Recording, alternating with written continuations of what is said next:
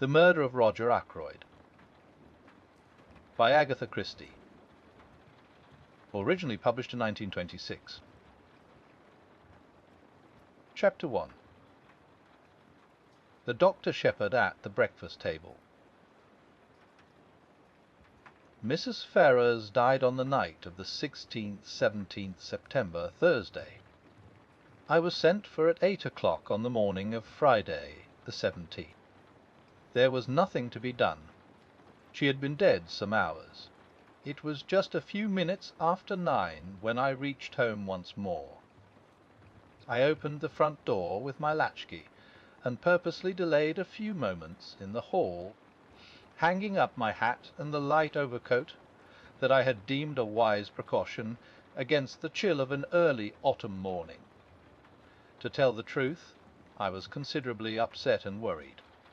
I am not going to pretend that at that moment I foresaw the events of the next few weeks. I emphatically did not do so. But my instinct told me that there were stirring times ahead.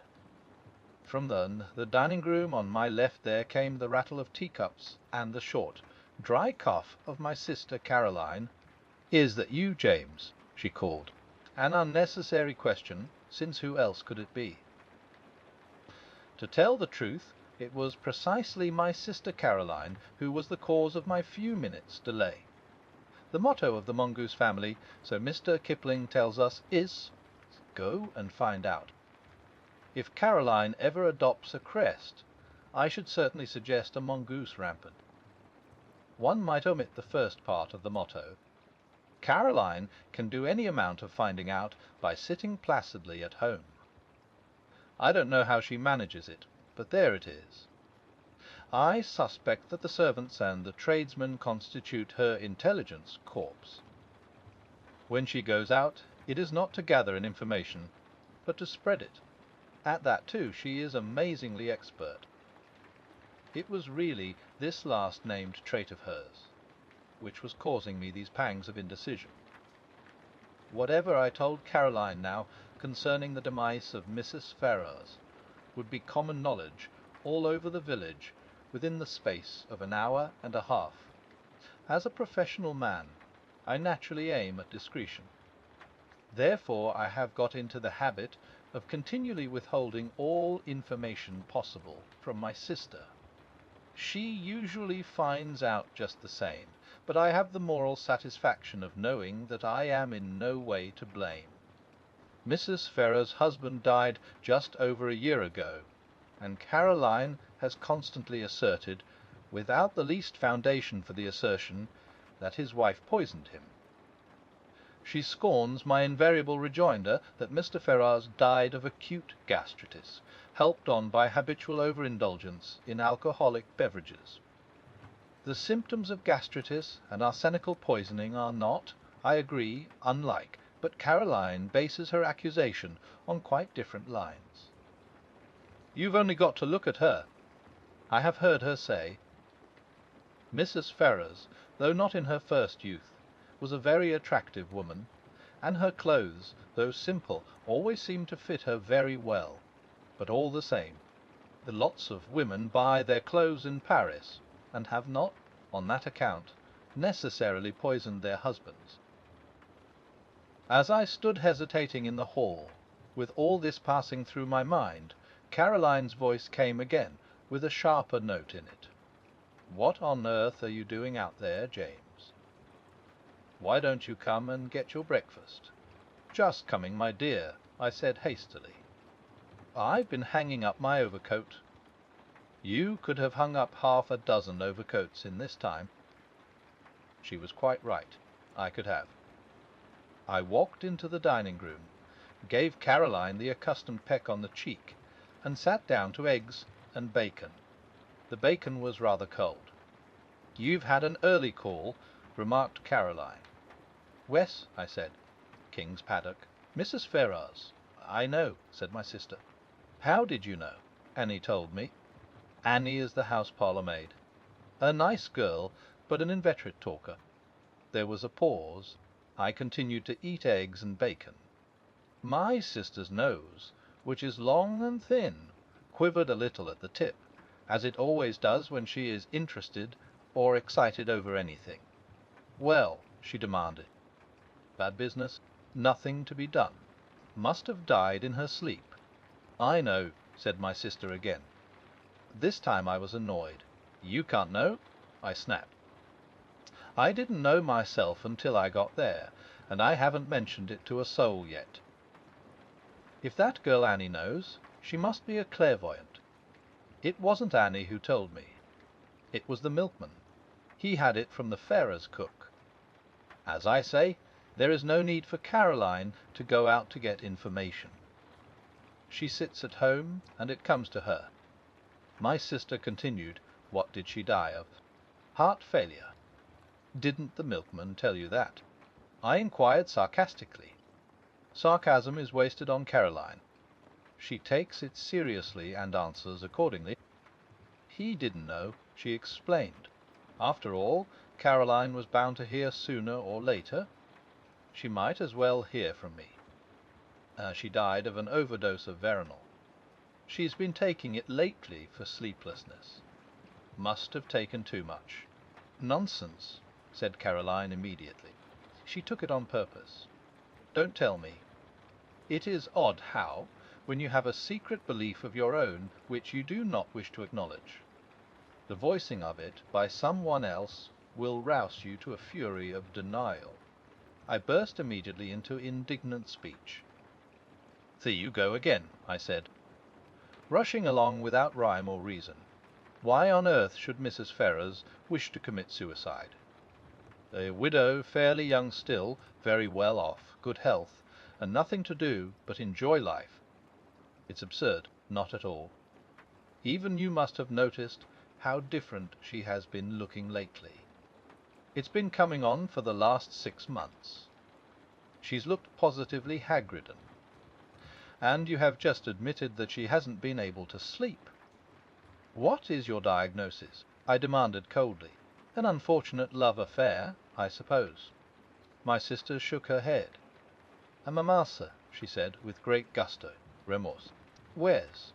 You never would believe me when I told you she poisoned her husband. I'm more than ever convinced of it now." "I don't think you're very logical," I objected. "Surely, if a woman committed a crime like murder, she'd be sufficiently cold-blooded to enjoy the fruits of it without any weak-minded sentimentality such as repentance." Caroline shook her head. "There probably are women like that, but Mrs. Ferrars wasn't one of them. She was a mass of nerves. An overmastering impulse drove her on to get rid of her husband, because she was the sort of person who simply can't endure suffering of any kind. And there's no doubt that the wife of a man like Ashley Ferrars must have had to suffer a good deal." I nodded. "And ever since she's been haunted by what she did. I can't help feeling sorry for her. I don't think Caroline ever felt sorry for Mrs. Ferrars whilst she was alive. Now that she has gone where presumably Paris frocks can no longer be worn, Caroline is prepared to indulge in the softer emotions of pity and comprehension." I told her firmly that her whole idea was nonsense. I was all the more firm because I secretly agreed with some part, at least, of what she had said. But it is all wrong that Caroline should arrive at the truth simply by a kind of inspired guesswork. I wasn't going to encourage that sort of thing. She will go round the village airing her views, and every one will think that she is doing so on medical data supplied by me. Life is very trying. "Nonsense," said Caroline in reply to my strictures. "You'll see. 10 to 1 she's left a letter confessing everything." "She didn't leave a letter of any kind," I said sharply, and not seeing where the admission was going to land me. "Oh," said Caroline. "So you, Daddy, inquire about that, did you? I believe, James, that in your heart of hearts you think very much as I do. You're a precious old humbug. One always has to take the possibility of suicide into consideration," I said repressively. Will there be an inquest? There may be. It all depends. If I am able to declare myself absolutely satisfied that the overdose was taken accidentally, an inquest might be dispensed with." "And are you absolutely satisfied?" asked my sister shrewdly. I did not answer, but got up from table. The Murder of Roger Ackroyd. Chapter 2. Who's Who in King's Abbott. Before I proceed further with what I said to Caroline and what Caroline said to me, it might be as well to give some idea of what I should describe as our local geography. Our village, King's Abbott, is, I imagine, very much like any other village. Our big town is Cranchester, 9 miles away. We have a large railway station, a small post office, and 2 rival general stores. Able-bodied men are apt to leave the place early in life, but we are rich in unmarried ladies and retired military officers. Our hobbies and recreations can be summed up in the one word: gossip. There are only 2 houses of any importance in King's Abbott. One is King's Paddock, left to Mrs. Ferrars by her late husband. The other, Fernley Park, is owned by Roger Ackroyd. Ackroyd has always interested me by being a man more impossibly like a country squire than any country squire could really be. He reminds one of the red-faced sportsmen who always appeared early in the first act of an old-fashioned musical comedy, the setting being the village green. They usually sang a song about going up to London. Nowadays we have revues, and the country squire has died out of musical fashion. Of course, Ackroyd is not really a country squire. He is an immensely successful manufacturer, I think, wagon wheels. He is a man of nearly 50 years of age, rubicund of face and genial of manner. He is hand and glove with the vicar, subscribes liberally to parish funds, though rumour has it that he is extremely mean in personal expenditure, encourages cricket matches, lads' clubs, and disabled soldiers' institutes. He is, in fact, the life and soul of our peaceful village of King's Abbott. Now, when Roger Ackroyd was a lad of 21, he fell in love with and married a beautiful woman some 5 or 6 years his senior. Her name was Peyton, and she was a widow with 1 child. The history of the marriage was short and painful. To put it bluntly, Mrs. Ackroyd was a dipsomaniac. She succeeded in drinking herself into her grave 4 years after her marriage. In the years that followed, Ackroyd showed no disposition to make a second matrimonial adventure. His wife's child by her first marriage was only 7 years old when his mother died. He is now 25. Ackroyd has always regarded him as his own son, and has brought him up accordingly. But he has been a wild lad, and a continual source of worry and trouble to his stepfather. Nevertheless, we are all very fond of Ralph Peyton in King's Abbott. He is such a good-looking youngster for one thing. As I said before, we are ready enough to gossip in our village. Everybody noticed from the first that Ackroyd and Mrs. Ferrars got on very well together. After her husband's death, the intimacy became more marked. They were always seen about together, and it was freely conjectured that at the end of her period of mourning, Mrs. Ferrars would become Mrs. Roger Ackroyd. It was felt, indeed, that there was a certain fitness in the thing. Roger Ackroyd's wife had admittedly died of drink. Ashley Ferrars had been a drunkard for many years before his death. It was only fitting that these 2 victims of alcoholic excess should make up to each other for all that they had previously endured at the hands of their former spouses. The Ferrars only came to live here just over a year ago, but a halo of gossip has surrounded Ackroyd for many years past. All the time that Ralph Patten was growing up to manhood, a series of lady housekeepers presided over Ackroyd's establishment, and each in turn was regarded with lively suspicion by Caroline and her cronies. It is not too much to say that, for at least 15 years, the whole village has confidently expected Ackroyd to marry one of his housekeepers. The last of them, a redoubtable lady called Miss Russell, has reigned undisputed for 5 years, twice as long as any of her predecessors. It is felt that, but for the advent of Mrs. Ferrars, Ackroyd could hardly have escaped. That, and one other factor, the unexpected arrival of a widowed sister-in-law with her daughter from Canada. Mrs. Cecil Ackroyd, widow of Ackroyd's ne'er-do-well younger brother, has taken up her residence at Fernley Park, and has succeeded, according to Caroline, in putting Miss Russell in her proper place. I don't know exactly what a proper place constitutes. It sounds chilly and unpleasant, but I know that Miss Russell goes about with pinched lips, and what I can only describe as an acid smile, and that she professes the utmost sympathy for poor Mrs. Ackroyd, dependent on the charity of her husband's brother. The bread of charity is so bitter, is it not? I should be quite miserable if I did not work for my living. I don't know what Mrs. Cecil Ackroyd thought of the Ferrars affair when it came on the tapis. It was clearly to her advantage that Ackroyd should remain unmarried. She was always very charming, not to say gushing, to Mrs. Ferrars when they met. Caroline says that proves less than nothing. Such have been our preoccupations in King's Abbott for the last few years. We have discussed Ackroyd and his affairs from every standpoint. Mrs. Ferrars has fitted into her place in the scheme. Now there has been a rearrangement of the kaleidoscope.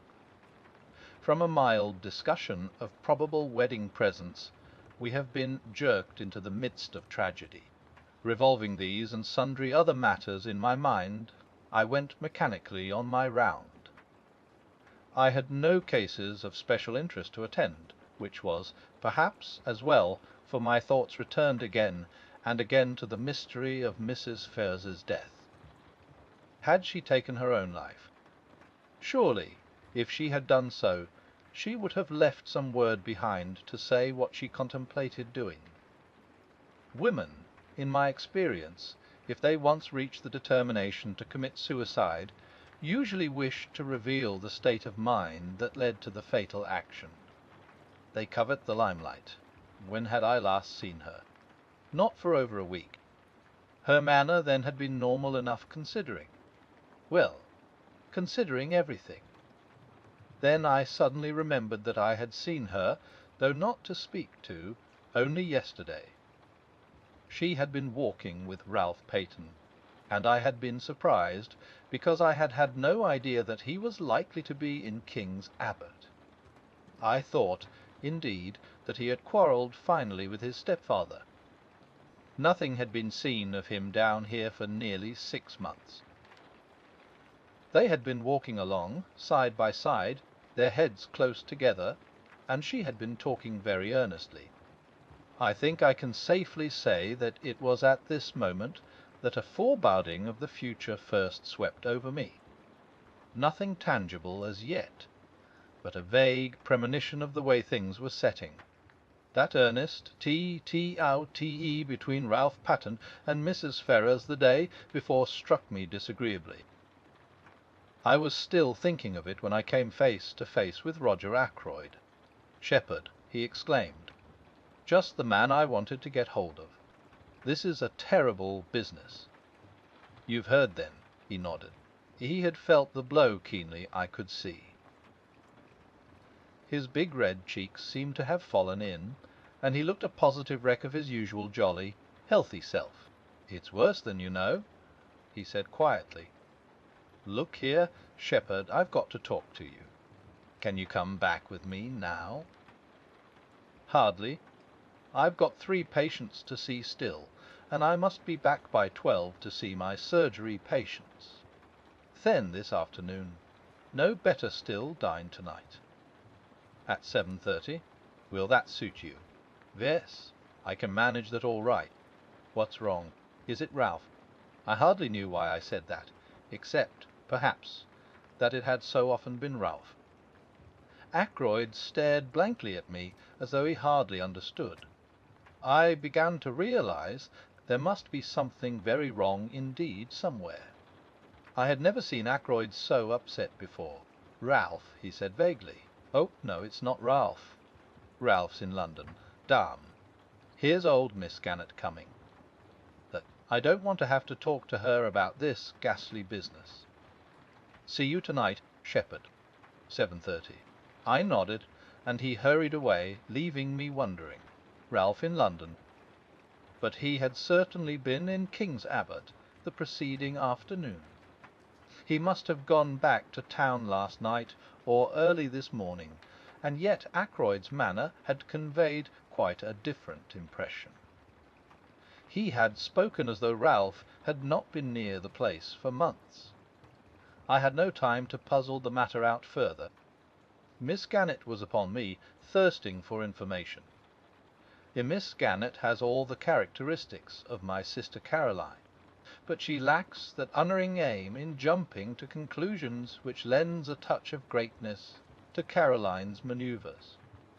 Miss Gannett was breathless and interrogatory. Wasn't it sad about poor dear Mrs. Ferrars? A lot of people were saying she had been a confirmed drug-taker for years. So wicked the way people went about saying things. And yet the worst of it was, there was usually a grain of truth somewhere in these wild statements. No smoke without fire.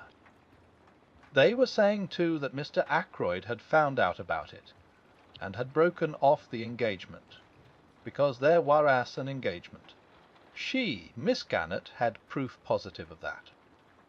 Of course I must know all about it. Doctors always did, but they never tell.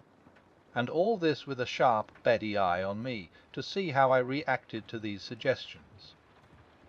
Fortunately, long association with Caroline has led me to preserve an impassive countenance, and to be ready with small non-committal remarks. On this occasion I congratulated Miss Gannett on not joining in ill-natured gossip. Rather a neat counter-attack, I thought. It left her in difficulties, and before she could pull herself together, I had passed on. I went home thoughtful, to find several patients waiting for me in the surgery. I had dismissed the last of them, as I thought, and was just contemplating a few minutes in the garden before lunch, when I perceived one more patient waiting for me. She rose and came towards me as I stood somewhat surprised. I don't know why I should have been, except that there is a suggestion of cast iron about Miss Russell, a something that is above the ills of the flesh. Ackroyd's housekeeper is a tall woman, handsome but forbidding in appearance. She has a stern eye and lips that shut tightly, and I feel that if I were an under-housemaid or a kitchen-maid I should run for my life whenever I heard her coming. "Good morning, Dr. Shepherd," said Miss Russell. "I should be much obliged if you would take a look at my knee."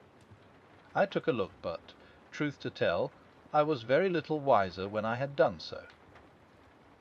Miss Russell's account of vague pains was so unconvincing that with a woman of less integrity of character I should have suspected a trumped-up tale.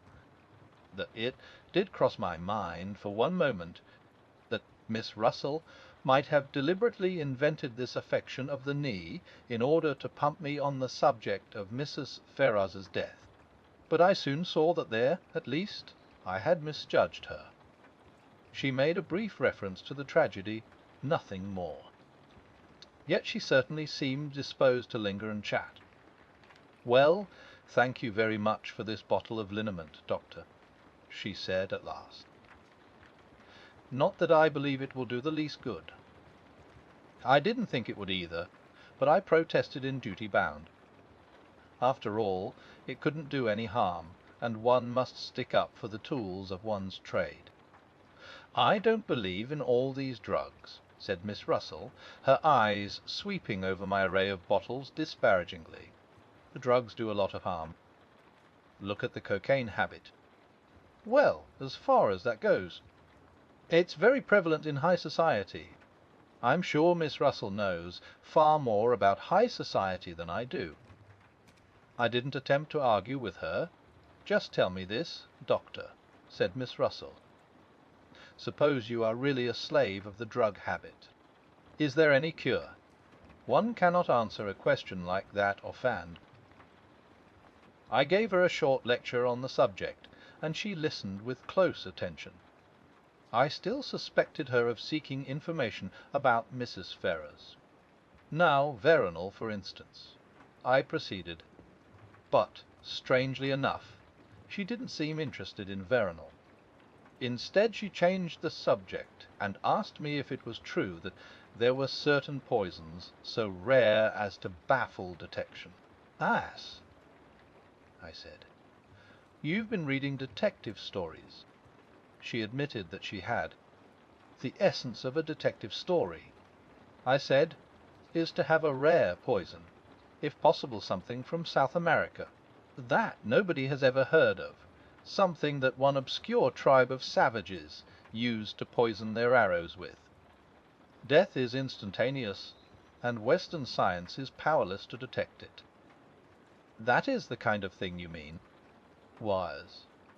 Is there really such a thing?" I shook my head regretfully. "I'm afraid there isn't. There's Syrah, of course." I told her a good deal about Curer, but she seemed to have lost interest once more. She asked me if I had any in my poison cupboard, and when I replied in the negative, I fancy I fell in her estimation. She said she must be getting back, and I saw her out at the surgery door just as the luncheon gong went. I should never have suspected Miss Russell of a fondness for detective stories. It pleases me very much to think of her stepping out of the housekeeper's room to rebuke a delinquent housemaid, and then returning to a comfortable perusal of THEMYSTIOFFTHECVHDATH, or something of the kind. The Murder of Roger Ackroyd. Chapter 3. The Man Who Grew Vegetable Marrows. I told Caroline at lunch time that I should be dining at Fernley. She expressed no objection. On the contrary. "Excellent," she said. "You'll hear all about it. By the way, what is the trouble with Ralph?" "With Ralph?" I said, surprised. "Theirs isn't any." "Then why is he staying at the Three Boars instead of at Fernley Park?" I did not for a minute question Caroline's statement that Ralph Peyton was staying at the local inn.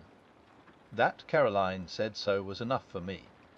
"Ackroyd told me he was in London," I said. In the surprise of the moment I departed from my valuable rule of never parting with information. "Oh," said Caroline. I could see her nose twitching as she worked on this. "He arrived at the Three Boars yesterday morning," she said. "And he's still there. Last night he was out with a girl." That did not surprise me in the least. Ralph, I should say, is out with a girl most nights of his life. But I did rather wonder that he chose to indulge in the pastime in King's Abbott instead of in the gay metropolis. "One of the barmaids?" I asked. "No, that's just it. He went out to meet her. I don't know who she is. So bitter for Caroline to have to admit such a thing. But I can guess," continued my indefatigable sister. I waited patiently. "His cousin, Flora Ackroyd!" I exclaimed in surprise. "Flora Ackroyd is, of course, no relation whatever really to Ralph Peyton, but Ralph has been looked upon for so long as practically Ackroyd's own son, that cousinship is taken for granted." "Flora Ackroyd," said my sister. "But why not go to Fernley if he wanted to see her?" "Secretly engaged," said Caroline, with immense enjoyment. "Oh, old Ackroyd won't hear of it, and they have to meet this way." I saw a good many flaws in Caroline's theory, but I forbore to point them out to her. An innocent remark about our new neighbour created a diversion. The house next door, the Larches, has recently been taken by a stranger.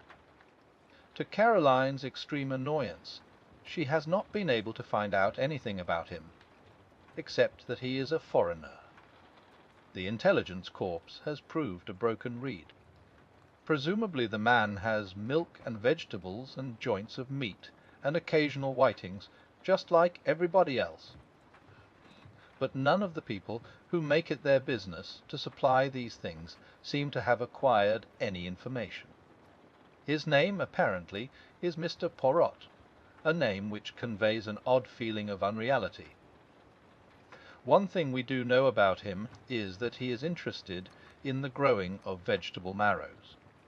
But that is certainly not the sort of information that Caroline is after.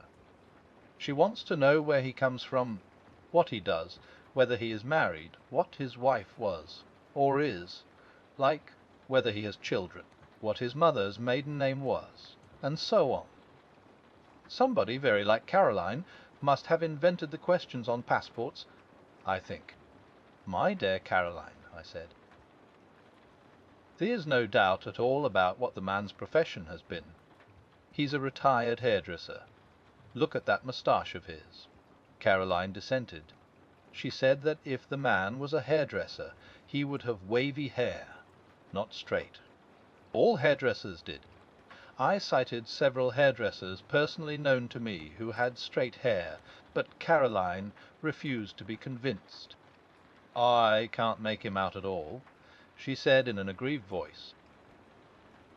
I borrowed some garden tools the other day, and he was most polite, but I couldn't get anything out of him. I asked him point blank at last whether he was a Frenchman, and he said he wasn't. And somehow I didn't like to ask him any more. I began to be more interested in our mysterious neighbour. A man who is capable of shutting up Caroline and sending her, like the Queen of Sheba, empty away must be something of a personality. I believe, said Caroline, that he's got one of those new vacuum cleaners. I saw a meditated loan and the opportunity of further questioning gleaming from her eye. I seized the chance to escape into the garden. I am rather fond of gardening. I was busily exterminating dandelion roots when a shout of warning sounded from close by. A heavy body whizzed by my ear and fell at my feet with a repellent squelch. It was a vegetable marrow. I looked up angrily. Over the wall to my left there appeared a face. An egg-shaped head, partially covered with suspiciously black hair, 2 immense moustaches, and a pair of watchful eyes.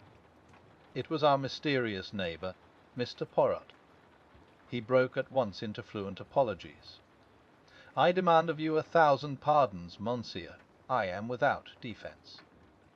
For some months now I cultivate the marrows. This morning suddenly I enrage myself with these marrows. I send them to promenade themselves, Alice, not only mentally but physically. I seize the biggest. I hurl him over the wall. Monsieur, I am ashamed. I prostrate myself. That before such profuse apologies my anger was forced to melt.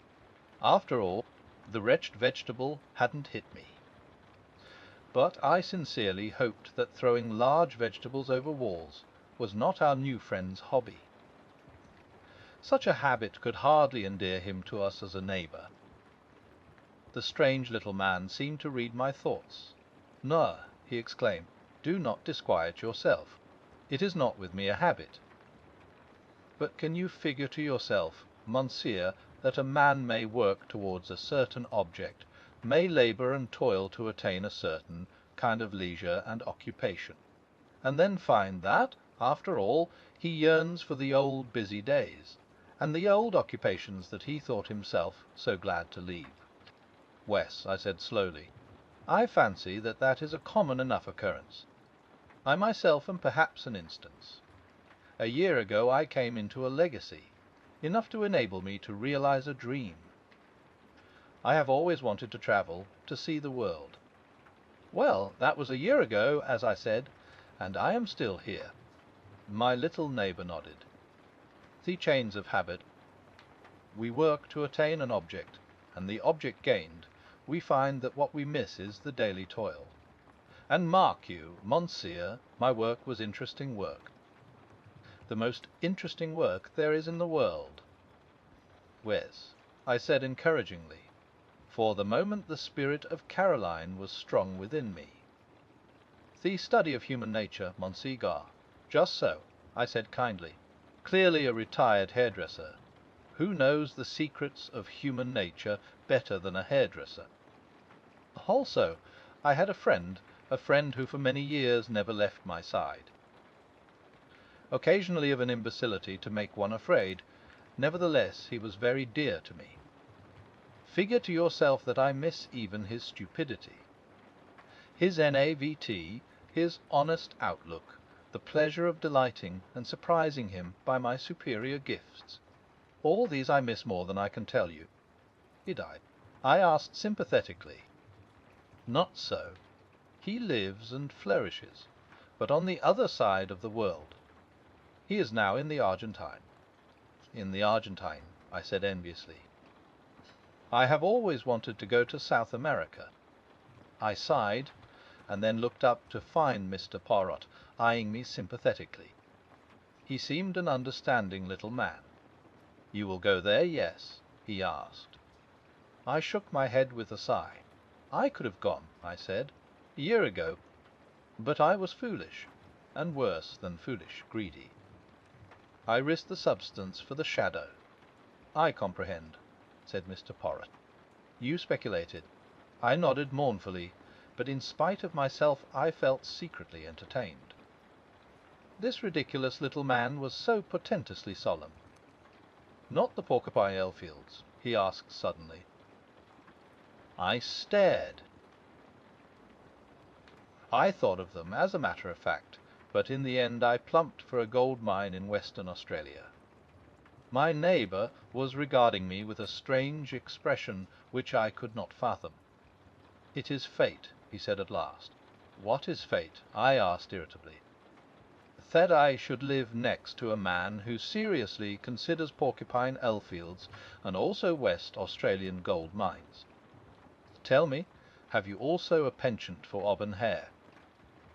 I stared at him open-mouthed, and he burst out laughing. No, no, it is not the insanity that I suffer from. Make your mind easy. It was a foolish question that I put to you there. For see you, my friend of whom I spoke was a young man, a man who thought all women good, and most of them beautiful. But you are a man of middle age, a doctor, a man who knows the folly and the vanity of most things in this life of ours. Well, well, we are neighbours. I beg of you to accept and present to your excellent sister my best marrow. He stooped, and with a flourish produced an immense specimen of the tribe, which I accepted in the spirit in which it was offered. Indeed, said the little man cheerfully, this has not been a wasted morning. I have made the acquaintance of a man who in some ways resembles my far-off friend. By the way, I should like to ask you a question. You doubtless know every one in this tiny village. Who is the young man with the very dark hair and eyes, and the handsome face? He walks with his head flung back and an easy smile on his lips. The description left me in no doubt. That must be Captain Ralph Patten, I said slowly. I have not seen him about here before. No, he has not been here for some time. But he is the son, adopted son rather, of Mr. Ackroyd of Fernley Park. My neighbour made a slight gesture of impatience. Of course, I should have guessed. Mr. Ackroyd spoke of him many times. You know Mr. Ackroyd, I said, slightly surprised. Mr. Ackroyd knew me in London, when I was at work there. I have asked him to say nothing of my profession down here. I see, I said, rather amused by this patent snubbery, as I thought it. but the little man went on with an almost grandiloquent smirk. "One prefers to remain incognito. I am not anxious for notoriety. I have not even troubled to correct the local version of my name." "Indeed," I said, not knowing quite what to say. Captain Ralph Patten mused Mr. Poirot. "And so he is engaged to Mr. Ackroyd's niece, the charming Miss Flora." "Who told you so?" "I asked, very much surprised, Mr. Ackroyd, about a week ago. He is very pleased about it, has long desired that such a thing should come to pass, or so I understood from him. I even believe that he brought some pressure to bear upon the young man. That is never wise. A young man should marry to please himself, not to please a stepfather from whom he has expectations. My ideas were completely upset. I could not see Ackroyd taking a hairdresser into his confidence, and discussing the marriage of his niece and stepson with him. Ackroyd extends a genial patronage to the lower orders, but he has a very great sense of his own dignity. I began to think that Poirot couldn't be a hairdresser, after all. To hide my confusion, I said the first thing that came into my head. "What made you notice Ralph Paton?" "His good looks." "No, not that alone, though he is unusually good-looking for an Englishman." "What your lady novelists would call a Greek god." "No, there was something about that young man that I did not understand." He said the last sentence in a musing tone of voice which made an indefinable impression upon me. It was as though he was summing up the boy by the light of some inner knowledge that I did not share. It was that impression that was left with me, for at that moment my sister's voice called me from the house. "Whodunit." Caroline had her hat on, and had evidently just come in from the village. She began without preamble. "I met Mr. Ackroyd. Yes," I said. I stopped him, of course, but he seemed in a great hurry and anxious to get away. I have no doubt but that that was the case. He would feel towards Caroline much as he had felt towards Miss Gannett earlier in the day. Perhaps more so. Caroline is less easy to shake off. I asked him at once about Ralph. He was absolutely astonished, had no idea the boy was down here. He actually said he thought I must have made a mistake. "A mistake? Ridiculous," I said. "He ought to have known you better." Then he went on to tell me that Ralph and Flora are engaged. "I know that too," I interrupted with modest pride. "Who told you?" "Or new neighbour." Caroline visibly wavered for a second or two, much as a roulette ball might coyly hover between two numbers. Then she declined the tempting red herring. "I told Mr. Ackroyd that Ralph was staying at the Three Boars." "Caroline," I said, "do you never reflect that you might do a lot of harm with this habit of yours of repeating everything indiscriminately?" "Nonsense," said my sister. "People ought to know things. I consider it my duty to tell them. Mr. Ackroyd was very grateful to me." "Well?" I said, for there was clearly more to come. "I think he went straight off to the Three Boars. But if so, he didn't find Ralph there." "No." "No, because as I was coming back through the wood—" "Coming back through the wood," I interrupted. Caroline had the grace to blush. "It was such a lovely day," she exclaimed. I thought I would make a little round.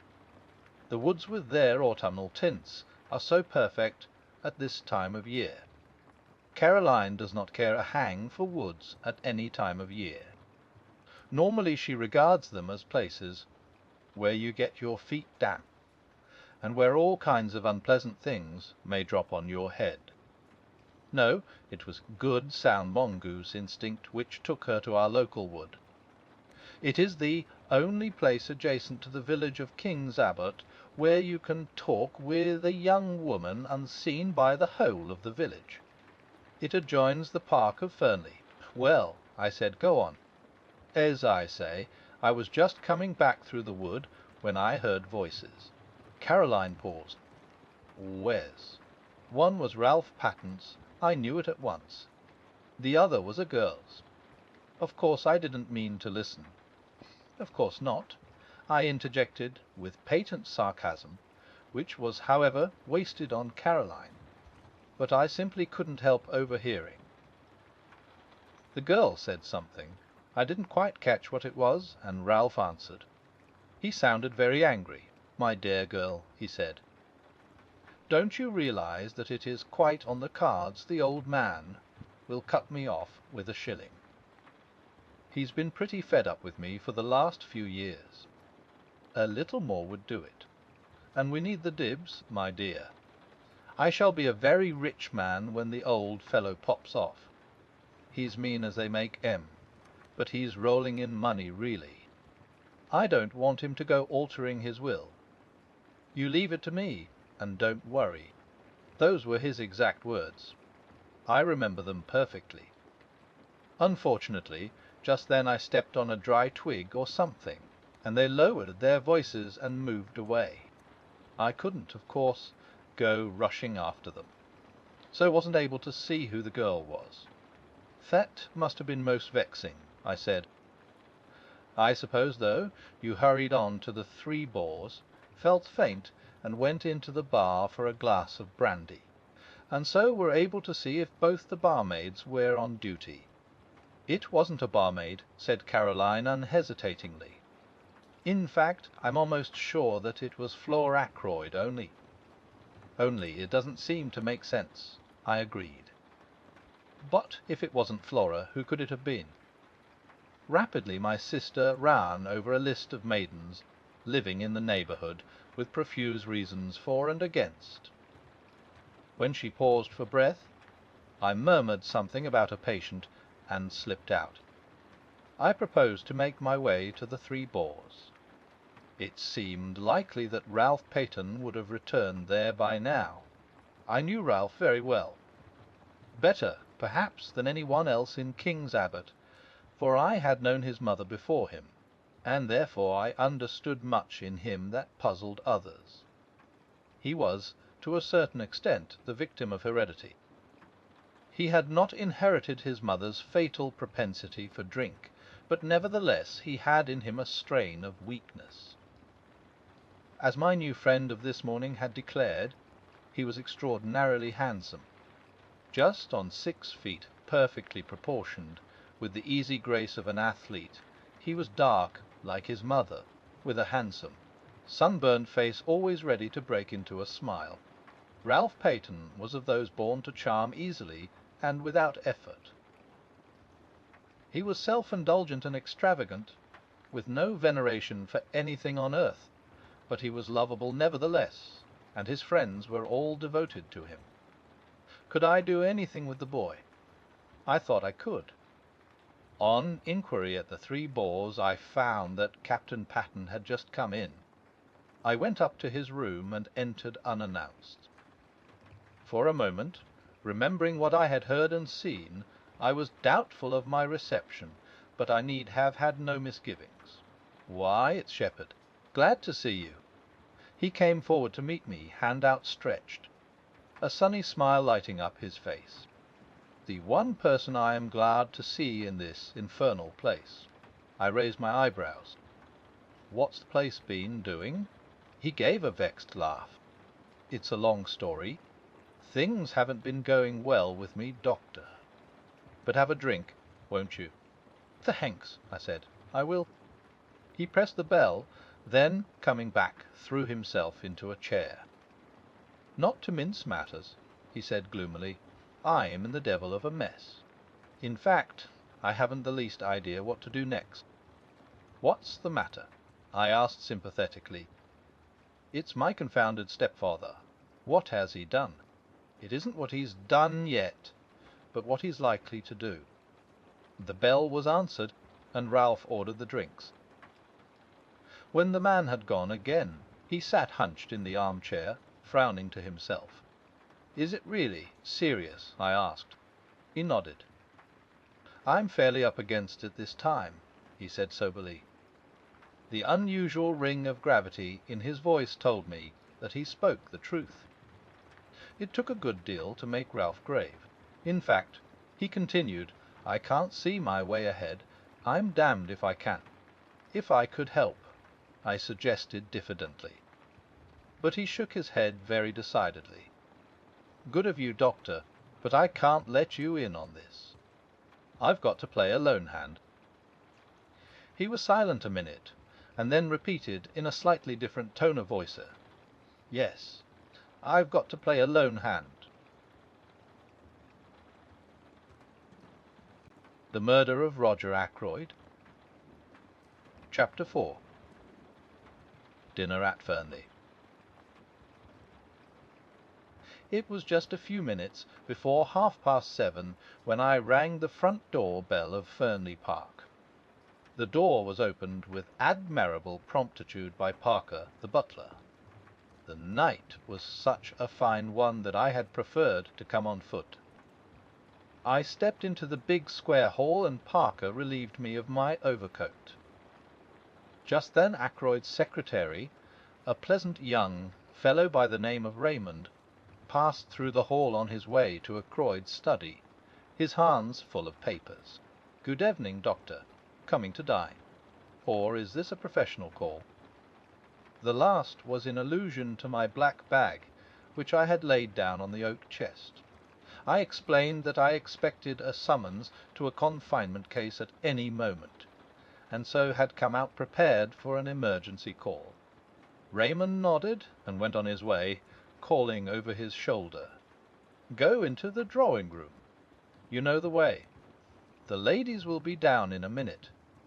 I must just take these papers to Mr. Ackroyd, and I'll tell him you're here. On Raymond's appearance, Parker had withdrawn, so I was alone in the hall. I settled my tie, glanced in a large mirror which hung there, and crossed to the door directly facing me, which was, as I knew, the door of the drawing-room. I noticed, just as I was turning the handle, a sound from within. The shutting down of a window, I took it to be. I noted it, I may say, quite mechanically, without attaching any importance to it at the time. I opened the door and walked in. As I did so, I almost collided with Miss Russell, who was just coming out. We both apologized. For the first time I found myself appraising the housekeeper and thinking what a handsome woman she must once have been. Indeed, as far as that goes, still was. Her dark hair was unstreaked with grey, and when she had a colour, as she had at this minute, the stern quality of her looks was not so apparent. Quite subconsciously I wondered whether she had been out, for she was breathing hard, as though she had been running. I'm afraid I'm a few minutes early, I said. Oh, I don't think so. It's gone 7:30, Dr. Shepherd. She paused a minute before saying, I didn't know you were expected to dinner tonight. Mr. Ackroyd didn't mention it. I received a vague impression that my dining there displeased her in some way, but I couldn't imagine why. How's the knee? I inquired. Much the same, thank you, Doctor. I must be going now. Mrs. Ackroyd will be down in a moment. Ike, I only came in here to see if the flowers were all right. She passed quickly out of the room. I strolled to the window, wondering at her evident desire to justify her presence in the room. As I did so, I saw what, of course, I might have known all the time had I troubled to give my mind to it, namely, that the windows were long French ones opening on the terrace. The sound I had heard, therefore, could not have been that of a window being shut down. Quite idly, and more to distract my mind from painful thoughts than for any other reason. I amused myself by trying to guess what could have caused the sound in question. Coals on the fire? No, that was not the kind of noise at all. A drawer of the bureau pushed in? No, not that. Then my eye was caught by what, I believe, is called a silver table, the lid of which lifts, and through the glass of which you can see the contents. I crossed over to it, studying the things. There were 1 or 2 pieces of old silver, a baby shoe belonging to King Charles I, some Chinese jade figures, and quite a number of African implements and curios. Wanting to examine one of the jade figures more closely, I lifted the lid. It slipped through my fingers and fell. At once I recognized the sound I had heard. It was this same table lid being shut down gently and carefully. I repeated the action once or twice for my own satisfaction. Then I lifted the lid to scrutinize the contents more closely. I was still bending over the open silver table when Flora Ackroyd came into the room. Quite a lot of people do not like Flora Ackroyd, but nobody can help admiring her. And to her friends she can be very charming. The first thing that strikes you about her is her extraordinary fairness. She has the real Scandinavian pale gold hair. Her eyes are blue, blue as the waters of a Norwegian fjord, and her skin is cream and roses. She has square, boyish shoulders and slight hips. And to a jaded medical man it is very refreshing to come across such perfect health. A simple, straightforward English girl. I may be old-fashioned, but I think the genuine article takes a lot of beating. Flora joined me by the silver table, and expressed heretical doubts as to King Charles I ever having worn the baby shoe. And anyway, continued Miss Flora, all this making a fuss about things because some one wore or used them seems to me all nonsense. They're not wearing or using them now. The pen that George Eliot wrote THEMILL and THEFLOS with, that sort of thing, well, it's only just a pen after all. If you're really keen on George Eliot, why not get THEMIL and THFFLS in a cheap edition and read it? I suppose you never read such old out-of-date stuff, Miss Flora. You're wrong, Dr. Shepherd. I love THUL and TFLO. I was rather pleased to hear it. The things young women read nowadays and profess to enjoy positively frighten me. You haven't congratulated me yet, Dr. Shepherd, said Flora. Haven't you heard? She held out her left hand. On the 3rd finger of it was an exquisitely set single pearl. I'm going to marry Ralph, you know, she went on. Uncle is very pleased. It keeps me in the family, you see. I took both her hands in mine. My dear, I said, I hope you'll be very happy. We've been engaged for about a month, continued Flora in her cool voice, but it was only announced yesterday. Uncle is going to do up Crossstones and give it to us to live in, and we're going to pretend to farm. Really, we shall hunt all the winter, town for the season, and then go yachting. I love the sea. And, of course, I shall take a great interest in the parish affairs and attend all the mothers' meetings. Just then Mrs. Ackroyd rustled in, full of apologies for being late. I am sorry to say I detest Mrs. Ackroyd. She is all chains and teeth and bones. A most unpleasant woman. She has small, pale, flinty blue eyes, and however gushing her words may be, those eyes of hers always remain coldly speculative. I went across to her, leaving Flora by the window.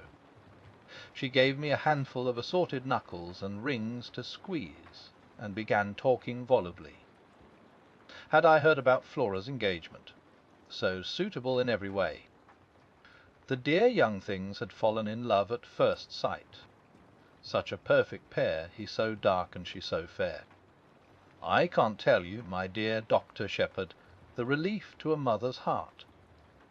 Mrs. Ackroyd sighed, a tribute to her mother's heart, whilst her eyes remained shrewdly observant of me. I was wondering. You are such an old friend of dear Roger's. We know how much he trusts to your judgment. So difficult for me, in my position as poor Cecil's widow. But there are so many tiresome things. Settlements, you know, all that. I fully believe that Roger intends to make settlements upon dear Flora, but, as you know, he is just a little peculiar about money. Very usual, I've heard, amongst men who are captains of industry. I wondered, if you could just so endy him on the subject. Flora is so fond of you. We feel you are quite an old friend, although we have only really known you just over 2 years. Mrs. Ackroyd's eloquence was cut short as the drawing-room door opened once more. I was pleased at the interruption. I hate interfering in other people's affairs, and I had not the least intention of tackling Ackroyd on the subject of Flora's settlements. In another moment I should have been forced to tell Mrs. Ackroyd as much. You know Major Blunt, don't you, Doctor? Yes, indeed, I said. A lot of people know Hector Blunt, at least by repute. He has shot more wild animals in unlikely places than any man living, I suppose. When you mention him, people say, Blunt. You don't mean the big game man, do you? His friendship with Ackroyd has always puzzled me a little. The two men are so totally dissimilar. Hector Blunt is perhaps 5 years Ackroyd's junior. They made friends early in life, and though their ways have diverged, the friendship still holds. About once in 2 years Blunt spends a fortnight at Fernley, and an immense animal's head, with an amazing number of horns, which fixes you with a glazed stare as soon as you come inside the front door, is a permanent reminder of the friendship. Blunt had entered the room now with his own peculiar, deliberate, yet soft-footed tread. He is a man of medium height, sturdily and rather stockily built. His face is almost mahogany-coloured, and is peculiarly expressionless. He has grey eyes that give the impression of always watching something that is happening very far away. He talks little, and what he does say is said jerkily, as though the words were forced out of him unwillingly. He said now, "How are you, Shepherd?" in his usual abrupt fashion, and then stood squarely in front of the fireplace, looking over our heads as though he saw something very interesting happening in Timbuktu. "Major Blunt," said Flora, "I wish you'd tell me about these African things. I am sure you know what they all are. I have heard Hector Blunt described as a woman-hater, but I noticed that he joined Flora at the silver table with what might be described as alacrity. They bent over it together. I was afraid Mrs. Ackroyd would begin talking about settlements again, so I made a few hurried remarks about the new sweet pea. I knew there was a new sweet pea because the Aidilwy Mile had told me so that morning. Mrs. Ackroyd knows nothing about horticulture, but she is the kind of woman who likes to appear well informed about the topics of the day, and she, too, reads the Dial-a-Mel. We were able to converse quite intelligently until Ackroyd and his secretary joined us, and immediately afterwards Parker announced dinner. My place at table was between Mrs. Ackroyd and Flora. Blunt was on Mrs. Ackroyd's other side, and Geoffrey Raymond next to him. Dinner was not a cheerful affair. Ackroyd was visibly preoccupied. He looked wretched, and ate next to nothing. Mrs. Ackroyd, Raymond, and I kept the conversation going. Flora seemed affected by her uncle's depression, and Blunt relapsed into his usual taciturnity. Immediately after dinner Ackroyd slipped his arm through mine and led me off to his study. "Once we've had coffee, we shan't be disturbed again," he explained. I told Raymond to see to it that we shouldn't be interrupted. I studied him quietly without appearing to do so. He was clearly under the influence of some strong excitement. For a minute or two he paced up and down the room. Then, as Parker entered with the coffee tray, he sank into an armchair in front of the fire. The study was a comfortable apartment. Bookshelves lined one wall of it. The chairs were big and covered in dark blue leather. A large desk stood by the window and was covered with papers, neatly docketed and filed. On a round table were various magazines and sporting papers. "I've had a return of that pain after food lately," remarked Ackroyd casually, as he helped himself to coffee. "You must give me some more of those tablets of yours."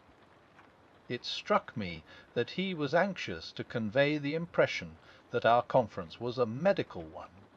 I played up accordingly. I thought as much. I brought some up with me. Good man. Hand them over now. They're in my bag in the hall. I'll get them. Ackroyd arrested me. Don't you trouble. Parker will get them. Bring in the doctor's bag, will you, Parker? Very good, sir. Parker withdrew. As I was about to speak, Ackroyd threw up his hand. Not yet. Wait. Don't you see, I'm in such a state of nerves that I can hardly contain myself. I saw that plainly enough, and I was very uneasy. All sorts of forebodings assailed me. Ackroyd spoke again almost immediately. "Make certain that window's closed, will you?" he asked. Somewhat surprised, I got up and went to it. It was not a French window, but one of the ordinary sash type. The heavy blue velvet curtains were drawn in front of it, but the window itself was open at the top. Parker re-entered the room with my bag while I was still at the window. "That's all right," I said, emerging again into the room. "You've put the latch across?" "Yes." "What's the matter with you, Ackroyd?" The door had just closed behind Parker, or I would not have put the question. Ackroyd waited just a minute before replying. "I'm in hell," he said slowly after a minute. "No, don't bother with those damned tablets." I only said that for Parker. "Servants are so curious. Come here and sit down. The door's closed too, isn't it?" "Was. Nobody can overhear. Don't be uneasy." "Shepherd, nobody knows what I've gone through in the last 24 hours. If a man's house ever fell in ruins about him, mine has about me. This business of Ralph's is the last straw. But we won't talk about that now. It's the other. The other. I don't know what to do about it. And I've got to make up my mind soon. What's the trouble?" Ackroyd remained silent for a minute or two. He seemed curiously averse to begin. When he did speak, the question he asked came as a complete surprise. It was the last thing I expected. "Shepherd, you attended Ashley Ferrars in his last illness, didn't you?" "Wes, I did." He seemed to find even greater difficulty in framing his next question. "D, you never suspect. Did it ever enter your head that he might have been poisoned?" I was silent for a minute or two. Then I made up my mind what to say. Roger Ackroyd was not Caroline. "I'll tell you the truth," I said. At the time I had no suspicion whatever, but since, well, it was mere idle talk on my sister's part that first put the idea into my head. Since then I haven't been able to get it out again. But, mind you, I've no foundation whatever for that suspicion. "He was poisoned," said Ackroyd. He spoke in a dull, heavy voice. "Who by?" I asked sharply. "His wife." "How do you know that?" "She told me so herself." "When?" "Yesterday. My God, yesterday! It seems 10 years ago." I waited a minute, and then he went on. "You understand, Shepherd, I'm telling you this in confidence. It's to go no further. I want your advice. I can't carry the whole weight by myself. As I said just now, I don't know what to do. Can you tell me the whole story?" I said, "I'm still in the dark. How did Mrs. Ferrars come to make this confession to you?" "It's like this. 3 months ago I asked Mrs. Ferrars to marry me. She refused. I asked her again, and she consented, but she refused to allow me to make the engagement public until her year of mourning was up. Yesterday I called upon her, pointed out that 1 year and 3 weeks had now elapsed since her husband's death, and that there could be no further objection to making the engagement public property. I had noticed that she had been very strange in her manner for some days. Now, suddenly, without the least warning, she broke down completely. She told me everything. Her hatred of a brute of a husband, her growing love for me, and the dreadful means she had taken. Poison. My God, it was murder in cold blood. I saw the repulsion, the horror in Ackroyd's face. So Mrs. Ferrars must have seen it. Ackroyd is not the type of the great lover who can forgive all for love's sake. He is fundamentally a good citizen. All that was sound and wholesome and law-abiding in him must have turned from her utterly in that moment of revelation.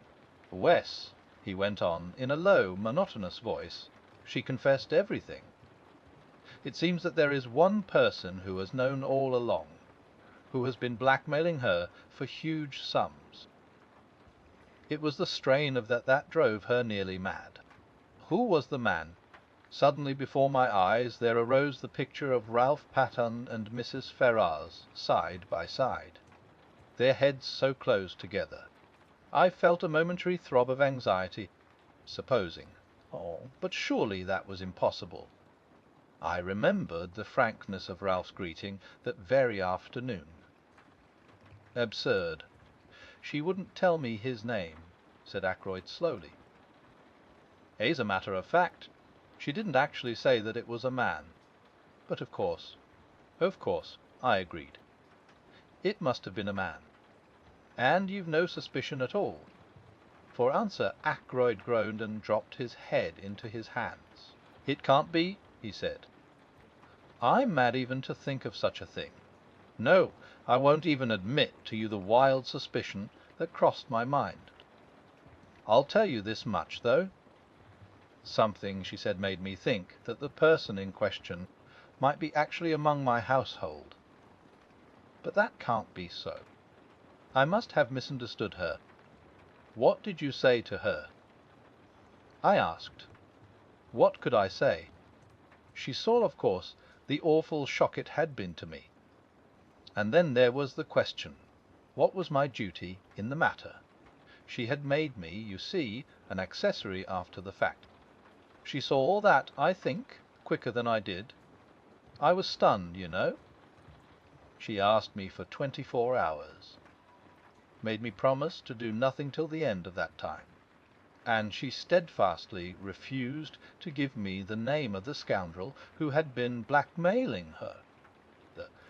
I suppose she was afraid that I might go straight off and hammer him, and then the fat would have been in the fire as far as she was concerned. She told me that I should hear from her before 24 hours had passed. My God! I swear to you, Shepherd, that it never entered my head what she meant to do. Suicide. And I drove her to it. No, I said. Don't take an exaggerated view of things. The responsibility for her death doesn't lie at your door. The question is, what am I to do now?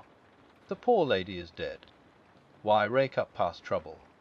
I rather agree with you, I said. But there's another point. How am I to get hold of that scoundrel who drove her to death as surely as if he'd killed her? He knew of the first crime, and he fastened on to it like some obscene vulture. She's paid the penalty. Is he to go scot-free? I see, I said slowly. You want to hunt him down.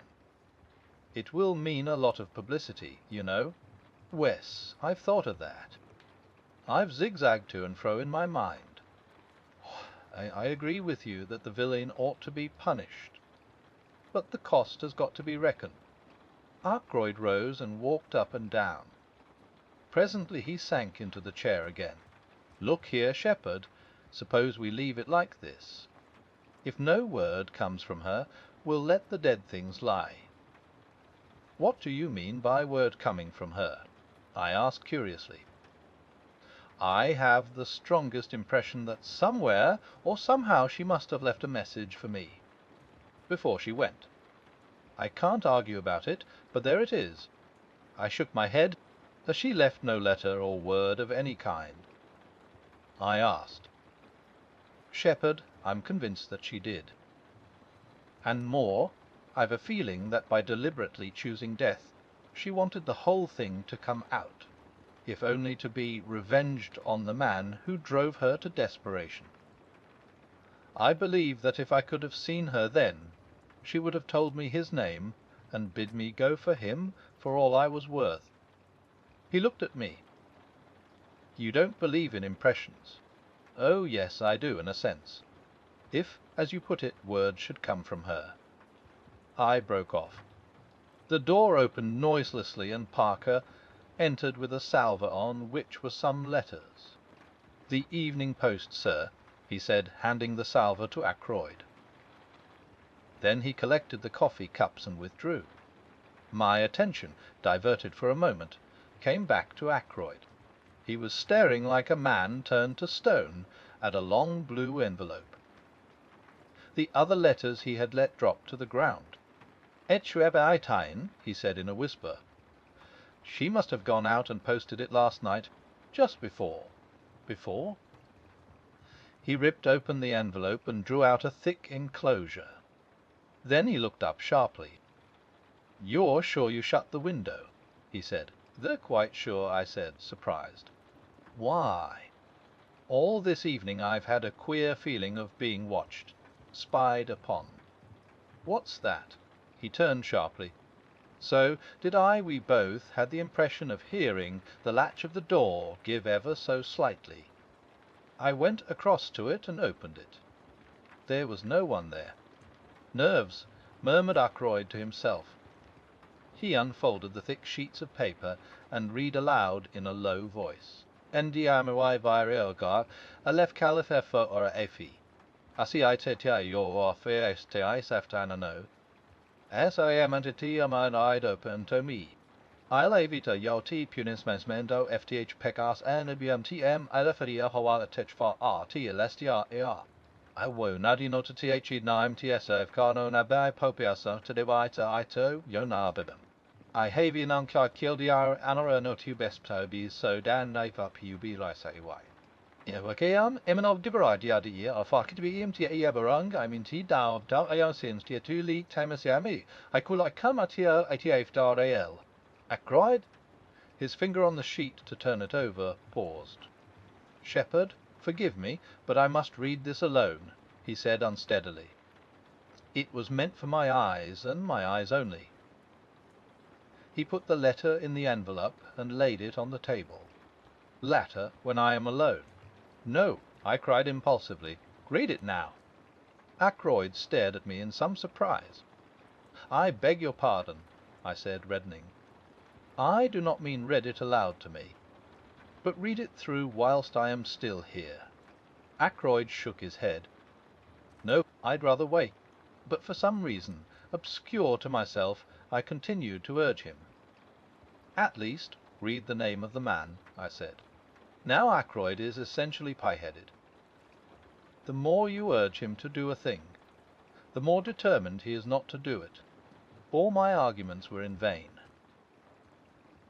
The letter had been brought in at 20 minutes to 9. It was just on 10 minutes to 9 when I left him, the letter still unread. I hesitated with my hand on the door handle, looking back and wondering if there was anything I had left undone. I could think of nothing. Though with a shake of the head I passed out and closed the door behind me. I was startled by seeing the figure of Parker close at hand. He looked embarrassed, and it occurred to me that he might have been listening at the door. What a fat, smug, oily face the man had, and surely there was something decidedly shifty in his eye. "Mr. Ackroyd particularly does not want to be disturbed," I said coldly. "He told me to tell you so." "Quite so, sir."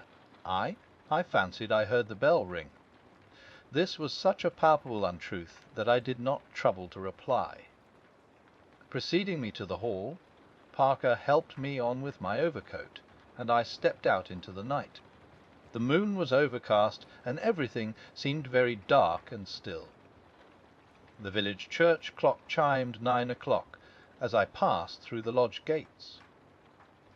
I turned to the left towards the village, and almost cannoned into a man coming in the opposite direction. "This the way to Ferny Park, mister?" asked the stranger in a hoarse voice. I looked at him. He was wearing a hat pulled down over his eyes, and his coat collar turned up. I could see little or nothing of his face, but he seemed a young fellow. The voice was rough and uneducated. "These are the lodge gates here," I said. "Thank you, mister." He paused, and then added, quite unnecessarily, "I'm a stranger in these parts, you see." He went on, passing through the gates as I turned to look after him. The odd thing was that his voice reminded me of some one's voice that I knew, but whose it was I could not think. 10 minutes later I was at home once more. Caroline was full of curiosity to know why I had returned so early. I had to make up a slightly fictitious account of the evening in order to satisfy her, and I had an uneasy feeling that she saw through the transparent device. At 10 o'clock I rose, yawned, and suggested bed. Caroline acquiesced. It was Friday night, and on Friday night I wound the clocks. I did it as usual, whilst Caroline satisfied herself that the servants had locked up the kitchen properly. It was 10:15 as we went up the stairs. I had just reached the top when the telephone rang in the hall below. "Mrs. Bates," said Caroline immediately. "I'm afraid so," I said ruefully. I ran down the stairs and took up the receiver. "What?" I said, "Da may type. Certainly, I'll come at once." I ran upstairs, caught up my bag, and stuffed a few extra dressings into it. "Parker telephoning," I shouted to Caroline from Fernley. "They've just found Roger Ackroyd murdered." The Murder of Roger Ackroyd. Chapter 5. Murder. I got out the car in next to no time and drove rapidly to Fernley. Jumping out, I pulled the bell impatiently. There was some delay in answering, and I rang again. Then I heard the rattle of the chain, and Parker, his impassivity of countenance quite unmoved, stood in the open doorway. I pushed past him into the hall. "Where is he?" I demanded sharply. "I beg your pardon, sir. Your master, Mr. Ackroyd." "Don't stand there staring at me, man. Have you notified the police?" "The police, sir." "Did you say the police?" Parker stared at me as though I were a ghost. "What's the matter with you, Parker? If, as you say, your master has been murdered..." A gasp broke from Parker. "The master? Murdered? Impossible, sir." It was my turn to stare. "Didn't you telephone to me, not 5 minutes ago, and tell me that Mr. Ackroyd had been found murdered?" Men, sir." "Oh, no indeed, sir. I wouldn't dream of doing such a thing." "Do you mean to say it's all a hoax?" "That there's nothing the matter with Mr. Ackroyd." "Excuse me, sir. Did the person telephoning use my name?"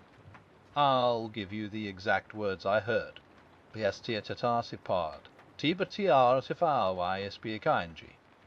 Pesa comation si sa. Mesti ya chikawadi hasedas benamanaki." Parker and I stared at each other blankly. "A very wick joke to play, sir," he said at last, in a shocked tone. "Fancy saying a thing like that." "Where is Mr. Ackroyd?" I asked suddenly. "Still in the study, I fancy, sir. The ladies have gone to bed, and Major Blunt and Mr. Raymond are in the billiard room." "I think I'll just look in and see him for a minute," I said. I know he didn't want to be disturbed again, but this odd practical joke has made me uneasy. I'd just like to satisfy myself that he's all right." "Quite so, sir. It makes me feel quite uneasy myself." "If you don't object to my accompanying you as far as the door, sir." "Not at all," I said. "Come along." I passed through the door on the right, Parker on my heels, traversed the little lobby where a small flight of stairs led upstairs to Ackroyd's bedroom, and tapped on the study door. There was no answer. I turned the handle, but the door was locked. "Hello, me, sir," said Parker. Very nimbly, for a man of his build, he dropped on one knee and applied his eye to the keyhole. "Key is in the lock all right, sir," he said, rising. "On the inside. The Mr. Ackroyd must have locked himself in and possibly just dropped off to sleep." I bent down and verified Parker's statement. "It seems all right," I said. "But all the same, Parker, I'm going to wake your master up. I shouldn't be satisfied to go home without hearing from his own lips that he's quite all right." So saying, I rattled the handle and called out, "Ackroyd, Ackroyd, just a minute." But still there was no answer. I glanced over my shoulder. "I don't want to alarm the household," I said hesitatingly. The Parker went across and shut the door from the big hall through which we had come. "I think that will be all right now, sir.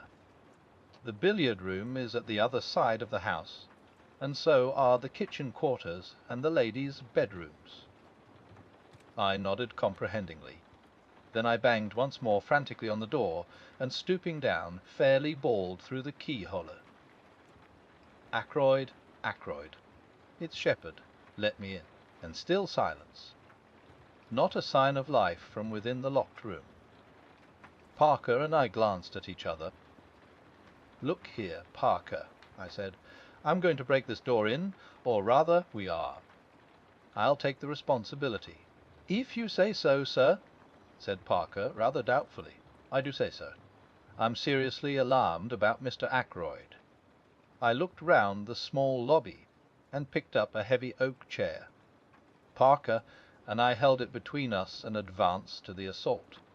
Once, twice, and 3 times we hurled it against the lock. At the 3rd blow it gave, and we staggered into the room. Ackroyd was sitting as I had left him in the armchair before the fire.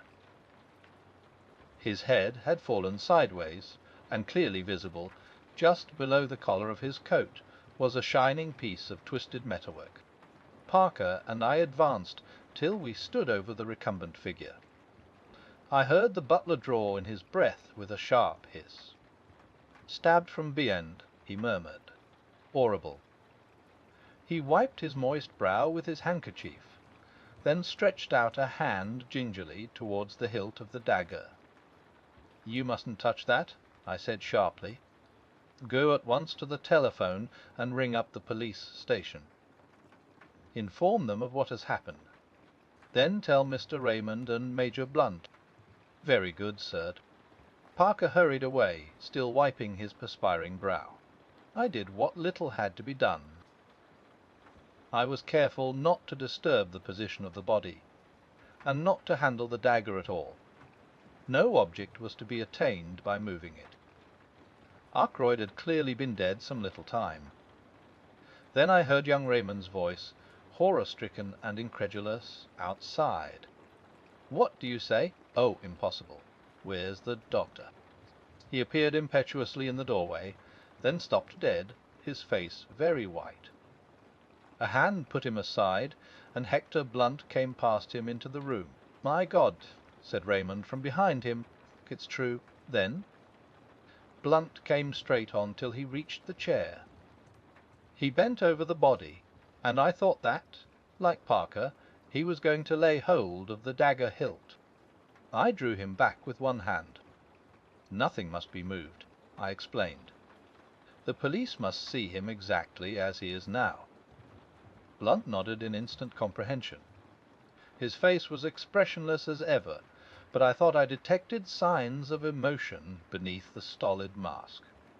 Geoffrey Raymond had joined us now, and stood peering over Blunt's shoulder at the body. "This is terrible," he said in a low voice. He had regained his composure, but as he took off the pince-nez he habitually wore and polished them, I observed that his hand was shaking. "Robbery, I suppose," he said. "How did the fellow get in?" "Through the window." "Has anything been taken?" He went towards the desk. "You think it's burglary," I said slowly. "What else could it be? There's no question of suicide, I suppose?"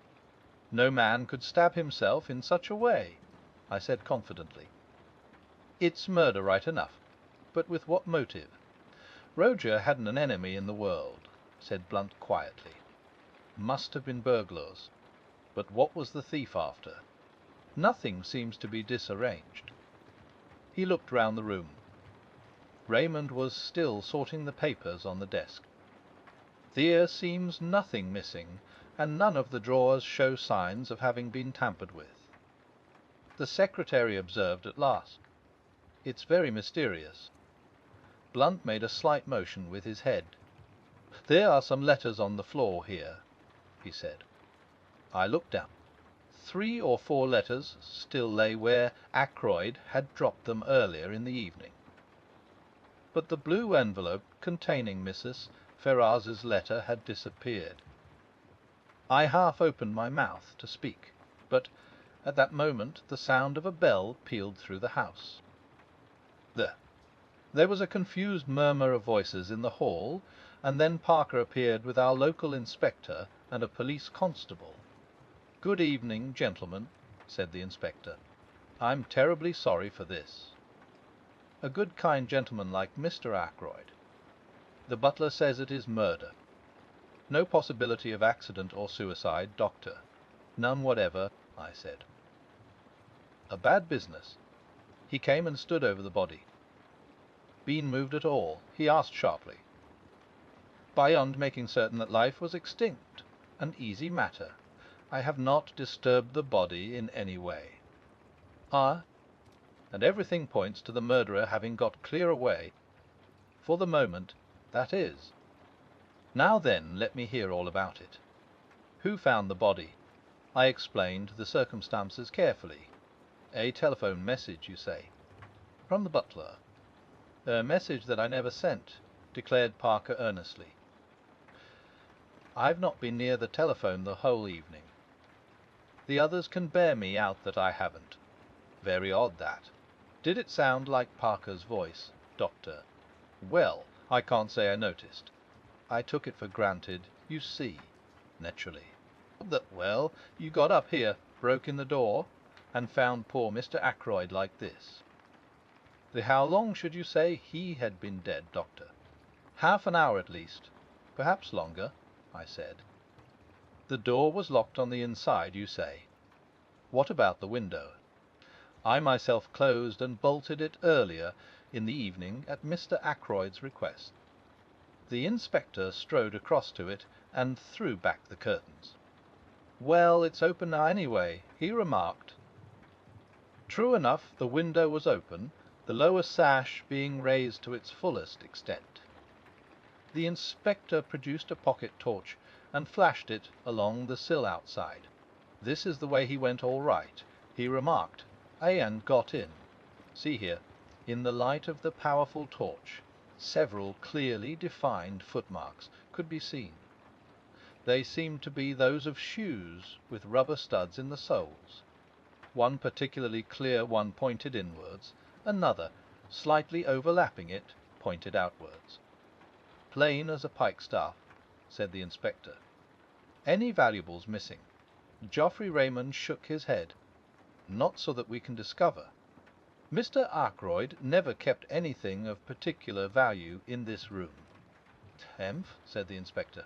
"Man found an open window. Climbed in, saw Mr. Ackroyd sitting there. Maybe he'd fallen asleep. Man stabbed him from behind, then lost his nerve and made off. But he's left his tracks pretty clearly. We ought to get hold of H-Heim without much difficulty. No suspicious strangers been hanging about anywhere?" "Oh." I said suddenly. "What is it, Doctor?" "I met a man this evening, just as I was turning out of the gate. He asked me the way to Fernley Park." "What time would that be?" "Just 9 o'clock.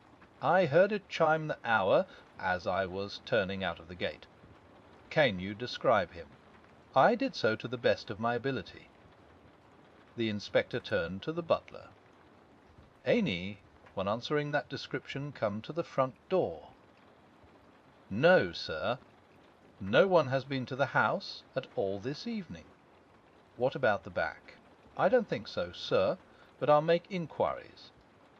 He moved towards the door, but the inspector held up a large hand. "No, thanks. I'll do my own inquiring. But first of all I want to fix the time and a little more clearly. When was Mr. Ackroyd last seen alive?" "Probably by me," I said, "when I left at, let me see, about 10 minutes to 9. He told me that he didn't wish to be disturbed, and I repeated the order to Parker." "Just so, sir," said Parker respectfully. "Mr. Ackroyd was certainly alive at 9:30, put in Raymond, for I heard his voice in here talking."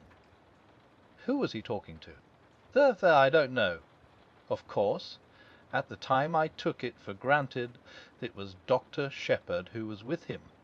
I wanted to ask him a question about some papers I was engaged upon.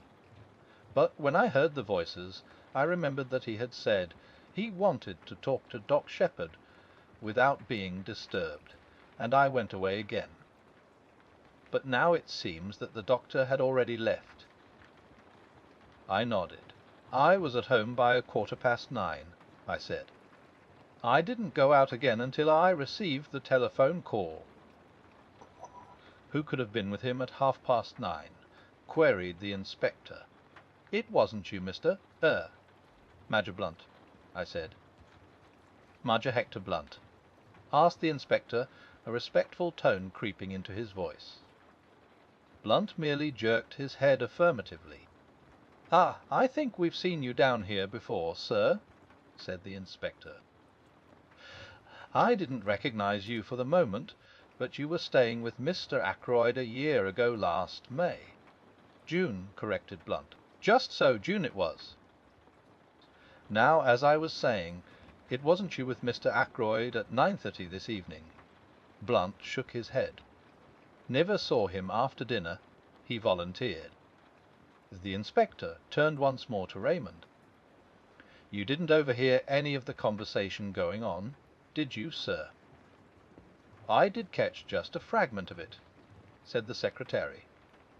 "And supposing, as I did, that it was Dr. Shepherd who was with Mr. Ackroyd, that fragment struck me as distinctly odd. As far as I can remember, the exact words were these: 'Mr. Ackroyd was speaking. The calls on my purse have been so frequent of late,' that is what he was saying, 'of late, that I fear it is impossible for me to accede to your request. I went away again at once, of course, so did not hear any more. But I rather wondered because Dr. Shepherd does not ask for loans for himself or subscriptions for others.' I finished." "A demand for money," said the inspector musingly. "It may be that here we have a very important clue." He turned to the butler. "You say, Parker, that nobody was admitted by the front door this evening?" "That's what I say, sir." "Then it seems almost certain that Mr. Ackroyd himself must have admitted this stranger. But I don't quite see." The inspector went into a kind of daydream for some minutes. "One thing's clear," he said at length, rousing himself from his absorption. "Mr. Ackroyd was alive and well at 9:30. That is the last moment at which he is known to have been alive." Parker gave vent to an apologetic cough, which brought the inspector's eyes on him at once. "Well," he said sharply, "if you'll excuse me, sir, Miss Flora saw him after that." "Miss Flora?" "Yes, sir. About 9:45 that would be. It was after that she told me Mr. Ackroyd wasn't to be disturbed again tonight."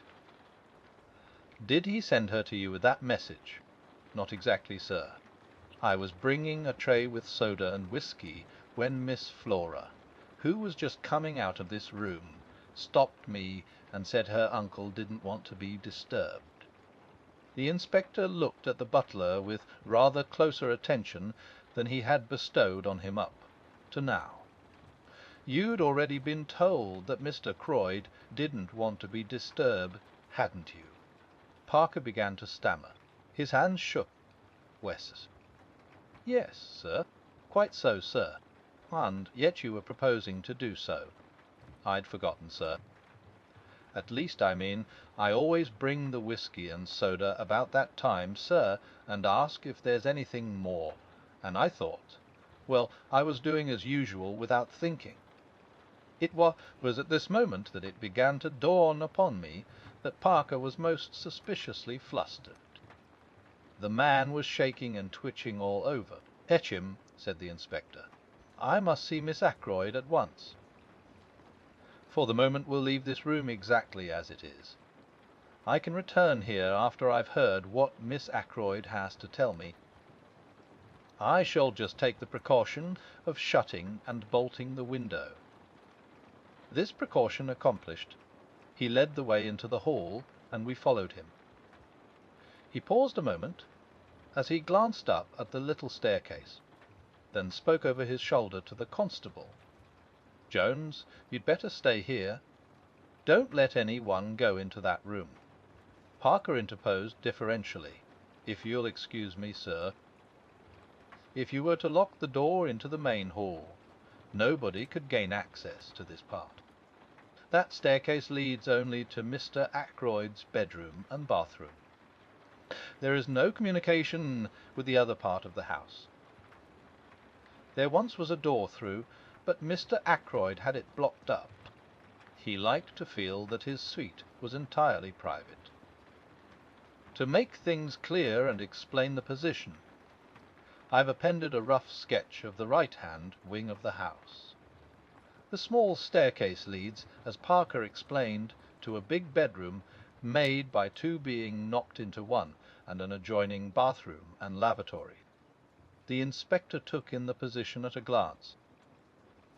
We went through into the large hall, and he locked the door behind him, slipping the key into his pocket. Then he gave the constable some low-voiced instructions, and the latter prepared to depart. "We must get busy on those shoe tracks," explained the inspector. "But first of all, I must have a word with Miss Ackroyd. She was the last person to see her uncle alive. Does she know yet?" Raymond shook his head. "Well, no need to tell her for another 5 minutes. She can answer my questions better without being upset by knowing the truth about her uncle. Tell her there's been a burglary, and ask her if she would mind dressing and coming down to answer a few questions." It was Raymond who went upstairs on this errand. "Miss Ackroyd will be down in a minute," he said, when he returned. "I told her just what you suggested." In less than 5 minutes Flora descended the staircase. She was wrapped in a pale pink silk kimono. She looked anxious and excited. The inspector stepped forward. "Good evening, Miss Ackroyd," he said civilly. "We're afraid there's been an attempt at robbery, and we want you to help us." "What's this room?" "The billiard room." "Come in here and sit down." Flora sat down composedly on the wide divan which ran the length of the wall, and looked up at the inspector. "I don't quite understand. What has been stolen?"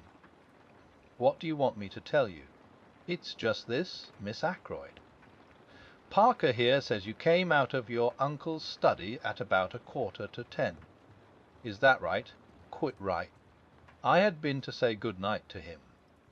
"And the time is correct." "Well, it must have been about then." "I can't say exactly." "It might have been later. Was your uncle alone, or was there any one with him?" "He was alone. Dr. Shepherd had gone." "Did you happen to notice whether the window was open or shut?" Flora shook her head. "I can't say." The curtains were drawn. Exactly. And your uncle seemed quite as usual. I think so. Do you mind telling us exactly what passed between you? Flora paused a minute, as though to collect her recollections. I went in and said, "Good night, uncle. I'm going to bed now. I'm tired tonight." He gave a sort of grunt, and I went over and kissed him, and he said something about my looking nice in the frock I had on, and then he told me to run away as he was busy. So I went. Did he ask specially not to be disturbed? Oh, yes, I forgot. He said, "Tell Parker I don't want anything more tonight, and that he's not to disturb me." I met Parker just outside the door, and gave him uncle's message. "Just so," said the inspector. "Won't you tell me what it is that has been stolen?" "We're not quite certain," said the inspector hesitatingly. A wide look of alarm came into the girl's eyes. She started up. "What is it?" "You're hiding something from me." Moving in his usual unobtrusive manner, Hector Blunt came between her and the inspector. She half stretched out her hand, and he took it in both of his, patting it as though she were a very small child, and she turned to him as though something in his stolid, rock-like demeanour promised comfort and safety. "It's bad news, Flora," he said quietly. "Bad news for all of us. Your uncle Roger. Yes. It will be a shock to you. Bound to be. Poor Roger's dead." Flora drew away from him, her eyes dilating with horror. "One?" she whispered. "One. Very soon after you left him, I'm afraid," said Blunt gravely. Flora raised her hand to her throat, gave a little cry, and I hurried to catch her as she fell. She had fainted, and Blunt, and I carried her upstairs and laid her on her bed. Then I got him to wake Mrs. Ackroyd and tell her the news. Flora soon revived, and I brought her mother to her, telling her what to do for the girl. Then I hurried downstairs again. The Murder of Roger Ackroyd. Chapter 6. The Tunisian Dagger. I met the inspector just coming from the door, which led into the kitchen quarters. "How's the young lady, doctor?" "Coming round nicely. Her mother's with her." "That's good." "I've been questioning the servants. They all declare that no one has been to the back door tonight." "Your description of that stranger was rather vague." "Can't you give us something more definite to go upon?" "I'm afraid not," I said regretfully. "It was a dark night, you see, and the fellow had his coat collar well pulled up, and his hat squashed down over his eyes." "It," said the inspector, "looked as though he wanted to conceal his face. Sure it was no one, you know." I replied in the negative, but not as decidedly as I might have done. I remembered my impression that the stranger's voice was not unfamiliar to me. I explained this rather haltingly to the inspector.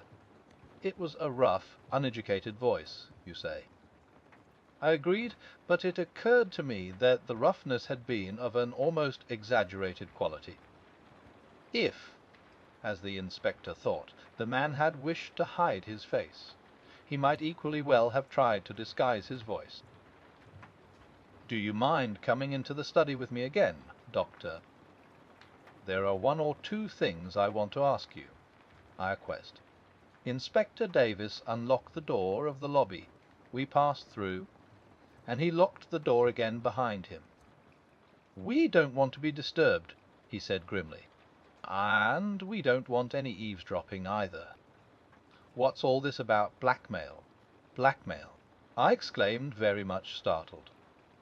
"Is it an effort of Parker's imagination? Or is there something in it?" "If Parker heard anything about blackmail," I said slowly, "he must have been listening outside this door with his ear glued against the keyhole." Davis nodded. "Nothing more likely. You see, I've been instituting a few inquiries, as to what Parker has been doing with himself this evening. To tell the truth, I didn't like his manner. The man knows something. When I began to question him, he got the wind up, and plumped out some garbled story of blackmail. I took an instant decision. "I'm rather glad you've brought the matter up," I said. "I've been trying to decide whether to make a clean breast of things or not. I'd already practically decided to tell you everything, but I was going to wait for a favourable opportunity. You might as well have it now." And there I narrated the whole events of the evening, as I have set them down here. The inspector listened keenly, occasionally interjecting a question. "Most extraordinary story I ever heard," he said, when I had finished. "And you say that letter has completely disappeared. It looks bad. It looks very bad indeed. It gives us what we've been looking for, a motive for the murder." I nodded. "I realize that." "You say that Mr. Ackroyd hinted at a suspicion he had that some member of his household was involved.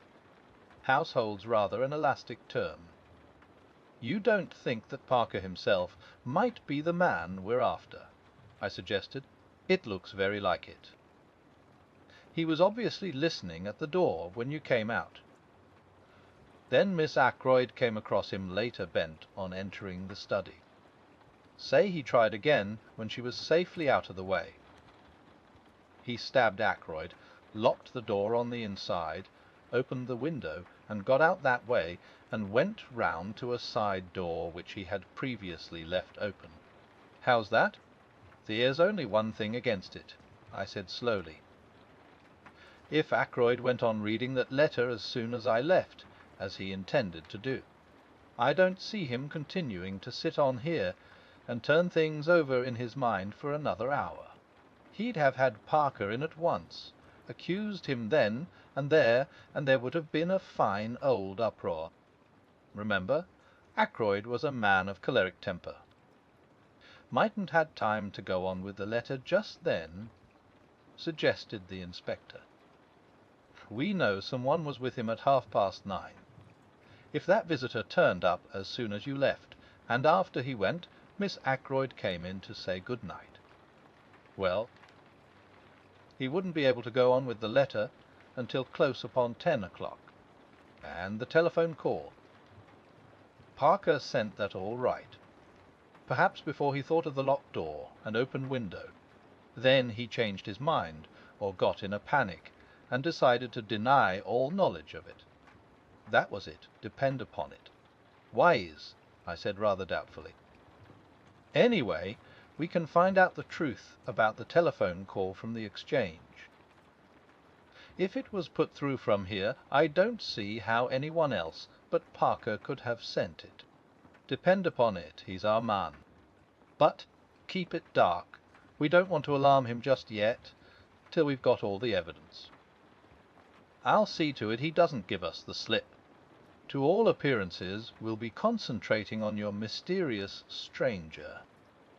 He rose from where he had been sitting astride the chair belonging to the desk, and crossed over to the still form in the armchair. "The weapon ought to give us a clue," he remarked, looking up. "It's something quite unique, a curio, I should think, by the look of it." He bent down, surveying the handle attentively, and I heard him give a grunt of satisfaction. Then, very gingerly, he pressed his hands down below the hilt and drew the blade out from the wound. Still carrying it so as not to touch the handle, he placed it in a wide china mug which adorned the mantelpiece. "Wes," he said, nodding at it, "quite a work of art. There can't be many of them about." It was indeed a beautiful object. A narrow, tapering blade, and a hilt of elaborately intertwined metals of curious and careful workmanship. He touched the blade gingerly with his finger, testing its sharpness, and made an appreciative grimace. "Lord, what an edge!" he exclaimed. "A child could drive that into a man, as easy as cutting butter. A dangerous sort of toy to have about. May I examine the body properly now?" I asked. He nodded. "Go ahead. I made a thorough examination." "Well," said the inspector, when I had finished. "I'll spare you the technical language," I said. "We'll keep that for the inquest. The blow was delivered by a right-handed man standing behind him, and death must have been instantaneous. By the expression on the dead man's face, I should say that the blow was quite unexpected. He probably died without knowing who his assailant was." "Butlers can creep about as soft-footed as cats," said Inspector Davis. "There's not going to be much mystery about this crime. Take a look at the hilt of that dagger." I took the look. "I dare say they're not apparent to you, but I can see them clearly enough." He lowered his voice, per intere. He stood off a few steps to judge of his effect. "Yes," I said mildly, "I guessed that. I do not see why I should be supposed to be totally devoid of intelligence. After all, I read detective stories and the newspapers, and am a man of quite average ability. If there had been toe marks on the dagger handle, now, that would have been quite a different thing. I would then have registered any amount of surprise and awe. I think the inspector was annoyed with me for declining to get thrilled." He picked up the china mug and invited me to accompany him to the billiard room. "I want to see if Mr. Raymond can tell us anything about this dagger," he explained. Locking the outer door behind us again, we made our way to the billiard room, where we found Geoffrey Raymond. The inspector held up his exhibit. "Ever seen this before, Mr. Raymond?" "Oui, I believe. I'm almost sure that is a curio given to Mr. Ackroyd by Major Blunt. It comes from Morocco, no, Tunis. So the crime was committed with that. What an extraordinary thing! It seems almost impossible, and yet there could hardly be two daggers the same. May I fetch Major Blunt?" Without waiting for an answer, he hurried off. "Nice young fellow that," said the inspector. "Something honest and ingenuous about him." I agreed. In the 2 years that Geoffrey Raymond has been secretary to Ackroyd, I have never seen him ruffled or out of temper. And he has been, I know, a most efficient secretary. In a minute or two Raymond returned, accompanied by Blunt. "I was right," said Raymond excitedly. "Et ice the Tunisian dagger."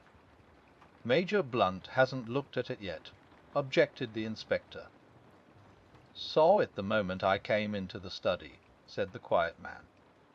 "You recognized it then?" Blunt nodded. "You said nothing about it," said the inspector suspiciously. "Wrote wrong moment," said Blunt. Lot of harm done by blurting out things at the wrong time. He returned the inspector's stare placidly enough. The latter grunted at last and turned away. He brought the dagger over to Blunt. "You're quite sure about it, sir? You identify it positively?" "Absolutely. No doubt whatever." "Where was this, huh?" "Curio usually kept." "Can you tell me that, sir?" It was the secretary who answered. "In the silver table in the drawing-room. What?" I exclaimed. The others looked at me. "Why, West, Doctor?" said the inspector encouragingly. "It's nothing. West, Doctor?" said the inspector again, still more encouragingly. "It's so trivial," I explained apologetically. "Only that when I arrived last night for dinner, I heard the lid of the silver table being shut down in the drawing-room.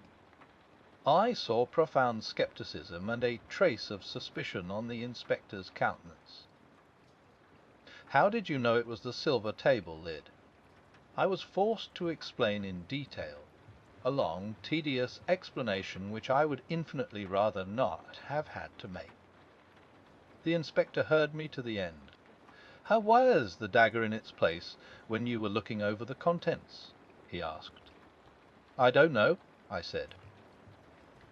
I can't say I remember noticing it, but, of course, it may have been there all the time. We'd better get hold of the housekeeper, remarked the inspector, and pulled the bell. A few minutes later Miss Russell, summoned by Parker, entered the room. "I don't think I went near the silver table," she said, when the inspector had posed his question. "I was looking to see that all the flowers were fresh. Oh, yes, I remember now. The silver table was open, which it had no business to be, and I shut the lid down as I passed." She looked at him aggressively. "I see," said the inspector. "Can you tell me if this dagger was in its place then?" Miss Russell looked at the weapon composedly. "I can't say I'm sure," she replied. "I didn't stop to look. I knew the family would be down any minute, and I wanted to get away." "Thank you," said the inspector. There was just a trace of hesitation in his manner, as though he would have liked to question her further, but Miss Russell clearly accepted the words as a dismissal, and glided from the room. "Rather a Tartar, I should fancy, said the inspector, looking after her. "Let me see. This silver table is in front of one of the windows. I think you said, Doctor." Raymond answered for me. "Where's the left-hand window?" And the window was open. "See, were both ajar?" "Well, I don't think we need go into the question much further. Somebody, I'll just say somebody, could get that dagger any time he liked, and exactly when he got it doesn't matter in the least. I'll be coming up in the morning with the chief constable, Mr. Raymond. Until then, I'll keep the key of that door. I want Columeros to see everything exactly as it is. I happen to know that he's dining out the other side of the county, and, I believe, staying the night." We watched the inspector take up the jar. "I shall have to pack this carefully," he observed. "It's going to be an important piece of evidence in more ways than one." A few minutes later, as I came out of the billiard room with Raymond, the latter gave a low chuckle of amusement. I felt the pressure of his hand on my arm, and followed the direction of his eyes. Inspector Davis seemed to be inviting Parker's opinion of a small pocket diary. "A little obvious," murmured my companion. "So Parker is the suspect, is he? Shall we oblige Inspector Davis with a set of our fingerprints also?" He took 2 cards from the card tray, wiped them with his silk handkerchief, then handed one to me, and took the other himself. Then, with a grin, he handed them to the police inspector. "Souvenirs," he said. "Number 1, Dr. Shepherd. Number 2, my humble self. One from Major Blunt will be forthcoming in the morning." The oath is very buoyant. Even the brutal murder of his friend and employer could not dim Geoffrey Raymond's spirits for long. Perhaps that is as it should be. I do not know. I have lost the quality of resilience long since myself. It was very late when I got back, and I hoped that Caroline would have gone to bed. I might have known better. She had hot cocoa waiting for me, and whilst I drank it, she extracted the whole history of the evening from me. I said nothing of the blackmailing business, but contented myself with giving her the facts of the murder. "The police suspect Parker," I said, as I rose to my feet and prepared to ascend to bed. "There seems a fairly clear case against him." "Parker," said my sister. "Fiddlesticks. That inspector must be a perfect fool. Parker indeed. Don't tell me." With which obscure pronouncement we went up to bed. The Murder of Roger Ackroyd. Chapter 7. I learn my neighbour's profession. On the following morning I hurried unforgivably over my round. My excuse can be that I had no very serious cases to attend. On my return, Caroline came into the hall to greet me. "Flora Ackroyd is here," she announced in an excited whisper. "What?" I concealed my surprise as best I could. "She's very anxious to see you. She's been here half an hour." Caroline led the way into our small sitting room, and I followed. Flora was sitting on the sofa by the window. She was in black, and she sat nervously, twisting her hands together. I was shocked by the sight of her face. All the colour had faded away from it, but when she spoke her manner was as composed and resolute as possible. "Dr. Shepherd, I have come to ask you to help me." "Of course he'll help you, my dear," said Caroline. I don't think Flora really wished Caroline to be present at the interview. She would, I am sure, have infinitely preferred to speak to me privately. But she also wanted to waste no time, so she made the best of it. "I want you to come to the Larchers with me." "The Larchers?" I queried, surprised. "To see that funny little man," exclaimed Caroline. "Wes, you know who he is, don't you?" "We fancied," I said, "that he might be a retired hairdresser." Flora's blue eyes opened very wide. "Why, he's Hercule Poirot. You know who I mean? The private detective. They say he's done the most wonderful things, just like detectives do in books. A year ago he retired and came to live down here. Uncle knew who he was, but he promised not to tell any one because M. Poirot wanted to live quietly without being bothered by people. So that's who he is," I said slowly. "You've heard of him, of course." "I'm rather an old fogey, as Caroline tells me," I said, "but I just heard of him." "Extraordinary," commented Caroline. I don't know what she was referring to. Possibly her own failure to discover the truth. "You want to go and see him?" I asked slowly. "No, why?"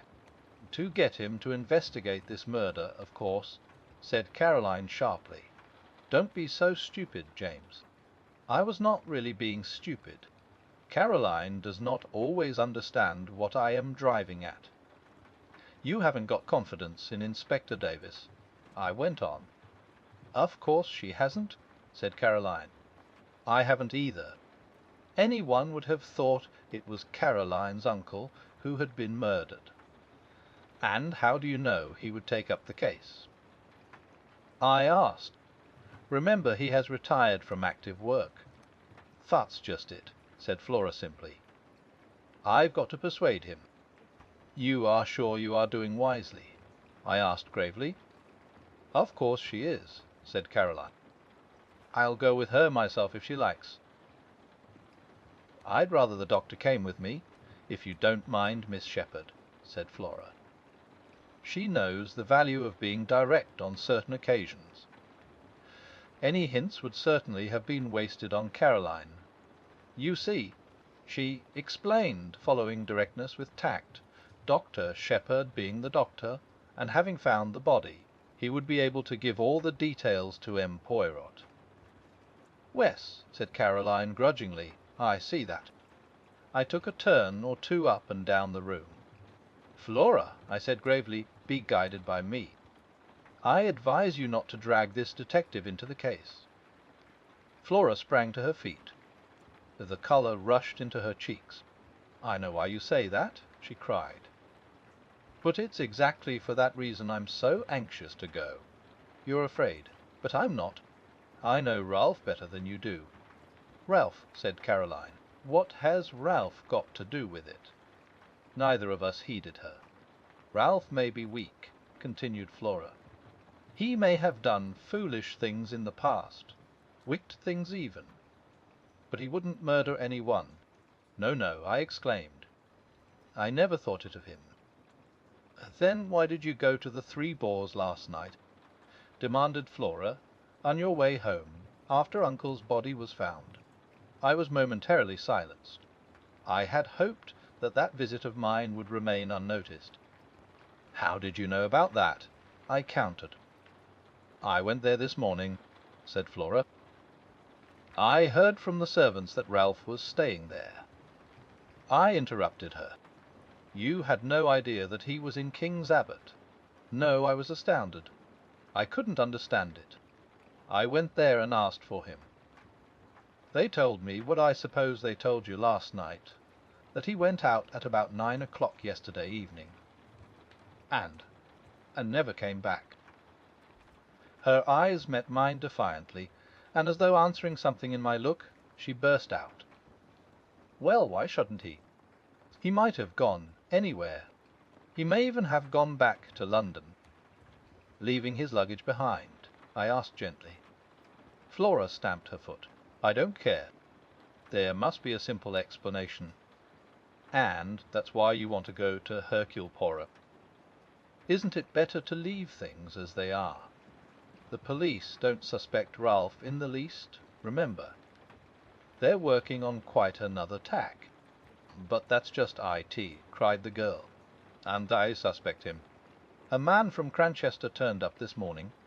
Inspector Raglan, a horrid, weaselly little man. I found he had been to the Three Boars this morning before me. They told me all about his having been there, and the questions he had asked. He must think Ralph did it. That's a change of mind from last night. If so, I said slowly, he doesn't believe in Davis's theory that it was Parker then. Parker indeed, said my sister, and snorted. Flora came forward and laid her hand on my arm. Oh, Dr. Shepherd, let us go at once to this M. Poirot. He will find out the truth. My dear Flora, I said gently, laying my hand on hers. Are you quite sure it is the truth we want? She looked at me, nodding her head gravely. You're not sure, she said. I am. I know Ralph better than you do. Of course he didn't do it, said Caroline, who had been keeping silent with great difficulty.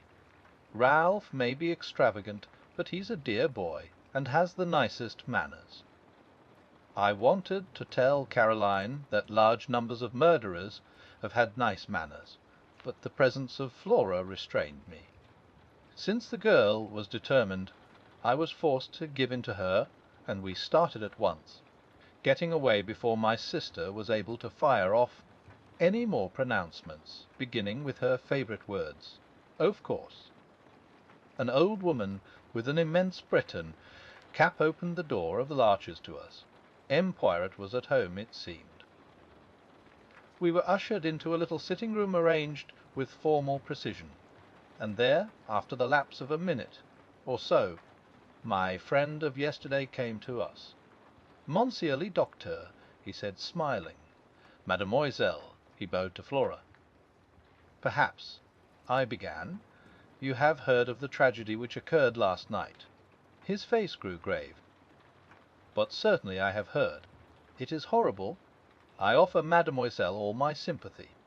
In what way can I serve you? Miss Ackroyd, I said, wants you to find the murderer, said Flora in a clear voice. I see, said the little man. But the police will do that, will they not? They might make a mistake, said Flora. They are on their way to make a mistake now, I think. Please, M. Poirot, won't you help us? If it is a question of money. Poirot held up his hand. Not that, I beg of you, mademoiselle. Not that I do not care for money. His eyes showed a momentary twinkle. Money, it means much to me and always has done. No, if I go into this, you must understand one thing clearly. I sells go teach YTITHEND. The good dog, he does not leave the scent, remember. You may wish that, after all, you had left it to the local police. I want the truth, said Flora, looking him straight in the eyes. All the truth. All the truth. Then I accept, said the little man quietly. And I hope you will not regret those words. Now tell me all the circumstances. Dr. Shepherd had better tell you, said Flora. He knows more than I do. Thus enjoined, I plunged into a careful narrative, embodying all the facts I have previously set down. Poirot listened carefully, inserting a question here and there, but for the most part sitting in silence, his eyes on the ceiling. I brought my story to a close with the departure of the inspector and myself from Fernley Park the previous night. "And now," said Flora, as I finished, "tell him all about Ralph." I hesitated, but her imperious glance drove me on. "You went to this inn, this Three Boars, last night on your way home?" asked Poirot, as I brought my tale to a close. "No, exactly why was that?" I paused a moment to choose my words carefully. I thought someone ought to inform the young man of his uncle's death. It occurred to me after I had left Fernley that possibly no one but myself and Mr. Ackroyd were aware that he was staying in the village. Poirot nodded. "Wait, sir. That was your only motive in going there, eh?" "That was my only motive," I said stiffly. "It was not to, shall we say, reassure yourself about si jamais homeme. Reassure myself, I think, le docteur, that you know very well what I mean, though you pretend not to do so. I suggest that it would have been a relief to you if you had found that Captain Patterne had been at home all the evening." "Not at all," I said sharply. The little detective shook his head at me gravely.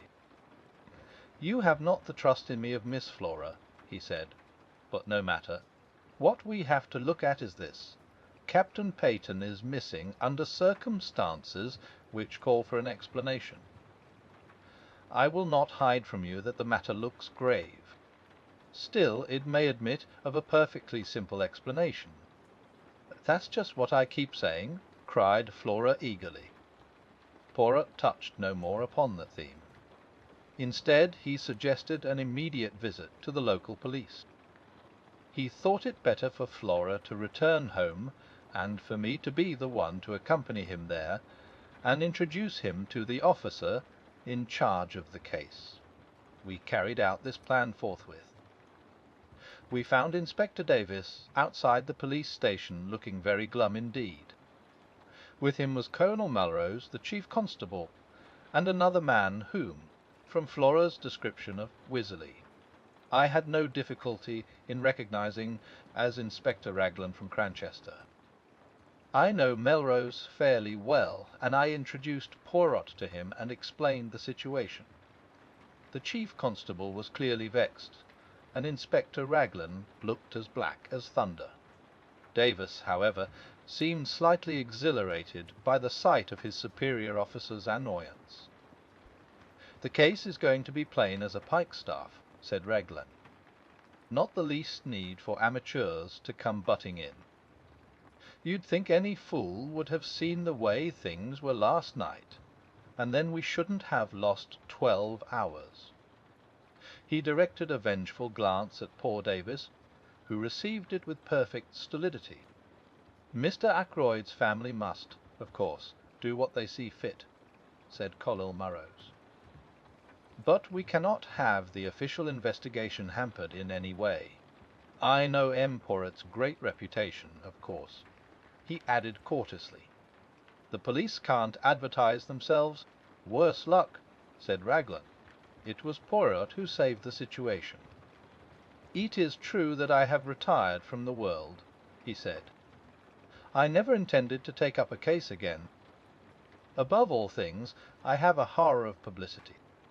I must beg that in the case of my being able to contribute something to the solution of the mystery, my name may not be mentioned." Inspector Raglan's face lightened a little. "I've heard of some very remarkable successes of yours," observed the Colonel, thawing. "I have had much experience," said Poirot quietly. "But most of my successes have been obtained by the aid of the police. I admire enormously your English police. If Inspector Raglan permits me to assist him, I shall be both honoured and flattered." The inspector's countenance became still more gracious. Colonel Melrose drew me aside. "From all I hear, this little fellow's done some really remarkable things," he murmured. "We're naturally anxious not to have to call in Scotland Yard. Raglan seems very sure of himself, but I'm not quite certain that I agree with him. You see, I know the parties concerned better than he does. This fellow doesn't seem out after kudos, does he? Would work in with us unobtrusively, to the greater glory of Inspector Raglan," I said solemnly. "Well, well," said Colonel Melrose breezily in a louder voice, "we must put you wise to the latest developments, Poirot." "I thank you," said Poirot. My friend Dr. Shepherd said something of the butler being suspected. "That's all bunkum," said Raglan instantly. "These high-class servants get in such a funk that they act suspiciously for nothing at all. The fingerprints." I hinted. Nothing like Parker's. He gave a faint smile and added, "And yours and Mr. Raymond's don't fit either, Doctor." "What about those of Captain Ralph Patterne?" asked Poirot quietly. I felt a secret admiration for the way he took the bull by the horns. I saw a look of respect creep into the inspector's eye. "I see you don't let the grass grow under your feet, Mr. Poirot. It will be a pleasure to work with you, I'm sure. We're going to take that young gentleman's fingerprints as soon as we can lay hands upon him." "I can't help thinking you're mistaken, Inspector," said Colonel Melrose warmly. "I've known Ralph Patterne from a boy upward. He'd never stoop to murder." "Maybe not," said the inspector tonelessly. "What have you got against him?" I asked. "Went out just on 9 o'clock last night. Was seen in neighbourhood of Fernley Park somewhere about 9:30. Not been seen since. Believed to be in serious money difficulties. I've got a pair of his shoes here. Shoes with rubber studs in them. He had 2 pairs almost exactly alike. I'm going up now to compare them with those footmarks. The constable is up there, seeing that no one tampers with them." "We'll go at once," said Colonel Melrose. "You and Poirot will accompany us, will you not?" We assented, and all drove up in the Colonel's car. The inspector was anxious to get at once to the footmarks, and asked to be put down at the lodge. About halfway up the drive, on the right, a path branched off, which led round to the terrace and the window of Ackroyd's study. "Would you like to go with the inspector, Poirot?" asked the chief constable. "Or would you prefer to examine the study?" Poirot chose the latter alternative. Parker opened the door to us. His manner was smug and deferential, and he seemed to have recovered from his panic of the night before. Colonel Melrose took a key from his pocket, and unlocking the door, which led into the lobby, he ushered us through into the study. "Except for the removal of the body, Poirot, this room is exactly as it was last night. And the body was found where, as precisely as possible, I described Ackroyd's position. The armchair still stood in front of the fire. Poirot went and sat down in it. The blue letter you speak of, where was it when you left the room?" "Mr. Ackroyd had laid it down on this little table at his right hand." Poirot nodded. "Except for that, everything was in its place." "Yes, I think so. Colonel Melrose, would you be so extremely obliging as to sit down in this chair a minute? I thank you. Now, le Docteur, will you kindly indicate to me the exact position of the dagger?" I did so, whilst the little man stood in the doorway. The hilt of the dagger was plainly visible from the door then. Both you and Parker could see it at once. "Wes?" Poirot went next to the window. "The electric light was on, of course, when you discovered the body?" he asked over his shoulder. I assented, and joined him where he was studying the marks on the window sill. "The rubber studs are the same pattern as those in Captain Peyton's shoes," he said quietly. Then he came back once more to the middle of the room. His eye travelled round, searching everything in the room with a quick, trained glance. "Are you a man of good observation, Dr. Shepherd?" he asked at last. "I think so," I said, surprised. "There was a fire in the grate, I see. When you broke the door down and found Mr. Ackroyd dead, how was the fire? Was it low?" I gave a vexed laugh. I really can't say. I didn't notice." "Perhaps Mr. Raymond or Major Blunt." The little man opposite me shook his head with a faint smile. One must always proceed with method. "I made an error of judgment in asking you that question. To each man his own knowledge.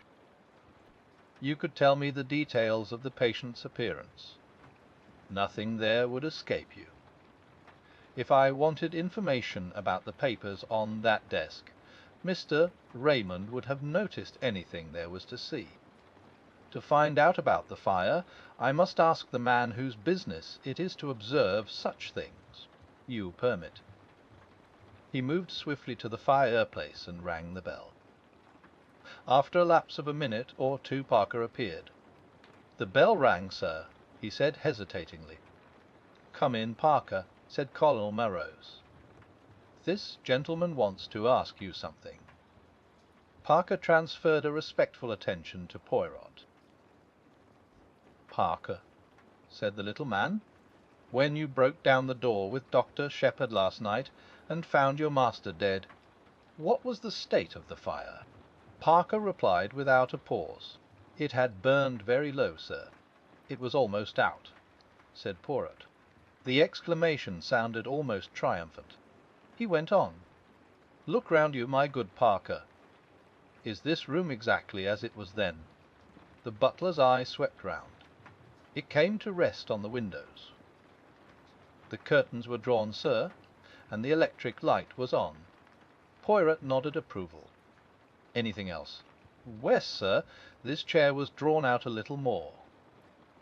He indicated a big grandfather chair to the left of the door between it and the window. "I append a plan of the room, with the chair in question marked with an X." "Just show me," said Poirot. Polismore X, Tamacusin table sol. I thought that flop tot show in which China Hicra Wasu Wattle part of Ion Tabiella to Bell Cafix would have taught what and down thousand shepherds at getting pull in class into five-post chair and chair top part. Also. The butler drew the chair in question out a good 2 feet from the wall, turning it so that the seat faced the door. "VLC quasi caraix," murmured Poirot. "No one would want to sit in a chair in such a position, I fancy. Now who pushed it back into place again, I wonder? Did you, my friend?" "No, sir," said Parker. "I was too upset with seeing the master and all." Poirot looked across at me. "Did you, Doctor?" I shook my head. "It was back in position when I arrived with the police, sir," put in Parker. "I'm sure of that." "Curious," said Poirot again. "Raymond or Blunt must have pushed it back," I suggested. "Surely it isn't important." "It is completely unimportant," said Poirot. "That is why it is so interesting." He added softly: "Excuse me a minute," said Colonel Melrose. He left the room with Parker. "Do you think Parker is speaking the truth?" I asked. "About the chair, yes. Otherwise I do not know. You will find, Doctor, if you have much to do with cases of this kind, that they all resemble each other in one thing." "What is that?" I asked curiously. "Everyone concerned in them has something to hide." I asked, smiling. Poirot looked at me attentively. "I think you have," he said quietly. "But have you told me everything known to you about this young man Pattern?" He smiled as I grew red. "Oh, do not fear. I will not press you. I shall learn it in good time." I wish you'd tell me something of your methods," I said hastily, to cover my confusion. "The point about the fire, for instance." "Oh, that was very simple. You leave Mr. Ackroyd at 9:10 to 9, was it not?" "Yes, exactly, I should say." "The window is then closed and bolted, and the door unlocked?" "At 10:15, when the body is discovered, the door is locked and the window is open." "Who opened it?" "Clearly only Mr. Ackroyd himself could have done so, and for one of two reasons. Either because the room became unbearably hot here, but since the fire was nearly out and there was a sharp drop in temperature last night. That cannot be the reason. Or because he admitted someone that way. And if he admitted someone that way, it must have been someone well known to him, since he had previously shown himself uneasy on the subject of that same window." "It sounds very simple," I said. "Everything is simple if you arrange the facts methodically. We are concerned now with the personality of the person who was with him at 9:30 last night. Everything goes to show that that was the individual admitted by the window, and though Mr. Ackroyd was seen alive later by Miss Flora, we cannot approach a solution of the mystery until we know who that visitor was. The window may have been left open after his departure, and so afforded entrance to the murderer, or the same person may have returned a second time. Ah, here is the colonel who returns." Colonel Morose entered with an animated manner. "That telephone call has been traced at last," he said. "It did not come from here.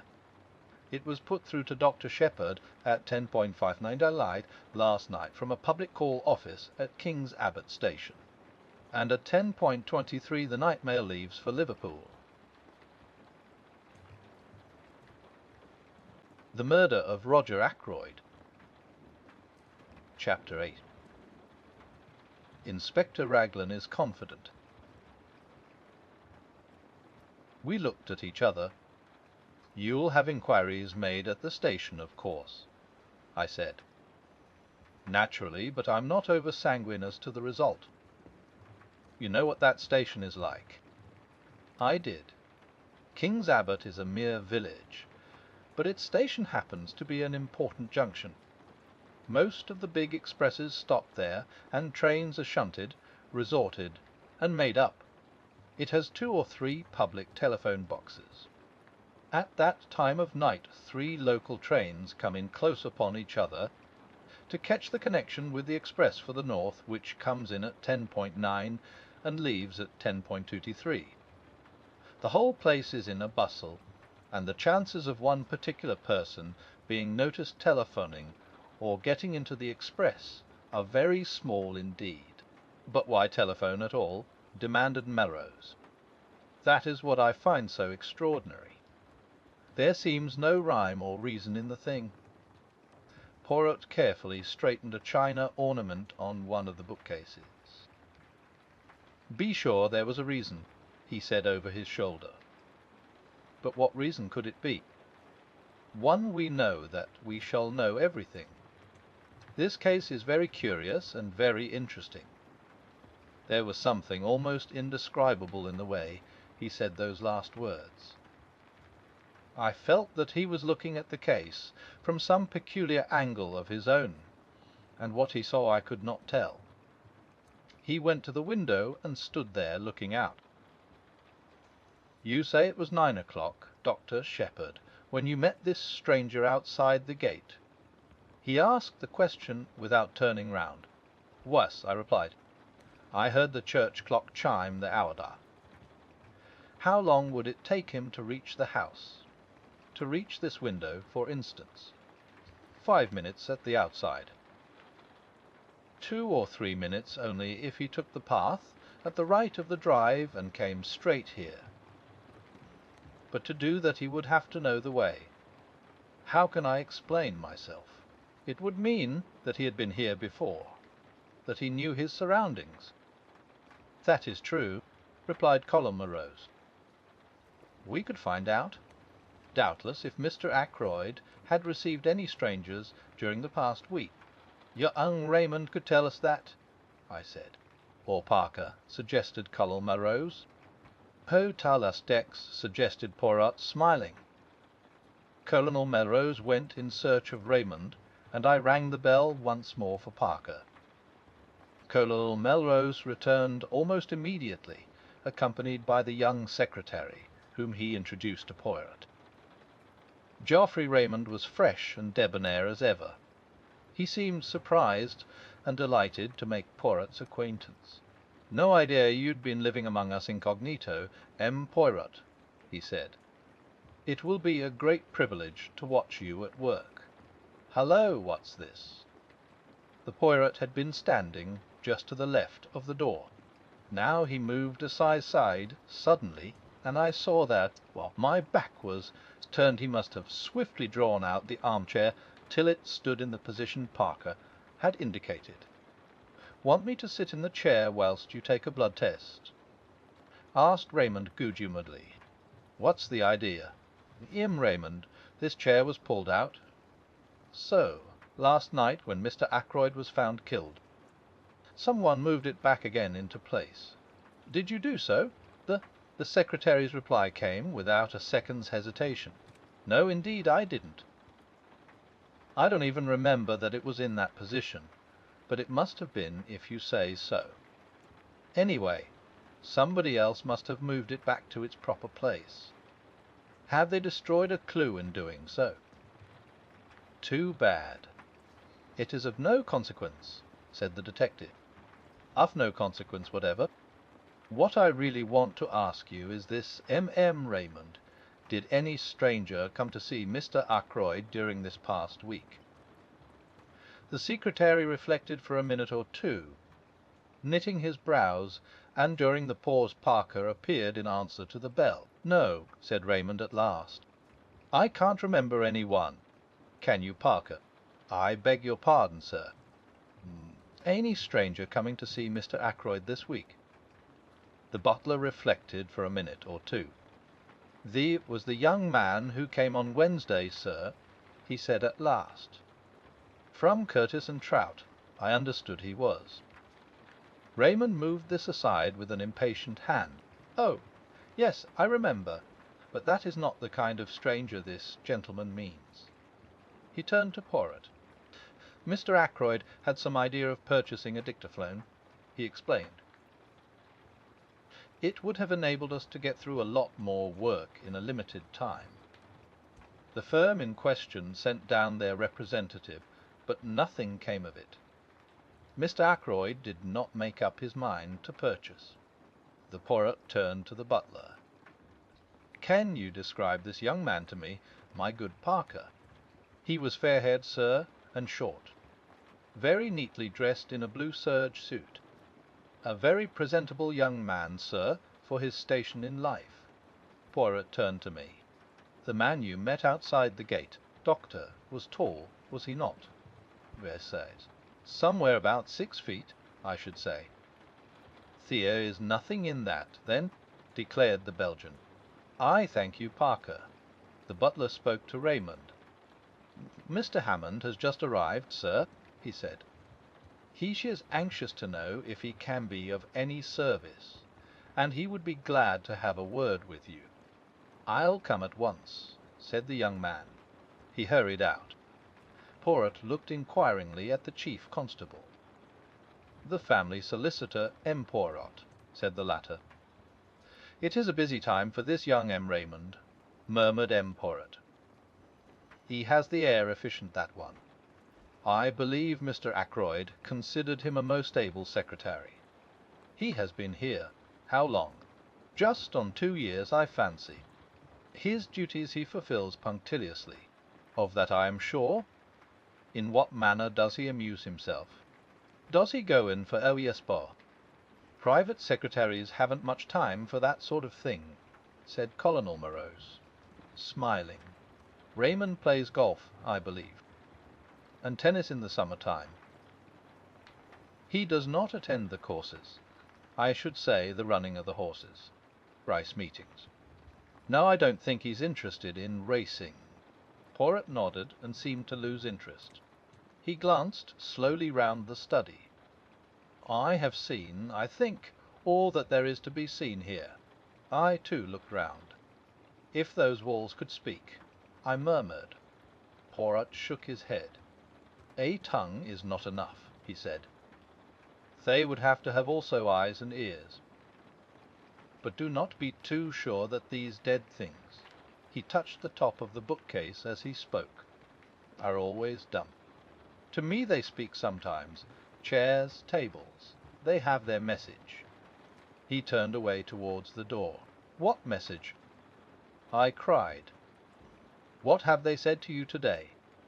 He looked over his shoulder and raised one eyebrow quizzically. "An opened window," he said. "A locked door. A chair that apparently moved itself. To all three I say, why, and I find no answer." He shook his head, puffed out his chest, and stood blinking at us. He looked ridiculously full of his own importance. It crossed my mind to wonder whether he was really any good as a detective. Had his big reputation been built up on a series of lucky chances? I think the same thought must have occurred to Colonel Melrose, for he frowned. "Anything more you want to see, M. Poirot?" he inquired brusquely. "You would perhaps be so kind as to show me the silver table from which the weapon was taken. After that, I will trespass on your kindness no longer." We went to the drawing-room, but on the way the constable waylaid the colonel, and after a muttered conversation the latter excused himself and left us together. I showed Poirot the silver table, and after raising the lid once or twice and letting it fall, he pushed open the window and stepped out on the terrace. I followed him. Inspector Raglan had just turned the corner of the house and was coming towards us. His face looked grim and satisfied. "So there you are, M. Poirot," he said. "Well, this isn't going to be much of a case. I'm sorry too. A nice enough young fellow gone wrong." Poirot's face fell, and he spoke very mildly. "I'm afraid I shall not be able to be of much aid to you." Then, "Next time, perhaps," said the inspector soothingly. "Though we don't have murders every day in this quiet little corner of the world." Poirot's gaze took on an admiring quality. "You have been of a marvellous promptness," he observed. "How exactly did you go to work, if I may ask?" "Certainly," said the inspector. "To begin with, method. That's what I always say, method." "8," cried the other. "That, too, is my watchword. Method, order, and the little grey cells." "The cells," said the inspector, staring. "The little grey cells of the brain," explained the Belgian. "Oh, of course. Well, we all use them, I suppose." "In a greater or lesser degree," murmured Poirot. "And there are, too, differences in quality. Then there is the psychology of a crime. One must study that." "IH," said the inspector. "You've been bitten with all this psychoanalysis stuff." "Now, I'm a plain man. Mrs. Raglan would not agree, I am sure, to that," said Poirot, making him a little bow. Inspector Raglan, a little taken aback, bowed. "You don't understand," he said, grinning broadly. "Lord, what a lot of difference language makes! I'm telling you how I set to work. First of all, method. Mr. Ackroyd was last seen alive at 9:45 by his niece, Miss Flora Ackroyd. That's fact number one, isn't it? If you say so, where it is. At 10:30, the doctor here says that Mr. Ackroyd has been dead at least half an hour. You stick to that, doctor?" "Certainly," I said. "Half an hour or longer." "Very good. That gives us exactly a quarter of an hour in which the crime must have been committed. I make a list of every one in the house and work through it, setting down opposite their names where they were and what they were doing between the hour of 9:45 and 10 p.m." He handed a sheet of paper to Poirot. I read it over his shoulder. It ran as follows, written in a neat script from Major BLMT in bide ITTH Mesti Roimon D then FIRS Dema BLDROM SCMA SMEM 9.45 Vexel I Bile RMTH BPD 955 Roimon Dian BLBNT Wetch HD UPS TIX Miss Ackroyd. Went straight from her uncle's room upstairs. So confirmed by Parker. Also housemaid Elsie Dale, servants. Parker. Went straight to butler's pantry. So confirmed by housekeeper, Miss Russell, who came down to speak to him about something at 9:47, and remained at least 10 minutes, Miss Russell. As above. Spoke to housemaid Elsie Dale upstairs at 9:45. Ursula Bornis Palormad in her own room until 9:55. Then in servants' hall. Mrs. Cooper, cook, in servants' hall. Gladys Jones as second housemaid. In servants' hall. Elsie Dale, upstairs in bedroom. Shewn there by Miss Russell and Miss Flora Ackroyd. Mary Thrip, kitchen maid. Servants' hall. The cook has been here 7 years, the parlour maid 18 months, and Parker just over a year. The others are new. Except for something fishy about Parker, they all seem quite all right. A very complete list, said Poirot, handing it back to him. I am quite sure that Parker did not do the murder, he added gravely. So is my sister, I struck in. And she's usually right. Nobody paid any attention to my interpolation. That disposes pretty effectually of the household, continued the inspector. Now we come to a very grave point. The woman at the lodge, Mary Black, was pulling the curtains last night when she saw Ralph Patten turn in at the gate and go up towards the house. She is sure of that? I asked sharply. Quite sure. She knows him well by sight. He went past very quickly and turned off by the path to the right, which is a short cut to the terrace. And what time was that? Asked Poirot, who had sat with an immovable face. Exactly 25 minutes past 9, said the inspector gravely. There was a silence. Then the inspector spoke again. It's all clear enough. It fits in without a flaw. At 25 minutes past 9, Captain Peyton is seen passing the lodge at 9:30 or thereabouts. Mr. Geoffrey Raymond hears someone in here asking for money, and Mr. Ackroyd refusing. What happens next? Captain Peyton leaves the same way, through the window. He walks along the terrace, angry and baffled. He comes to the open drawing-room window. Say it's now 9:45. Miss Flora Ackroyd is saying good-night to her uncle. Major Blunt, Mr. Raymond, and Mrs. Ackroyd are in the billiard-room. The drawing-room is empty. He steals in, takes the dagger from the silver table, and returns to the study window. He slips off his shoes, climbs in, and, well, I don't need to go into details. Then he slips out again and goes off. Hadn't the nerve to go back to the inn. He makes for the station, rings up from there. Why? Said Poirot softly. I jumped at the interruption. The little man was leaning forward. His eyes shone with a queer green light. For a moment Inspector Raglan was taken aback by the question. It's difficult to say exactly why he did that, he said at last. But murderers do funny things. You'd know that if you were in the police force. The cleverest of them makes stupid mistakes sometimes. But come along and I'll show you those footprints. We followed him round the corner of the terrace to the study window. At a word from Raglan, a police constable produced the shoes which had been obtained from the local inn. The inspector laid them over the marks. They're the same, he said confidently. That is to say, they're not the same pair that actually made these prints. He went away in those. This is a pair just like them, but older. See how the studs are worn down. Surely a great many people wear shoes with rubber studs in them. Asked Poirot. That's so, of course. said the inspector.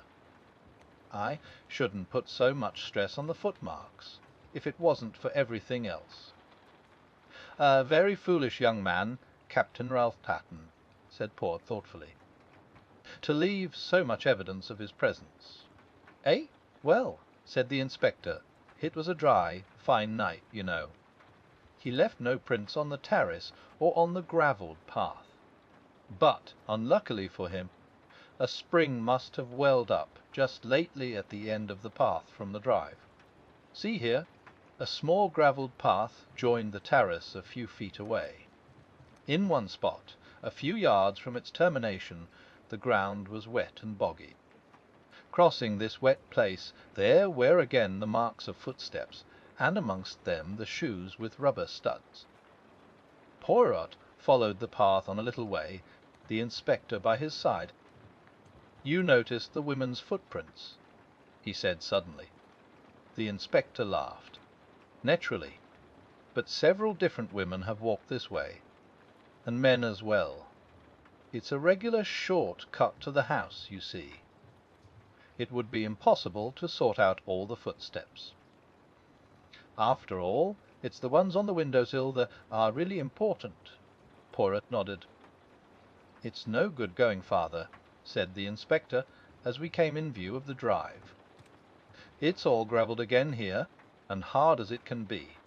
Again Poirot nodded, but his eyes were fixed on a small garden house, a kind of superior summer house. It was a little to the left of the path ahead of us, and a gravelled walk ran up to it. The Poirot lingered about until the inspector had gone back towards the house. Then he looked at me. "You must have indeed been sent from the good God to replace my friend Hastings," he said with a twinkle. "I observe that you do not quit my side. How say you, Dr. Shepherd? Shall we investigate that summer house? It interests me." He went up to the door and opened it. Inside, the place was almost dark. There were one or two rustic seats, a croquet set, and some folded deck chairs. I was startled to observe my new friend. He had dropped to his hands and knees, and was crawling about the floor. Every now and then he shook his head as though not satisfied. Finally he sat back on his heels. "Nothing," he murmured. Well, perhaps it was not to be expected, but it would have meant so much. He broke off, stiffening all over. Then he stretched out his hand to one of the rustic chairs. He detached something from one side of it. "What is it?" I cried. "What have you found?" He smiled, unclosing his hand so that I should see what lay in the palm of it. A scrap of stiff white cambric. I took it from him, looked at it curiously, and then handed it back. "What do you make of it, my friend?" he asked, eyeing me keenly. "A scrap torn from a handkerchief," I suggested, shrugging my shoulders. He made another dart and picked up a small quill. A goose quill by the look of it. "And that!" he cried triumphantly. "What do you make of that?" I only stared. He slipped the quill into his pocket and looked again at the scrap of white stuff. "A fragment of a handkerchief," he mused. "Perhaps you are right. But wgade and yawai diotkai star ki ha hanka kayef." He nodded at me triumphantly. Then he put away the scrap carefully in his pocketbook. The Murder of Roger Ackroyd. Chapter 9. The Goldfish Pond. We walked back to the house together. There was no sign of the inspector. Poirot paused on the terrace and stood with his back to the house, slowly turning his head from side to side. "Bon el Harapierite," he said at last appreciatively. "Inherits it." His words gave me almost a shock. It is an odd thing, but until that moment the question of inheritance had never come into my head. Poirot watched me keenly. "It is a new idea to you, that," he said at last. "You had not thought of it before." No, I said truthfully. I wish I had. He looked at me again curiously. I wonder just what you mean by that, he said thoughtfully. Ah, no, as I was about to speak. Aitoael, you would not tell me your real thought. Every one has something to hide, I quoted, smiling. Exactly. You still believe that. More than ever, my friend. But it is not easy to hide things from Hercule Poirot. He has a knack of finding out. He descended the steps of the Dutch garden as he spoke. Let us walk a little, he said over his shoulder. The air is pleasant today. I followed him. He led me down a path to the left enclosed in yew hedges. A walk led down the middle, bordered each side with formal flower beds, and at the end was a round paved recess with a seat and a pond of goldfish. Instead of pursuing the path to the end, Poirot took another which wound up the side of a wooded slope. In one spot the trees had been cleared away, and a seat had been put. Sitting there, one had a splendid view over the countryside, and one looked right down on the paved recess and the goldfish pond. England is very beautiful, said Poirot, his eyes straying over the prospect. Then he smiled. And so are English girls, he said in a lower tone. Hush, my friend, and look at the pretty picture below us. It was then that I saw Flora. She was moving along the path we had just left, and she was humming a little snatch of song. Her step was more dancing than walking, and in spite of her black dress, there was nothing but joy in her whole attitude. She gave a sudden pirouette on her toes, and her black draperies swung out. At the same time she flung her head back and laughed outright. As she did so, a man stepped out from the trees. It was Hector Blunt. The girl started. Her expression changed a little. How you startled me! I didn't see you. The Blunt said nothing, but stood looking at her for a minute or two in silence. What I like about you, said Flora, with a touch of malice, is your cheery conversation. I fancy that Blunt reddened under his tan. His voice, when he spoke, sounded different. It had a curious sort of humility in it. Never was much of a fellow for talking. Not even when I was young. That was a very long time ago, I suppose, said Flora gravely. I caught the undercurrent of laughter in her voice, but I don't think Blunt did. Yes, he said simply, it was. How does it feel to be Methuselah? Asked Flora. This time the laughter was more apparent, but Blunt was following out an idea of his own. Remember the Johnny who sold his soul to the devil, in return for being made young again. There's an opera about it. Faust, you mean. That's the beggar. Rumstock. Some of us would do it if we could. Any one would think you were creaking at the joints to hear you talk, cried Flora, half vexed, half amused. Blunt said nothing for a minute or two. Then he looked away from Flora into the middle distance, and observed to an adjacent tree trunk that it was about time he got back to Africa. Are you going on another expedition? Shooting things? Expect so. Usually do, you know, shoot things. I mean, you shot that head in the hall, didn't you? Blunt nodded. Then he jerked out, going rather red as he did so. Care for some decent skins any time? If so, I could get them for you. Please do, cried Flora. Will you really? You won't forget. I shan't forget, said Hector Blunt. He added, in a sudden burst of communicativeness. Time I went.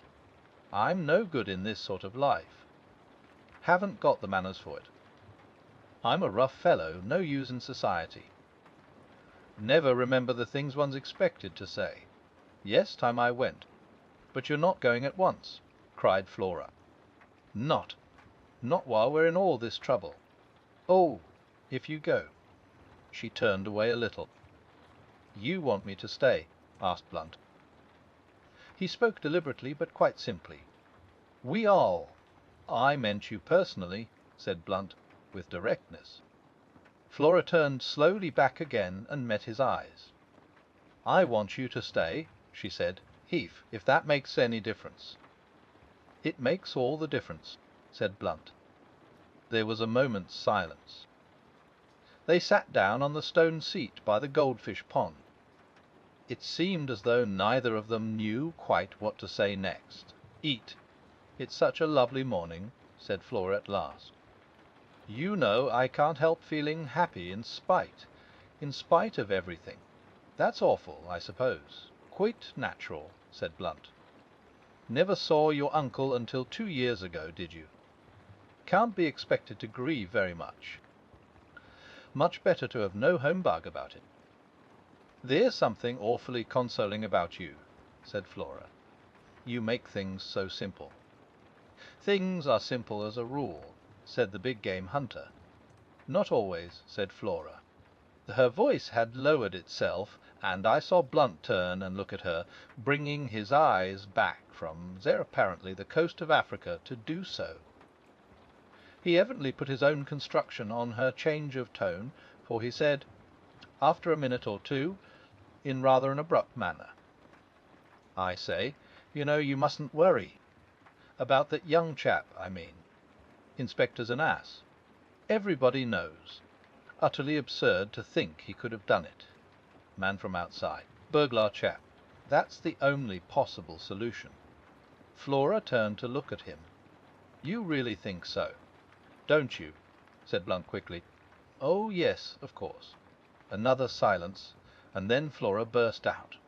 I'll tell you why I felt so happy this morning. However heartless you think me, I'd rather tell you. It's because the lawyer has been Mr. Hammond. He told us about the will. Uncle Roger has left me £20,000. Think of it, 20,000 beautiful pounds. Blunt looked surprised. Does it mean so much to you? Mine much to me. Why, it's everything. Freedom, life. No more scheming and scraping and lying. Lying, said Blunt, sharply interrupting. Flora seemed taken aback for a minute. You know what I mean, she said uncertainly. Pretending to be thankful for all the nasty cast-off things rich relations give you. Last year's coats and skirts and hats. Don't know much about ladies' clothes. Should have said you were always very well turned out. It's cost me something, though, said Flora in a low voice. Don't let's talk of horrid things. I'm so happy. I'm free to do what I like. Free not to. She stopped suddenly. Not to what? Asked Blunt quickly. I forget now. Nothing important. Blunt had a stick in his hand, and he thrust it into the pond, poking at something. What are you doing, Major Blunt? There's something bright down there. Wondered what it was. Looks like a gold brooch. Now I've stirred up the mud, and it's gone. Perhaps it's a crown, suggested Flora. Like the one Manet Lezande saw in the water. M.I. Lezande, said Blunt reflectively. She's in an opera, isn't she? Wes, you seem to know a lot about operas. People take me sometimes, said Blunt sadly. Funny idea of pleasure. Worse racket than the natives make with their tum-tums. Flora laughed. I remember Manet Lezande, continued Blunt. Married an old chap old enough to be her father. He threw a small piece of flint into the goldfish pond. Then, with a change of manner, he turned to Flora. Miss Ackroyd, can I do anything? About Peyton, I mean. I know how dreadfully anxious you must be. Thank you, said Flora in a cold voice. There is really nothing to be done. Ralph will be all right. I've got hold of the most wonderful detective in the world, and he's going to find out all about it. For some time I had felt uneasy as to our position. We were not exactly eavesdropping, since the two in the garden below had only to lift their heads to see us. Nevertheless, I should have drawn attention to our presence before now, had not my companion put a warning pressure on my arm. Clearly he wished me to remain silent. But now he rose briskly to his feet, clearing his throat. "I demand pardon," he cried. "I cannot allow mademoiselle thus extravagantly to compliment me, and not draw attention to my presence. They say the listener hears no good of himself, but that is not the case this time. To spare my blushes, I must join you and apologize." He hurried down the path with me close behind him, and joined the others by the pond. "This is Hercule Poirot," said Flora. "I expect you've heard of him." Poirot bowed. "I know Major Blunt by reputation," he said politely. "I am glad to have encountered you, Monsieur. I am in need of some information that you can give me." The Blunt looked at him inquiringly. "When did you last see Ackroyd alive?" "At dinner." "And you neither saw nor heard anything of him after that?" "Didn't see him. Heard his voice." "How was that?" "I strolled out on the terrace." "Pardon me, what time was this?" "About 9:30. I was walking up and down smoking in front of the drawing-room window. I heard Ackroyd talking in his study." Poirot stooped and removed a microscopic weed. "Surely you couldn't hear voices in the study from that part of the terrace?" he murmured. He was not looking at Blunt, but I was, and to my intense surprise I saw the latter flush. "Went as far as the corner," he explained unwillingly. "Indeed," said Poirot. In the mildest manner he conveyed an impression that more was wanted. "Thought I saw a woman disappearing into the bushes. Just a gleam of white, you know. Must have been mistaken. It was while I was standing at the corner of the terrace that I heard Ackroyd's voice speaking to that secretary of his." "Speaking to Mr. Geoffrey Raymond?" "Yes. That's what I supposed at the time. Seems I was wrong. Mr. Ackroyd didn't address him by name?" "Oh, no." "Then, if I may ask, why did you think?" Blunt explained laboriously. "They took it for granted that it would be Raymond, because he had said just before I came out that he was taking some papers to Ackroyd. Never thought of it being anybody else." "Can you remember what the words you heard were?" "Afraid I can't." "Something quite ordinary and unimportant." "Only caught a scrap of it." "I was thinking of something else at the time." "It is of no importance," murmured Poirot. "Did you move a chair back against the wall when you went into the study after the body was discovered?" "Chair? No. Why should I?" Poirot shrugged his shoulders, but did not answer. He turned to Flora. "There is one thing I should like to know from you, mademoiselle. When you were examining the things in the silver table with Dr. Shepherd, was the dagger in its place, or was it not?" Flora's chin shot up. "Inspector Raglan has been asking me that," she said resentfully. "I've told him, and I'll tell you. I'm perfectly certain the dagger was no teeth there. He thinks it was, and that Ralph sneaked it later in the evening. And he doesn't believe me. He thinks I'm saying it, too, to shield Ralph. And aren't you?" I asked gravely. Flora stamped her foot. "You too, Dr. Shepherd. Oh, it's too bad." The Poirot tactfully made a diversion. "It is true what I heard you say, Major Blunt. There is something that glitters in this pond. Let us see if I can reach it."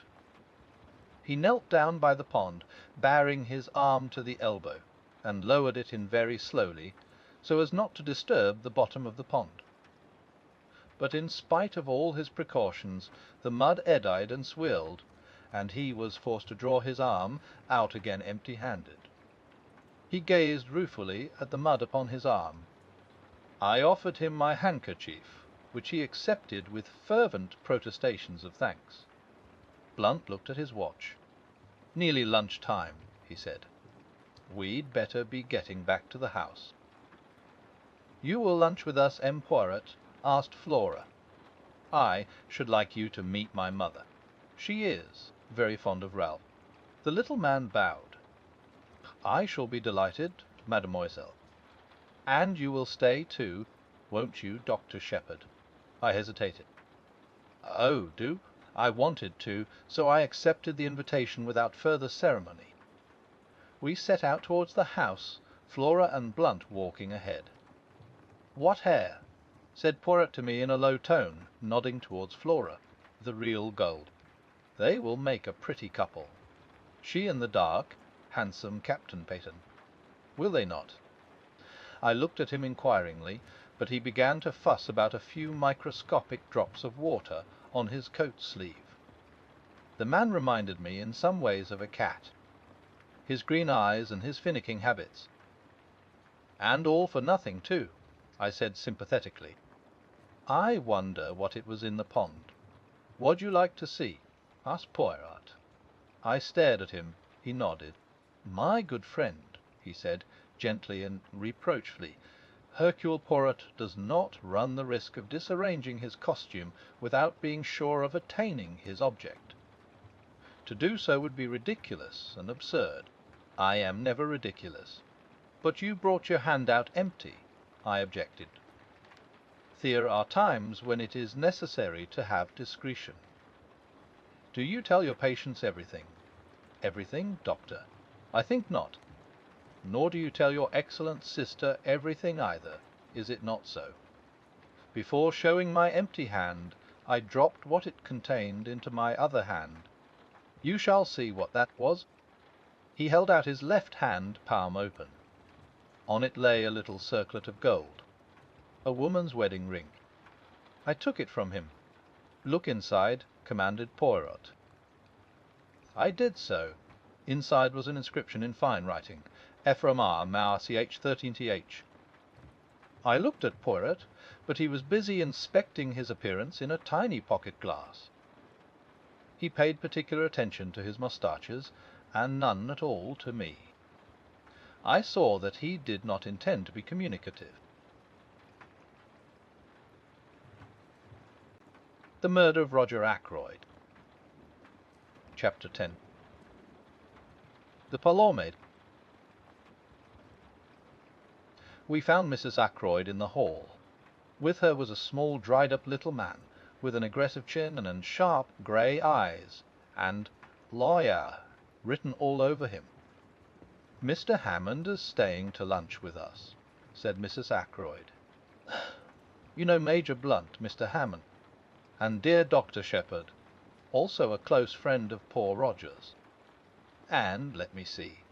She paused, surveying Hercule Poirot in some perplexity. "This is M. Poirot, mother," said Flora. "I told you about him this morning." "Oh, yes?" said Mrs. Ackroyd vaguely. "Of course, my dear, of course. He is to find Ralph, is he not?" "He is to find out who killed uncle," said Flora. "Oh, my dear!" cried her mother. "Please. My poor nerves. I am a wreck this morning, a positive wreck. Such a dreadful thing to happen. I can't help feeling that it must have been an accident of some kind. Roger was so fond of handling queer curios. His hand must have slipped, or something." This theory was received in polite silence. I saw Poirot edge up to the lawyer, and speak to him in a confidential undertone. They moved aside into the embrasure of the window. I joined them, then hesitated. "Perhaps I'm intruding," I said. "Not at all," cried Poirot heartily. "You and I am lead doctor. We investigate this affair side by side. Without you I should be lost. I desire a little information from the good Mr. Hammond. You are acting on behalf of Captain Ralph Paton, I understand," said the lawyer cautiously. Poirot shook his head.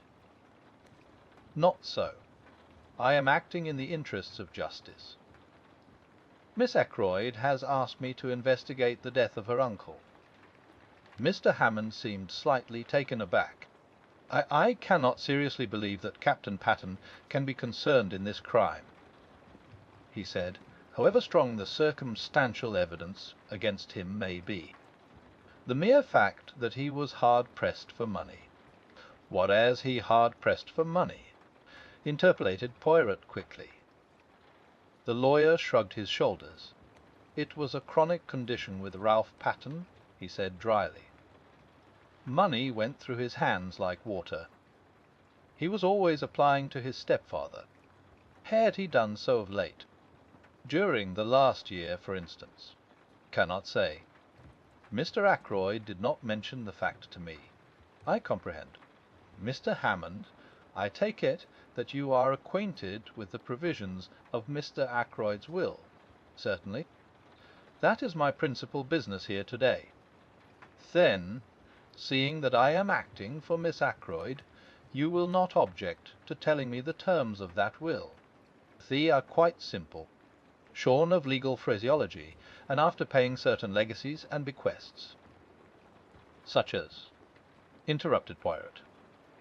Mr. Hammond seemed a little surprised.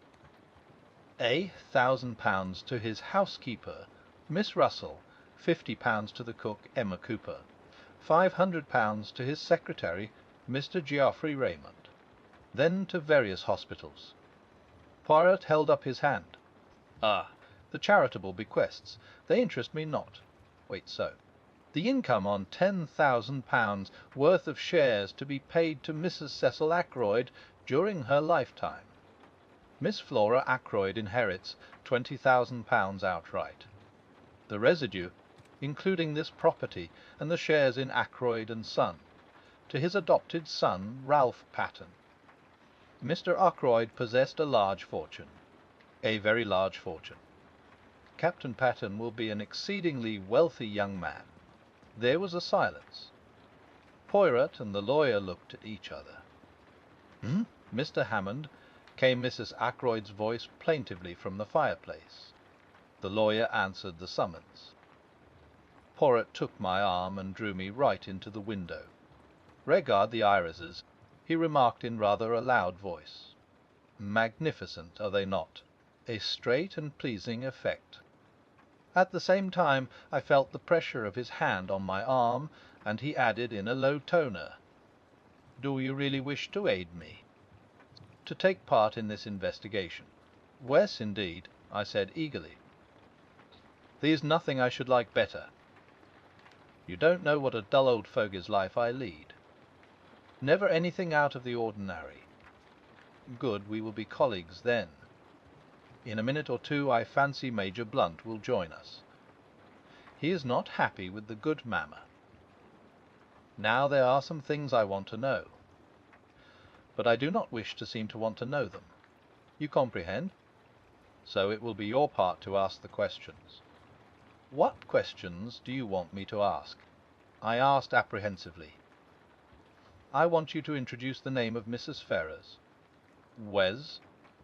"Speak of her in a natural fashion. Ask him if he was down here when her husband died. You understand the kind of thing I mean. And while he replies, watch his face without seeming to watch it. Silence." There was no time for more, for at that minute, as Poirot had prophesied, Blunt left the others in his abrupt fashion and came over to us. I suggested strolling on the terrace, and he acquiesced. Poirot stayed behind. I stopped to examine a late rose. How things change in the course of a day or so, I observed. I was up here last Wednesday, I remember, walking up and down this same terrace. Ackroyd was with me, full of spirits. And now, 3 days later, Ackroyd's dead, poor fellow. Mrs. Ferrars is dead. You knew her, didn't you? But of course you did. Blunt nodded his head. Had you seen her since you'd been down this time? Went with Ackroyd to call. Last Tuesday, think it was. A fascinating woman, but something queer about her. Deep. One would never know what she was up to. I looked into his steady grey eyes. Nothing there, surely. I went on. I suppose you'd met her before. Last time I was here, She and her husband had just come here to live. He paused a minute and then added, rum thing, she had changed a lot between then and now. How changed? I asked. Looked 10 years older. Were you down here when her husband died? I asked, trying to make the question sound as casual as possible. No. From all I heard it would be a good riddance. Uncharitable, perhaps, but the truth. I agreed. Ashley Ferrars was by no means a pattern husband, I said cautiously. Blackguard, I thought, said Blunt. No, I said, only a man with more money than was good for him. Oh, money. All the troubles in the world can be put down to money, or the lack of it. Which has been your particular trouble? I asked. I've enough for what I want. I'm one of the lucky ones. Indeed. I'm not too flush just now, as a matter of fact. Came into a legacy a year ago, and like a fool let myself be persuaded into putting it into some wildcat scheme. I sympathized and narrated my own similar trouble. Then the gong pealed out, and we all went in to lunch. Poirot drew me back a little. E.H.? By N. He's all right, I said. I'm sure of it. Nothing disturbing. He had a legacy just a year ago, I said. But why not? Why shouldn't he? I'll swear the man is perfectly square and above board. Without doubt, said Poirot soothingly. Do not upset yourself. He spoke as though to a fractious child. We all trooped into the dining-room. It seemed incredible that less than 24 hours had passed since I last sat at that table. Afterwards, Mrs. Ackroyd took me aside and sat down with me on a sofa. I can't help feeling a little hurt, she murmured, producing a handkerchief of the kind obviously not meant to be cried into. Hurt, I mean, by Roger's lack of confidence in me. That £20,000 ought to have been left to Emmy, not to Flora. A mother could be trusted to safeguard the interests of her child. A lack of trust, I call it. You forget Mrs. Ackroyd, I said. Flora was Ackroyd's own niece, a blood relation. It would have been different had you been his sister instead of his sister-in-law. A's poor Cecil's widow. I think my feelings ought to have been considered, said the lady, touching her eyelashes gingerly with the handkerchief. But Roger was always most peculiar, not to say an, about money matters. It has been a most difficult position for both Flora and myself. He did not even give the poor child an allowance. He would pay her bills, you know, and even that with a good deal of reluctance, and asking what she wanted all those followls for, so like a man. But now I've forgotten what it was I was going to say. Oh, yes, not a penny we could call our own, you know. Flora resented it. Yes, I must say she resented it, very strongly. Though devoted to her uncle, of course. But any girl would have resented it. Yes, I must say Roger had very strange ideas about money. He wouldn't even buy new face towels, though I told him the old ones were in holes. And then proceeded Mrs. Ackroyd, with a sudden leap highly characteristic of her conversation, to leave all that money, £1,000. Fancy £1,000 to that woman. What woman? That Russell woman. Something very queer about her, and so I've always said. But Roger wouldn't hear a word against her. Said she was a woman of great force of character, and that he admired and respected her. He was always going on about her rectitude and independence and moral worth. I think there's something fishy about her. She was certainly doing her best to marry Roger, but I soon put a stop to that. She's always hated me, naturally. I saw through her. I began to wonder if there was any chance of stemming Mrs. Ackroyd's eloquence and getting away. Mr. Hammond provided the necessary diversion by coming up to say good-bye. I seized my chance and rose also. "About the inquest," I said. "Where would you prefer it to be held?" "Here, or at the Three Boars." Mrs. Ackroyd stared at me with a dropped jaw. "The inquest?" she asked, the picture of consternation. "But surely there won't have to be an inquest?" Mr. Hammond gave a dry little cough and murmured, "Inevitable. Under the circumstances, in 2 short little barks." "But surely Dr. Shepherd can arrange?" "There are limits to my powers of arrangement," I said dryly. "If his death was an accident—" "He was murdered, Mrs. Ackroyd," I said brutally. She gave a little cry. No theory of accident will hold water for a minute.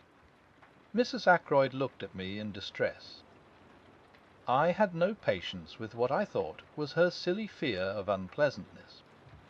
"If there's an inquest, I shan't have to answer questions and all that, shall I?" she asked. "I don't know what will be necessary," I answered. "I imagine Mr. Raymond will take the brunt of it off you. He knows all the circumstances and can give formal evidence of identification." The lawyer assented with a little bow. "I really don't think there is anything to dread, Mrs. Ackroyd," he said. "You will be spared all unpleasantness. Now, as to the question of money, have you all you need for the present? I mean," he added, as she looked at him inquiringly, "ready money. Cash, you know. If not, I can arrange to let you have whatever you require." "That ought to be all right," said Raymond, who was standing by. "Mr. Ackroyd cashed a cheque for £100 yesterday." £100. "Yes, for wages and other expenses due today. At the moment it is still intact. We hear is this money in his desk. No, he always kept his cash in his bedroom. In an old collar box, to be accurate. Funny idea, wasn't it?" "I think," said the lawyer, "we ought to make sure the money is there before I leave." "Certainly," agreed the secretary. "I'll take you up now. Oh, I forgot." The doors locked. Inquiry from Parker elicited the information that Inspector Raglan was in the housekeeper's room asking a few supplementary questions. A few minutes later the inspector joined the party in the hall, bringing the key with him. He unlocked the door, and we passed into the lobby and up the small staircase. At the top of the stairs the door into Ackroyd's bedroom stood open. Inside the room it was dark, the curtains were drawn, and the bed was turned down just as it had been last night. The inspector drew the curtains, letting in the sunlight, and Geoffrey Raymond went to the top drawer of a rosewood bureau. "He kept his money like that, in an unlocked drawer. Just fancy," commented the inspector. The secretary flushed a little. "Mr. Ackroyd had perfect faith in the honesty of all the servants," he said hotly. "Oh, quite so," said the inspector hastily. Raymond opened the drawer, took out a round leather collar box from the back of it, and opening it, drew out a thick wallet. "Here is the money," he said, taking out a fat roll of notes.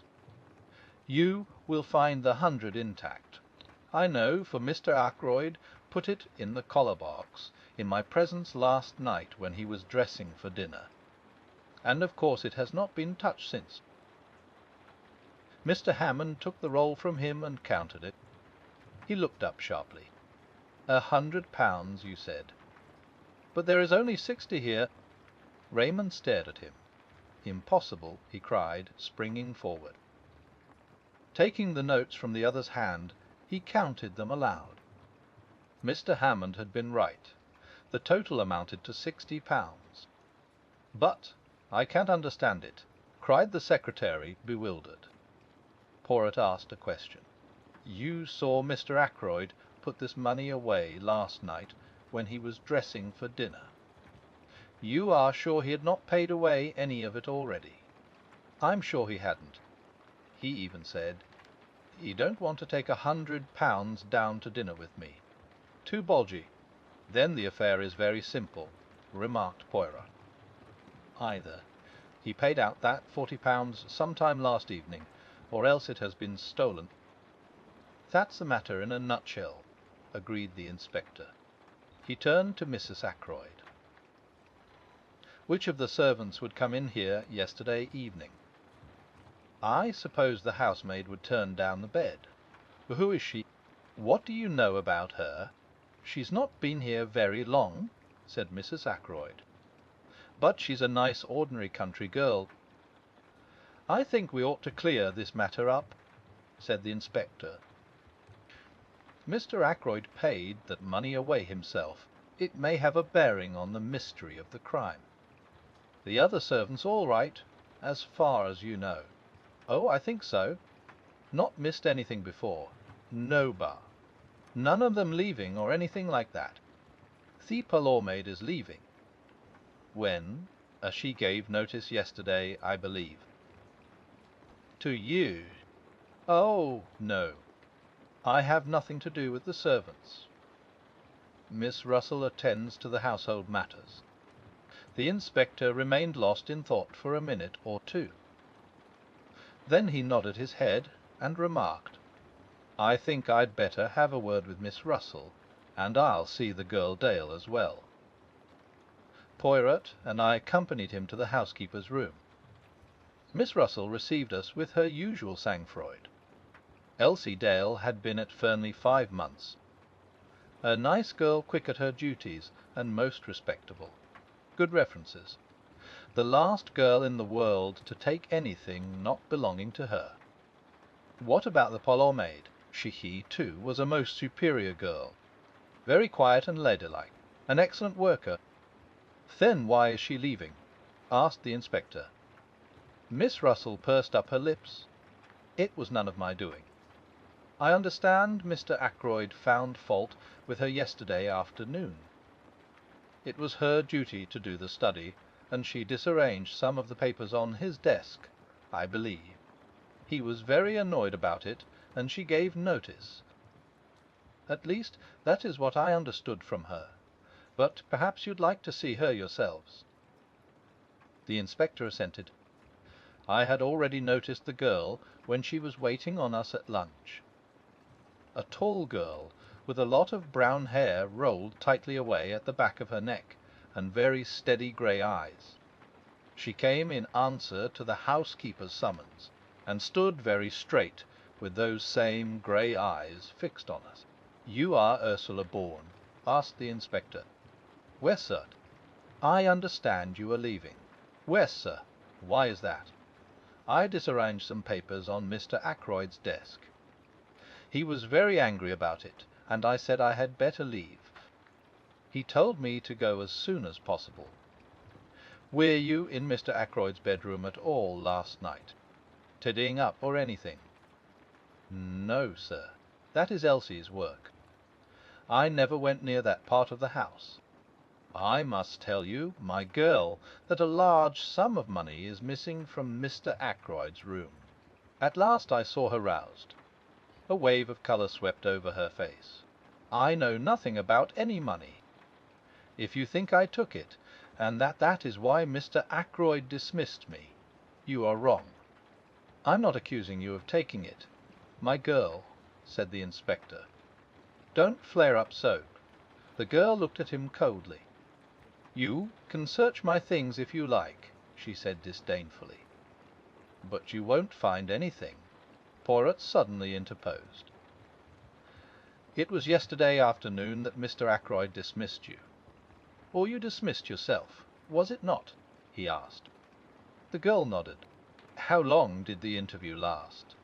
The interview? Wes, the interview between you and Mr. Ackroyd in the study. I don't know.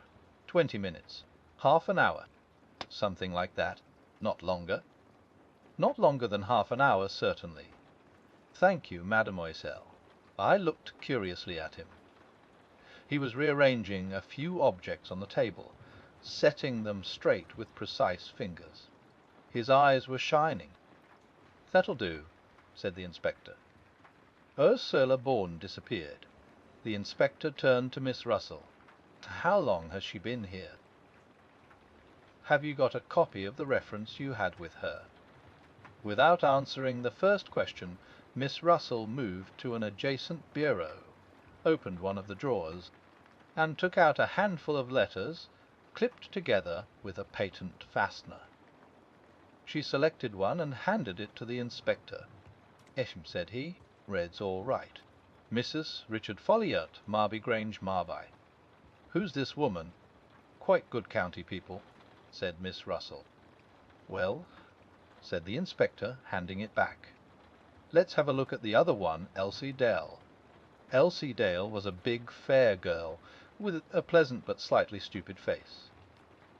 She answered our questions readily enough, and showed much distress and concern at the loss of the money. "I don't think there's anything wrong with her," observed the inspector after he had dismissed her. "Oh, what about Parker?" Miss Russell pursed her lips together and made no reply. "I've a feeling there's something wrong about that man." The inspector continued thoughtfully. "The trouble is that I don't quite see when he got his opportunity. He'd be busy with his duties immediately after dinner, and he's got a pretty good alibi all through the evening. I know, for I've been devoting particular attention to it. Well, thank you very much, Miss Russell. We'll leave things as they are for the present. It's highly probable Mr. Ackroyd paid that money away himself. The housekeeper bade us a dry good afternoon, and we took our leave. I left the house with Poirot. I wonder," I said, breaking the silence, "what the papers the girl disarranged could have been for Ackroyd to have got into such a state about them. I wonder if there is any clue there to the mystery."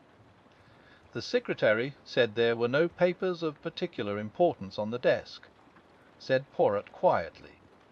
"Yes, but—" I paused. "It strikes you as odd that Ackroyd should have flown into a rage about so trivial a matter?" "Yes, it does rather. But was it a trivial matter?" "Of course," I admitted, "we don't know what those papers may have been." But Raymond certainly said, "Leave Raymond out of it for a minute. What did you think of that girl?" "Which girl?" "The parlour maid." "Yes, the parlour maid. Ursula Bourne." "She seemed a nice girl," I said hesitatingly. Poirot repeated my words, but whereas I had laid a slight stress on the fourth word, he put it on the second. "She seemed a nice girl, yes." Then, after a minute's silence, he took something from his pocket and handed it to me. "And see, my friend, I will show you something. Look there." The paper he had handed me was that compiled by the inspector and given by him to Poirot that morning. Following the pointing finger, I saw a small cross marked in pencil under the name Ursula Bourne. You may not have noticed it at the time, my good friend, but there was one person on this list whose alibi had no kind of confirmation. Ursula Bourne? You don't think. Dr. Shepherd, I dare to think anything. Ursula Bourne may have killed Mr. Ackroyd, but I confess I can see no motive for her doing so.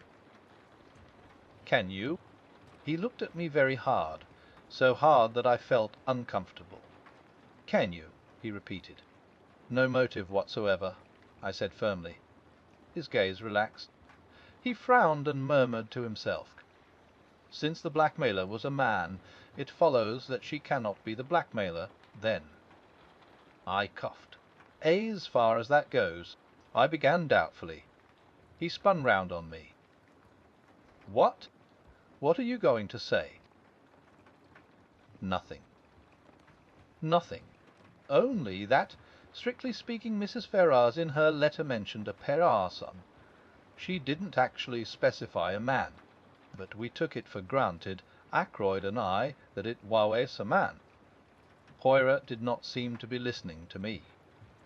He was muttering to himself again. "But then it is possible after all.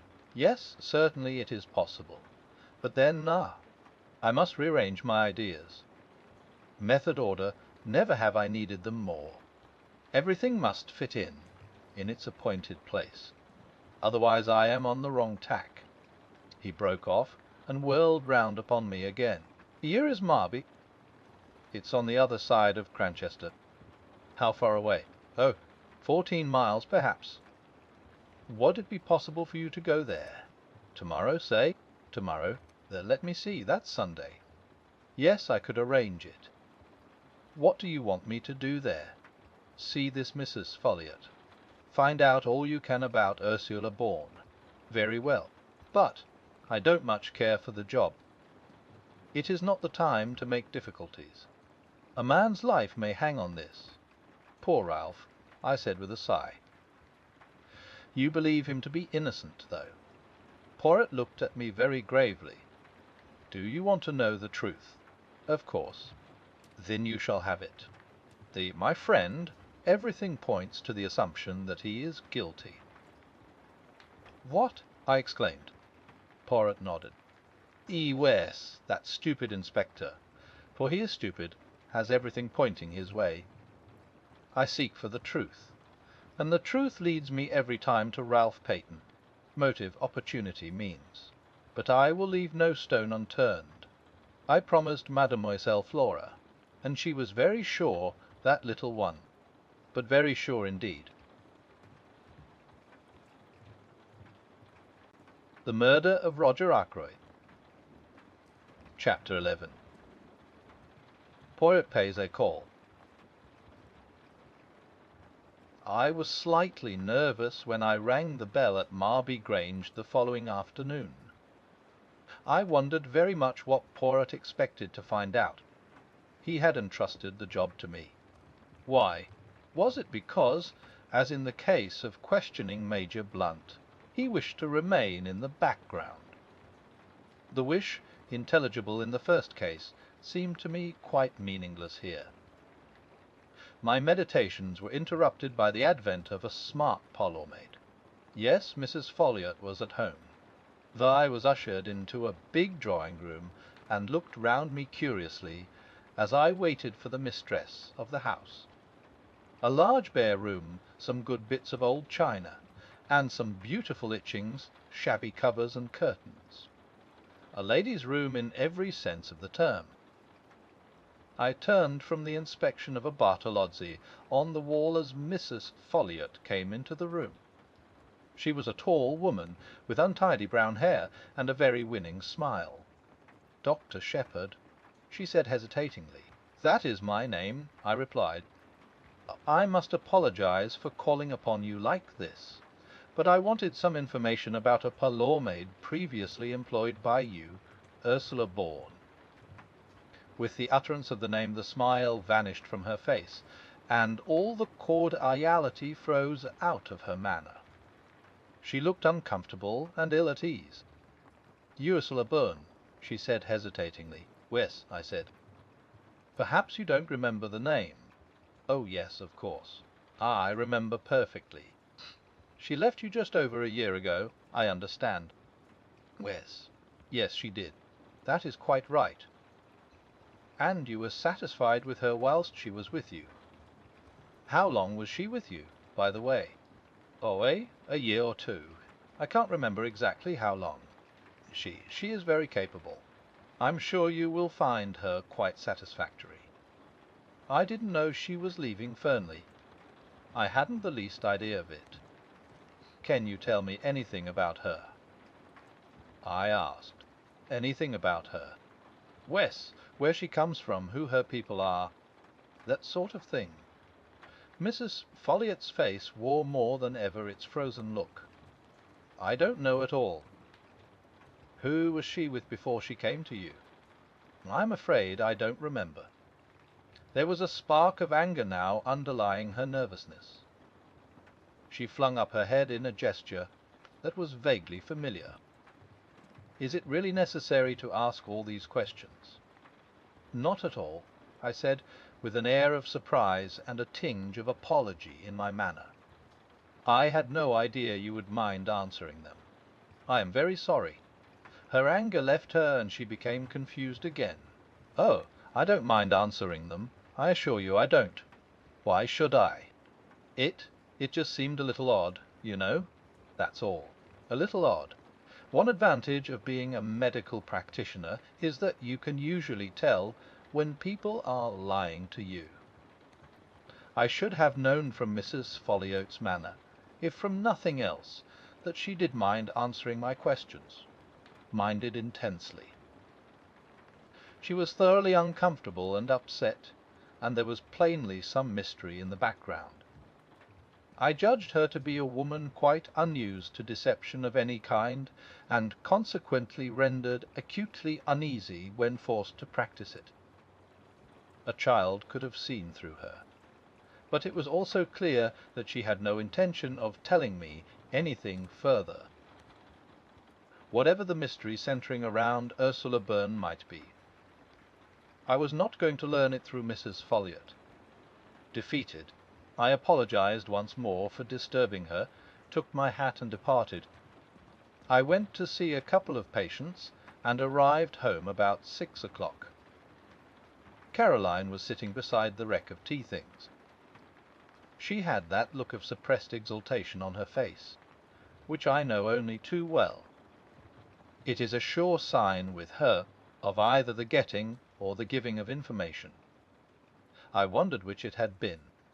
"I've had a very interesting afternoon," began Caroline as I dropped into my own particular easy chair and stretched out my feet to the inviting blaze in the fireplace. "Have you?" I asked. "Miss Gannett drop into tea." "Miss Gannett is one of the chief of our newsmongers." "Yes, again," said Caroline with intense complacency. I guessed several times, working slowly through all the members of Caroline's intelligence corps. My sister received each guess with a triumphant shake of the head.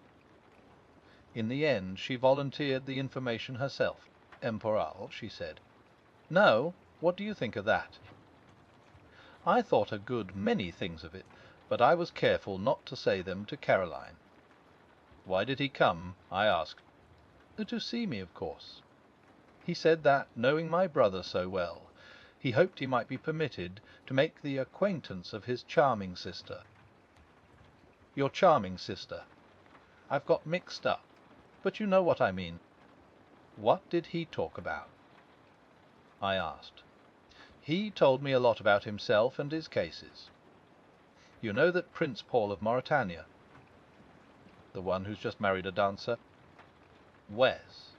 I saw a most intriguing paragraph about her in Society Snippets the other day, hinting that she was really a Russian Grand Duchess, one of the Tsar's daughters who managed to escape from the Bolsheviks.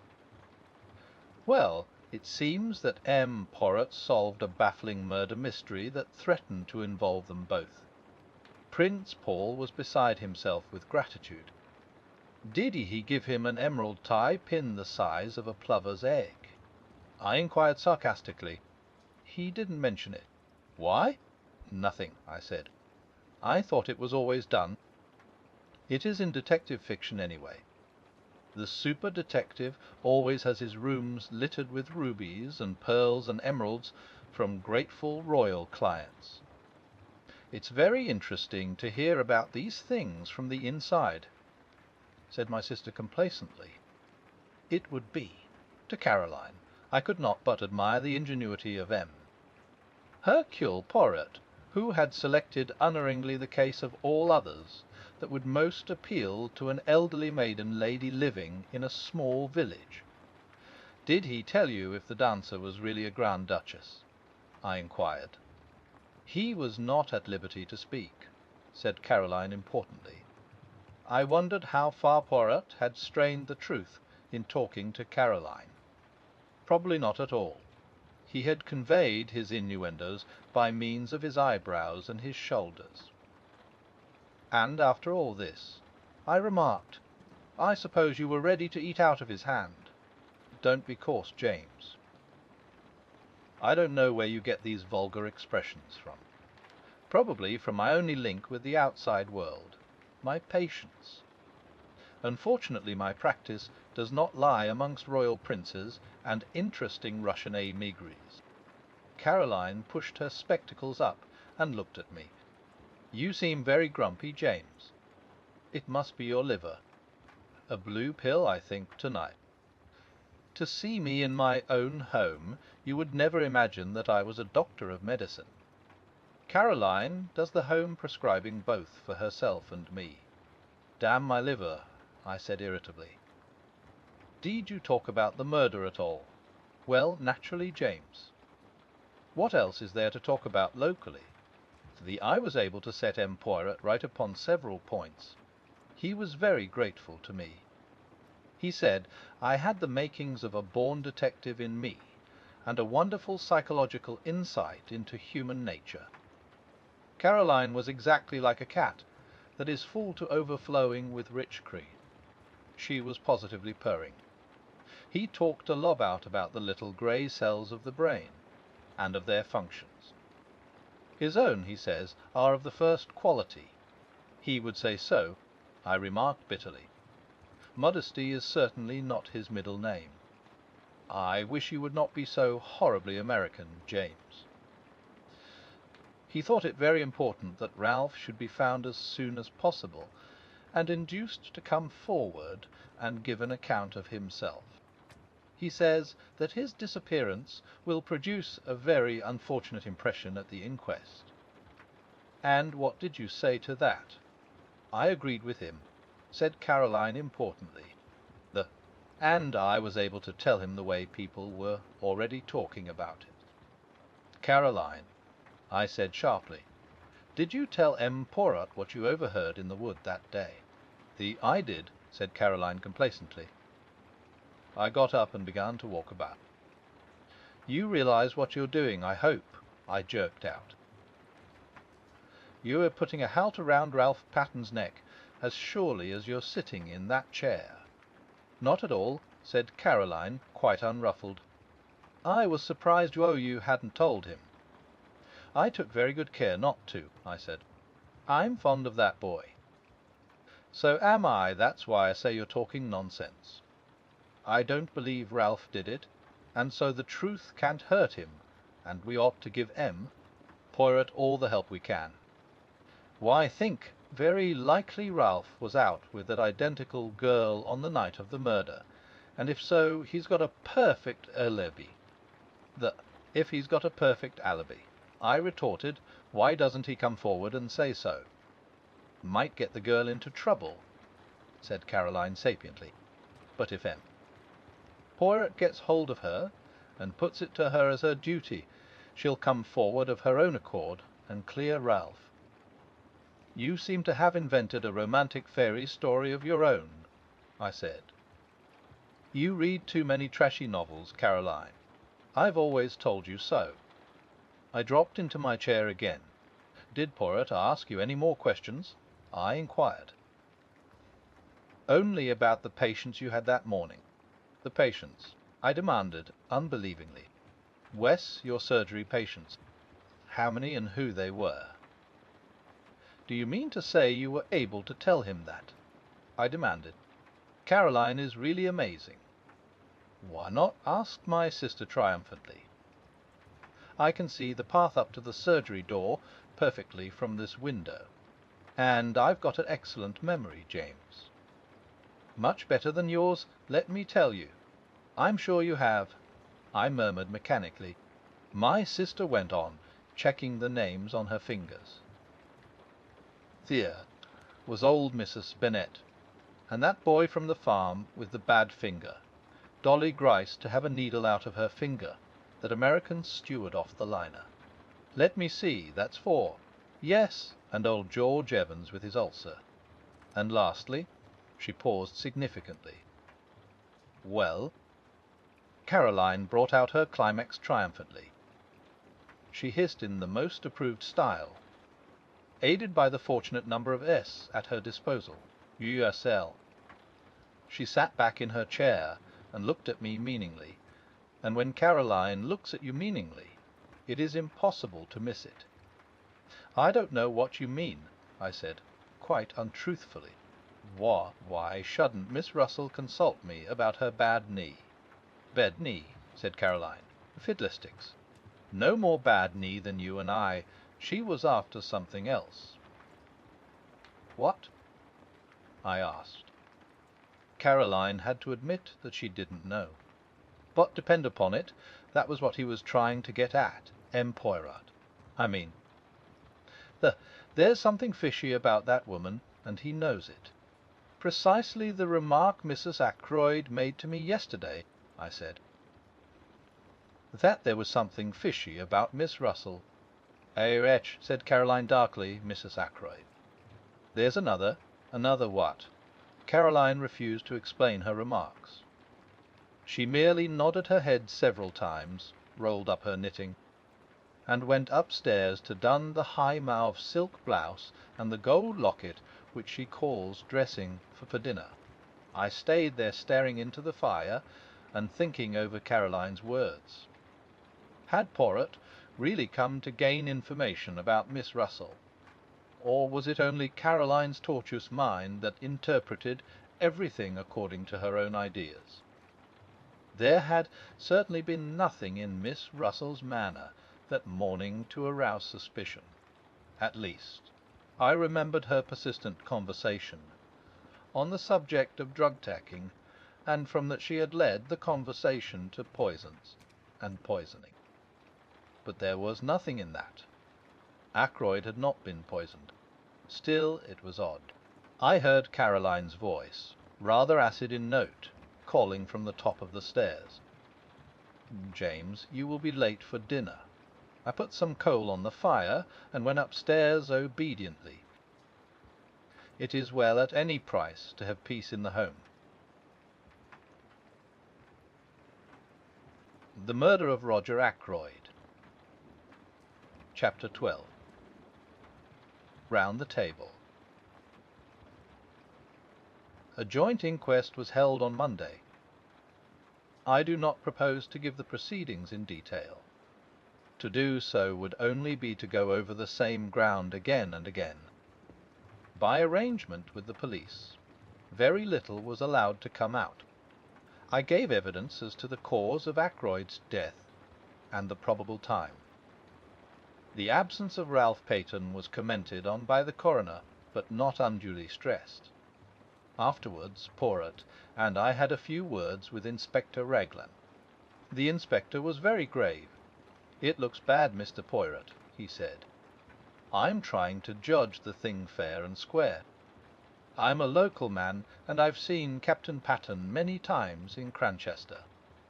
I'm not wanting him to be the guilty one, but it's bad whichever way you look at it. If he's innocent, why doesn't he come forward? We've got evidence against him, but it's just possible that that evidence could be explained away. Then, why doesn't he give an explanation? A lot more lay behind Inspector's words than I knew at the time. Ralph's description had been wired to every port and railway station in England. The police everywhere were on the alert. His rooms in town were watched, and any houses he had been known to be in the habit of frequenting. With such a cardone, it seemed impossible that Ralph should be able to evade detection. He had no luggage, and, as far as any one knew, no money. "I can't find any one who saw him at the station that night," continued the inspector. "And yet he's well known down here, and you'd think somebody would have noticed him. There's no news from Liverpool either." "You think he went to Liverpool?" queried Poirot. "Well, it's on the cards. That telephone message from the station, just 3 minutes before the Liverpool express left. There ought to be something in that, unless it was deliberately intended to throw you off the scent. That might just possibly be the point of the telephone message." "That's an idea," said the inspector eagerly. "Do you really think that's the explanation of the telephone call?" "My friend," said Poirot gravely, "I do not know. But I will tell you this. believe that when we find the explanation of that telephone call, we shall find the explanation of the murder. You said something like that before, I remember." I observed, looking at him curiously. Poirot nodded. "I always come back to it," he said seriously. "It seems to me utterly irrelevant," I declared. "I wouldn't say that," demurred the inspector. "But I must confess I think Mr. Poirot here harps on it a little too much." "We've better clues than that." "The fingerprints on the dagger, for instance." Poirot became suddenly very foreign in manner, as he often did when excited over anything. "Inspector," he said, "beware of the blind, the blind. Cyma NTDR, the little street that has no end to it." Inspector Raglan stared, but I was quicker. "You mean a blind alley," I said. "That is it. The blind street that leads nowhere. So it may be with those fingerprints. They may lead you nowhere." "I don't see how that can well be," said the police officer. "I suppose you're hinting that they're faked." "I've read of such things being done, though I can't say I've ever come across it in my experience. But fake or true, they're bound to lead somewhere." Poirot merely shrugged his shoulders, flinging out his arms wide. The inspector then showed us various enlarged photographs of the fingerprints, and proceeded to become technical on the subject of loops and awls. "Come now," he said at last, annoyed by Poirot's detached manner. "You've got to admit that those prints were made by someone who was in the house that night." "Bandentildo," said Poirot, nodding his head. "Well, I've taken the prints of every member of the household, every one, mind you, from the old lady down to the kitchen maid. I don't think Mrs. Ackroyd would enjoy being referred to as the old lady. She must spend a considerable amount on cosmetics." "Every one's," repeated the inspector fussily. "Including mine," I said dryly. "Very well. None of them correspond. That leaves us two alternatives. Ralph Peyton, or the mysterious stranger the doctor here tells us about. When we get hold of those two, much valuable time may have been lost," broke in Poirot. "I don't quite get you, Mr. Poirot. You have taken the prints of every one in the house, you say," murmured Poirot. "Is that the exact truth you are telling me there, L'inspector, certainly, without overlooking any one." "Without overlooking any one, either quick or the dead." For a moment the inspector looked bewildered at what he took to be a religious observation. Then he reacted slowly. "You done? The dead, l'inspector." The inspector still took a minute or two to understand. "I am suggesting," said Poirot placidly, "that the fingerprints on the dagger handle are those of Mr. Ackroyd himself. It is an easy matter to verify. His body is still available." "But why? What would be the point of it?" "You're surely not suggesting suicide, Mr. Poirot?" No. My theory is that the murderer wore gloves or wrapped something round his hand. After the blow was struck, he picked up the victim's hand and closed it round the dagger handle." "But what?" Poirot shrugged his shoulders again. "To make a confusing case even more confusing." "Well," said the inspector, "I'll look into it. What gave you the idea in the first place?" "When you were so kind as to show me the dagger and draw attention to the fingerprints. I know very little of loops and whorls. See, I confess my ignorance frankly. But it did occur to me that the position of the prints was somewhat awkward. Not so would I have held a dagger in order to strike. Naturally, with the right hand brought up over the shoulder backwards, it would have been difficult to put it in exactly the right position." Inspector Raglan stared at the little man. Poirot, with an air of great unconcern, flecked a speck of dust from his coat sleeve. "Well?" said the inspector. "It's an idea. I'll look into it all right. But don't you be disappointed if nothing comes of it." He endeavoured to make his tone kindly and patronizing. Poirot watched him go off. Then he turned to me with twinkling eyes. Another time he observed, I must be more careful of his aimar piropoili. "And now that we are left to our own devices, what do you think, my good friend, of a little reunion of the family?" The little reunion, as Poirot called it, took place about half an hour later. We sat round the table in the dining-room at Fernley, Poirot at the head of the table, like the chairman of some ghastly board meeting. The servants were not present, so we were 6 in all: Mrs. Ackroyd, Flora, Major Blunt, young Raymond, Poirot, and myself. When every one was assembled, Poirot rose and bowed. "Messieurs, mesdames, I have called you together for a certain purpose." He paused. "To begin with, I want to make a very special plea to mademoiselle." "To me," said Flora. "Mademoiselle, you are engaged to Captain Ralph Patterne. If any one is in his confidence, you are. I beg you, most earnestly, if you know of his whereabouts, to persuade him to come forward. One little minute." As Flora raised her head to speak, "Say nothing till you have well reflected. Mademoiselle, his position grows daily more dangerous. If he had come forward at once, no matter how damning the facts, he might have had a chance of explaining them away. But this silence, this flight, what can it mean? Surely only one thing, knowledge of guilt. Mademoiselle, if you really believe in his innocence, persuade him to come forward before it is too late." Flora's face had gone very white. "Too low," she repeated very low. Poirot leant forward, looking at her. "See now, mademoiselle," he said very gently, "it is Papa Poirot who asks you this. The old Papa Poirot who has much knowledge and much experience. I would not seek to entrap you, mademoiselle.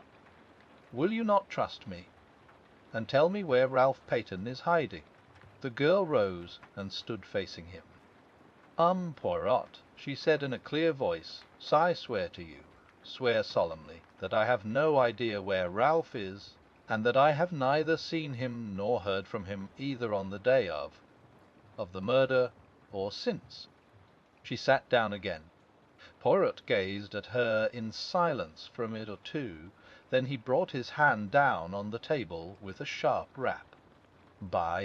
"That is that," he said. His face hardened.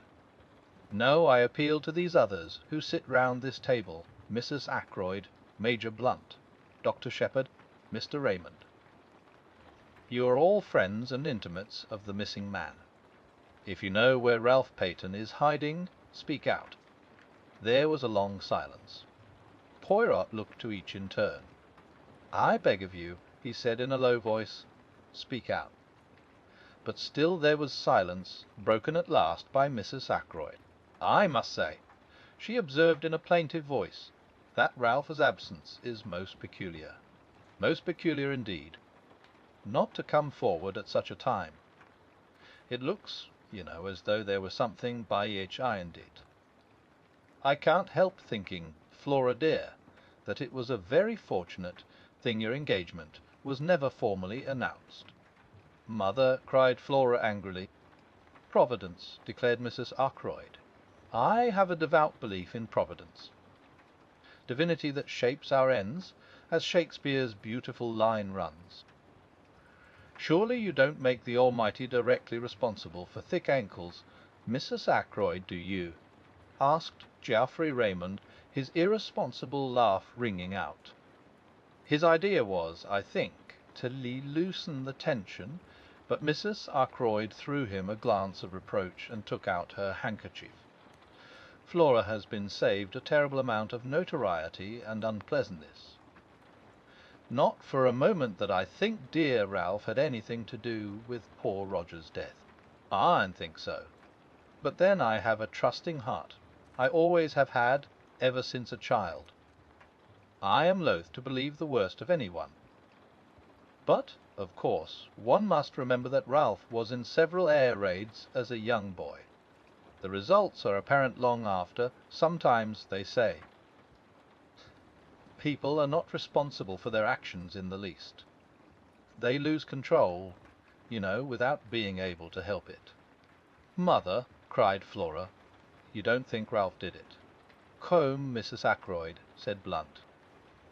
"I don't know what to think," said Mrs. Ackroyd tearfully. "It's all very upsetting. What would happen to the estate, I wonder, if Ralph were found guilty?" Raymond pushed his chair away from the table violently. Major Blunt remained very quiet, looking thoughtfully at her. "Like shell shock, said Mrs. Ackroyd obstinately, "and I dare say Roger kept him very short of money. With the best intentions, of course. I can see you are all against me, but I do think it is very odd that Ralph has not come forward, and I must say I am thankful Flora's engagement was never announced formally." "It will be tomorrow," said Flora in a clear voice. "Flora!" cried her mother, aghast. Flora had turned to the secretary. "Will you send the announcement to the Marnage Pasty and the Time-S, please, Mr. Raymond? If you are sure that it is wise, Miss Ackroyd," he replied gravely. She turned impulsively to Blunt. "You understand," she said. "What else can I do? As things are, I must stand by Ralph. Don't you see that I must?" She looked very searchingly at him, and after a long pause he nodded abruptly. Mrs. Ackroyd burst out into shrill protests. Flora remained unmoved. Then Raymond spoke. "I appreciate your motives, Miss Ackroyd, but don't you think you're being rather precipitate? Wait a day or two. And tomorrow," said Flora in a clear voice. "It's no good, Mother, going on like this. Whatever else I am, I'm not disloyal to my friends. M. Poirot," Mrs. Ackroyd appealed tearfully, "can't you say anything at all?" "Nothing to be said," interpolated Blunt. "She's doing the right thing. I'll stand by her through thick and thin." Flora held out her hand to him. "Thank you, Major Blunt," she said. "Mademoiselle," said Poirot, "will you let an old man congratulate you on your courage and your loyalty? And will you not misunderstand me if I ask you most solemnly, to postpone the announcement you speak of for at least 2 days more?" Flora hesitated. "I ask it in Ralph Patton's interests as much as in yours, mademoiselle." You frown. You do not see how that can be. But I assure you that it is so. Bealgis, you put the case into my hands. You must not hamper me now." Flora paused a few minutes before replying. "I do not like it," she said at last, "but I will do what you say." She sat down again at the table. "And now, messieurs et mesdames," said Poirot rapidly, "I will continue with what I was about to say. Understand this: I mean to arrive at the truth. The truth, however ugly in itself, is always curious and beautiful to the seeker after it. I am much aged. My powers may not be what they were." Here he clearly expected a contradiction. "In all probability this is the last case I shall ever investigate. But Hercule Poirot does not end with a failure.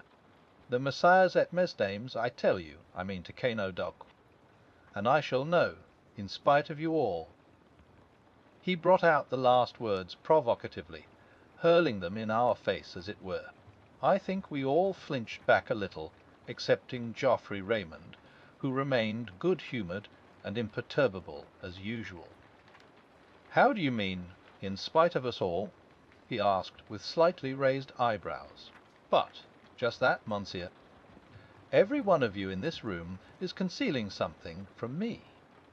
He raised his hand as a faint murmur of protest arose. Yes, I know what I am saying. It may be something unimportant, trivial, which is supposed to have no bearing on the case. But there it is. Etieo et vas, so m'était dit. Come now, am I right?" His glance, challenging and accusing, swept round the table, and every pair of eyes dropped before his. Yes, mine as well. "I am answered," said Poirot, with a curious laugh. He got up from his seat. "I appeal to you all. Tell me the truth, the whole truth." There was a silence. Will no one speak? He gave the same short laugh again. "Si esti dama J," he said, and went out.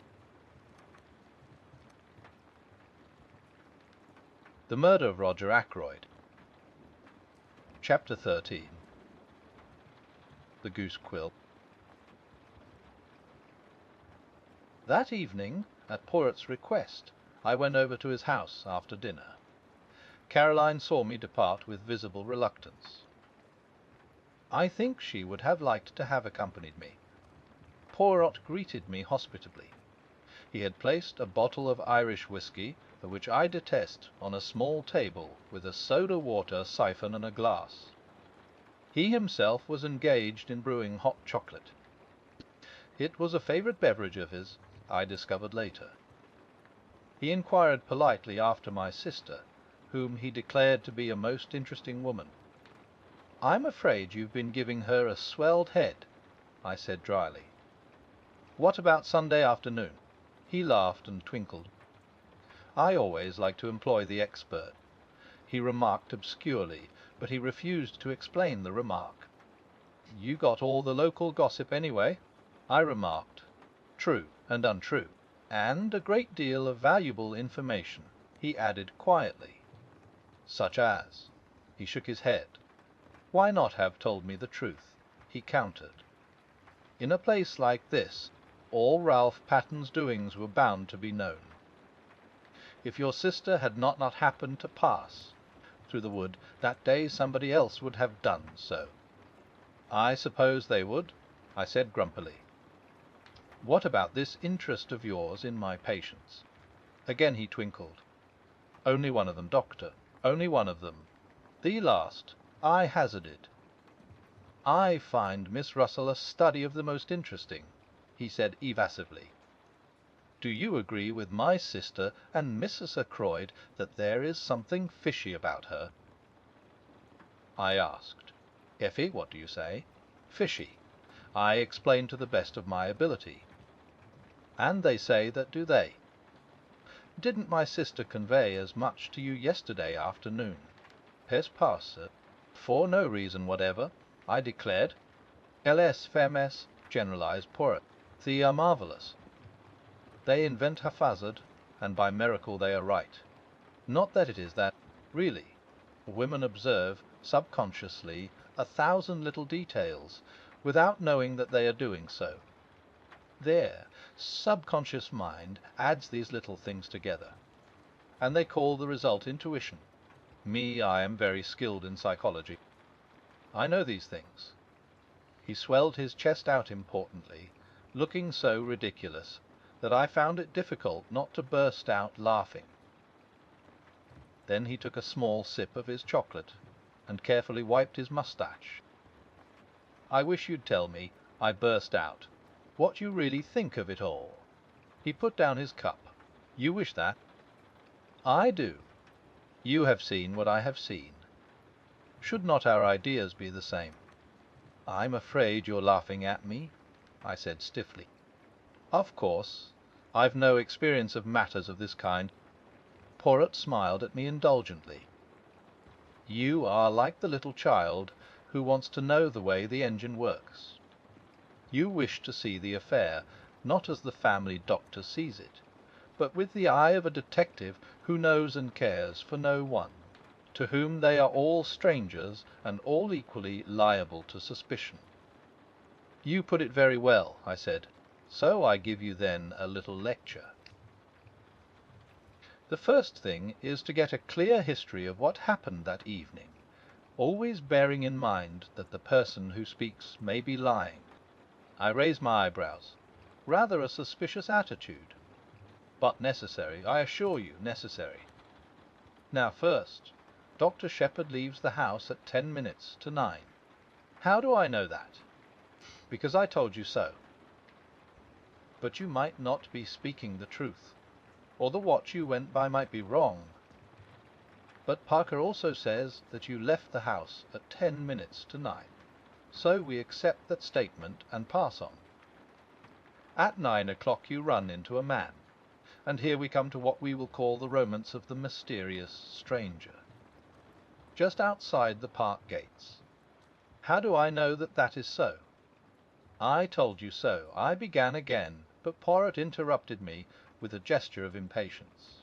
But it is that you are a little stupid tonight, my friend. Yeah, you know that it is so, but how am I to know?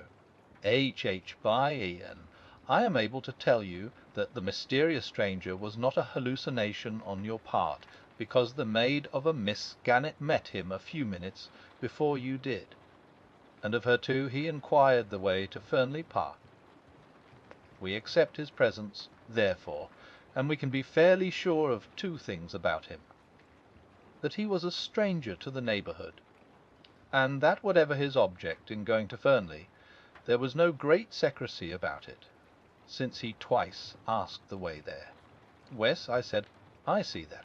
No, I have made it my business to find out more about this man.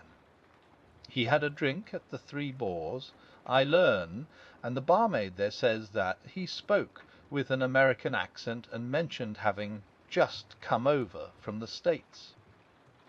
There, did it strike you that he had an American accent? Wes, I think he had, I said, after a minute or two, during which I cast my mind back, but a very slight one. P.R.'s is a mint. There is also this which, you will remember, I picked up in the summer-house. He held out to me the little quill. I looked at it curiously. Then a memory of something I had read stirred in me. Poirot, who had been watching my face, nodded. Wes, heroines know. Drug-takers carry it like this, and sniff it up the nose. Dimorphin hydrochloride, I murmured mechanically. This method of taking the drug is very common on the other side. Another proof, if we wanted one, that the man came from Canada or the States. What first attracted your attention to that summer-house? I asked curiously. My friend the inspector took it for granted that any one using that path did so as a short cut to the house, but as soon as I saw the summer-house, I realized that the same path would be taken by any one using the summer-house as a rendezvous. Now it seems fairly certain that the stranger came neither to the front nor to the back door. Then did someone from the house go out and meet him? If so, what could be a more convenient place than that little summer-house? I searched it with the hope that I might find some clue inside. I found, too, the scrap of cambric and the quill. And the scrap of cambric? I asked curiously, what about that? Poirot raised his eyebrows. You do not use your little grey cells, he remarked dryly. The scrap of starched cambric should be obvious. Not very obvious to me. I changed the subject. Anyway, I said, this man went to the summer-house to meet somebody. Who was that somebody? Exactly the question, said Poirot. You will remember that Mrs. Ackroyd and her daughter came over from Canada to live here. Is that what you meant today when you accused them of hiding the truth? Perhaps. Now another point. What did you think of the parlour-maid's story? The story of her dismissal. Does it take half an hour to dismiss a servant? Was the story of those important papers a likely one? And remember, though she says she was in her bedroom from 9:30 until 10 o'clock, there is no one to confirm her statement. You bewilder me, I said. Though to me it grows clearer. But tell me now your own ideas and theories. I drew a piece of paper from my pocket. I just scribbled down a few suggestions, I said apologetically. But excellent, you have method. Let us hear them. I read out in a somewhat embarrassed voice. To begin with, one must look at the thing logically. Just what my poor Hastings used to say. interrupted Poirot. But alas, he never did so. The P.O.N. new MBR1. Mr. Ackroyd was heard talking to someone at 9:30. U.P.O.N.T. num.br 2. At some time during the evening Ralph Patten must have come in through the window, as evidenced by the prints of his shoes. P.O.N. number 3. Mr. Ackroyd was nervous that evening, and would only have admitted someone he knew. The P.O.N.T. number 4. The person with Mr. Ackroyd at 9:30 was asking for money. We know Ralph Paton was in a scrape. It is a faux porter tos cewitieti pas oricae wedi etenet verse was RLPHP Tarnan. Bayu canal timestimas tecadi as elevate quatum ha, afon itata wes de cobiton kiel edihem. Rel PFT on dolapin. Aftem astim auandatim tiheti yy. And who was the murderer? Inquired Poirot. The American stranger. He may have been in league with Parker, and possibly in Parker we have the man who blackmailed Mrs. Ferrars. If so, Parker may have heard enough to realize the game was up, have told his accomplice so, and the latter did the crime with the dagger which Parker gave him. It is a theory that, admitted Poirot. Decidedly you have cells of a kind. But it leaves a good deal unaccounted for. Such as the telephone call, the pushed-out chair. Do you really think the latter important? I interrupted. Perhaps not, admitted my friend. It may have been pulled out by accident, and Raymond or Blunt may have shoved it into place unconsciously under the stress of emotion. Then there is the missing £40. Given by Ackroyd to Ralph, I suggested. He may have reconsidered his first refusal. That still leaves one thing unexplained. What? Why was Blunt so certain in his own mind it was Raymond with Mr. Ackroyd at 9:30? He explained that, I said. You think so? I will not press the point. Tell me, instead, what were Ralph Patton's reasons for disappearing. That's rather more difficult, I said slowly. I shall have to speak as a medical man. Ralph's nerves must have gone phut. If he suddenly found out that his uncle had been murdered within a few minutes of his leaving him, after perhaps a rather stormy interview, well, he might get the wind up and clear right out. Men have been known to do that. Act guiltily when they're perfectly innocent. Wes, that is true, said Poirot. But we must not lose sight of one thing. I know what you're going to say, I remark it. Motive. Ralph Patten inherits a great fortune by his uncle's death. That is one motive, agreed Poirot. 1. Owain. Do you realize that there are 3 separate motives staring us in the face? The somebody certainly stole the blue envelope and its contents. That is one motive, blackmail. Ralph Paton may have been the man who blackmailed Mrs. Ferrars. Remember, as far as Hammond knew, Ralph Paton had not applied to his uncle for help of late. That looks as though he were being supplied with money elsewhere. Then there is the fact that he was in some, how do you say, scrape, which he feared might get to his uncle's ears. And finally there is the one you have just mentioned. Dear me, I said, rather taken aback. The case does seem black against him. Does it? Said Poirot. That is where we disagree, you and I. 3 motives. It is almost too much. I am inclined to believe that, after all, Ralph Paton is innocent. The Murder of Roger Ackroyd. Chapter 14. Mrs. Ackroyd. After the evening talk I have just chronicled, the affair seemed to me to enter on a different phase.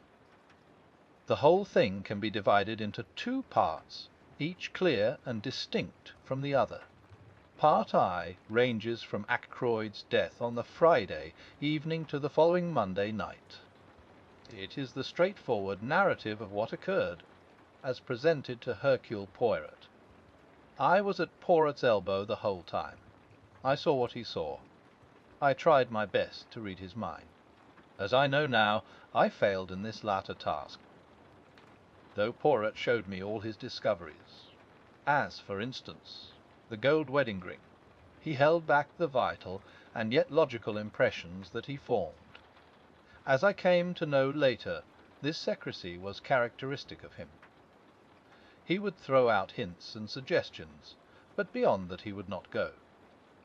As I say, up till the Monday evening, my narrative might have been that of Poirot himself. I played Watson to his Sherlock, but after Monday our ways diverged. Poirot was busy on his own account. I got to hear of what he was doing, because in King's Abbott you get to hear of everything, but he did not take me into his confidence beforehand, and I too had my own preoccupations. On looking back, the thing that strikes me most is the piecemeal character of this period. Every one had a hand in the elucidation of the mystery. It was rather like a jigsaw puzzle to which every one contributed their own little piece of knowledge or discovery. But their task ended there. To Poirot alone belongs the renown of fitting those pieces into their correct place. Some of the incidents seemed at the time irrelevant and unmeaning. There was, for instance, the question of the black boots. But that comes later. To take things strictly in chronological order, I must begin with the summons from Mrs. Ackroyd. She sent for me early on Tuesday morning, and since the summons sounded an urgent one, I hastened there, expecting to find her in an extariés. The lady was in bed. So much did she concede to the etiquette of the situation. She gave me her bony hand, and indicated a chair drawn up to the bedside. "Well, Mrs. Ackroyd," I said, "and what's the matter with you?" I spoke with that kind of spurious geniality which seems to be expected of general practitioners.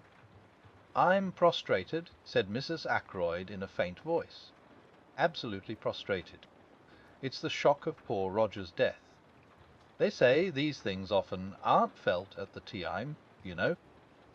It's the reaction afterwards.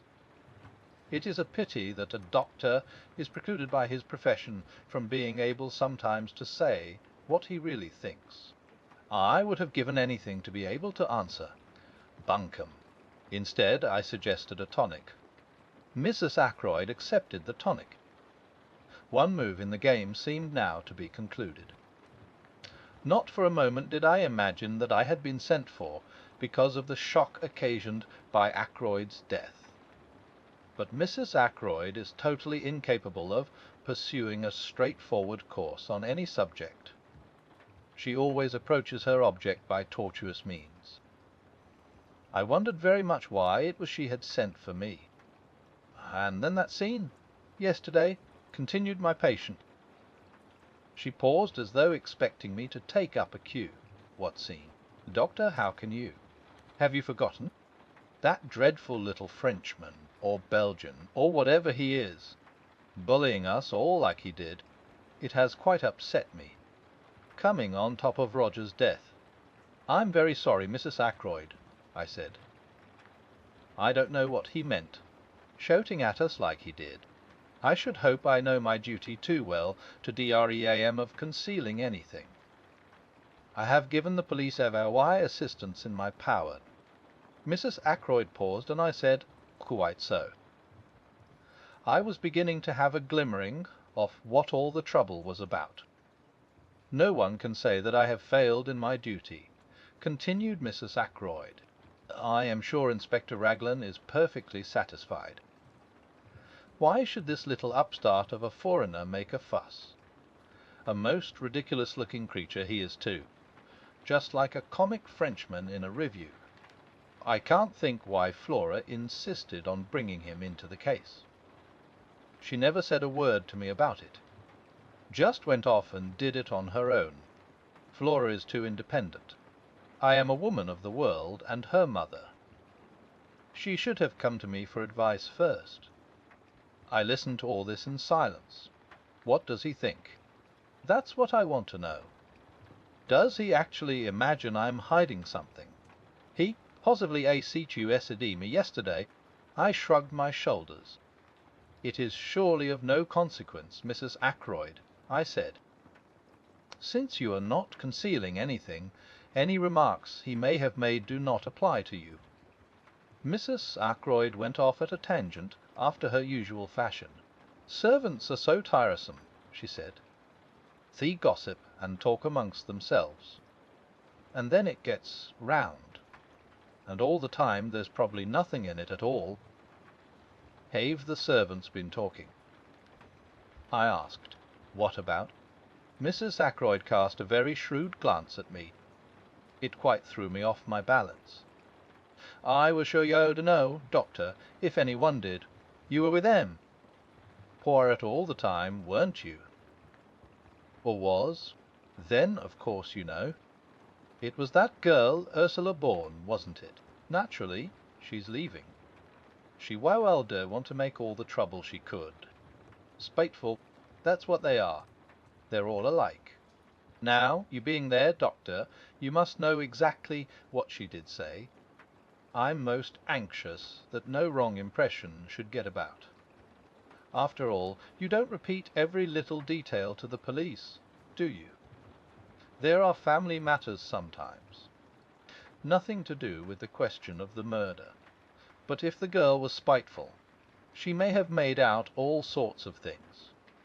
I was shrewd enough to see that a very real anxiety lay behind these outpourings. Poirot had been justified in his premises.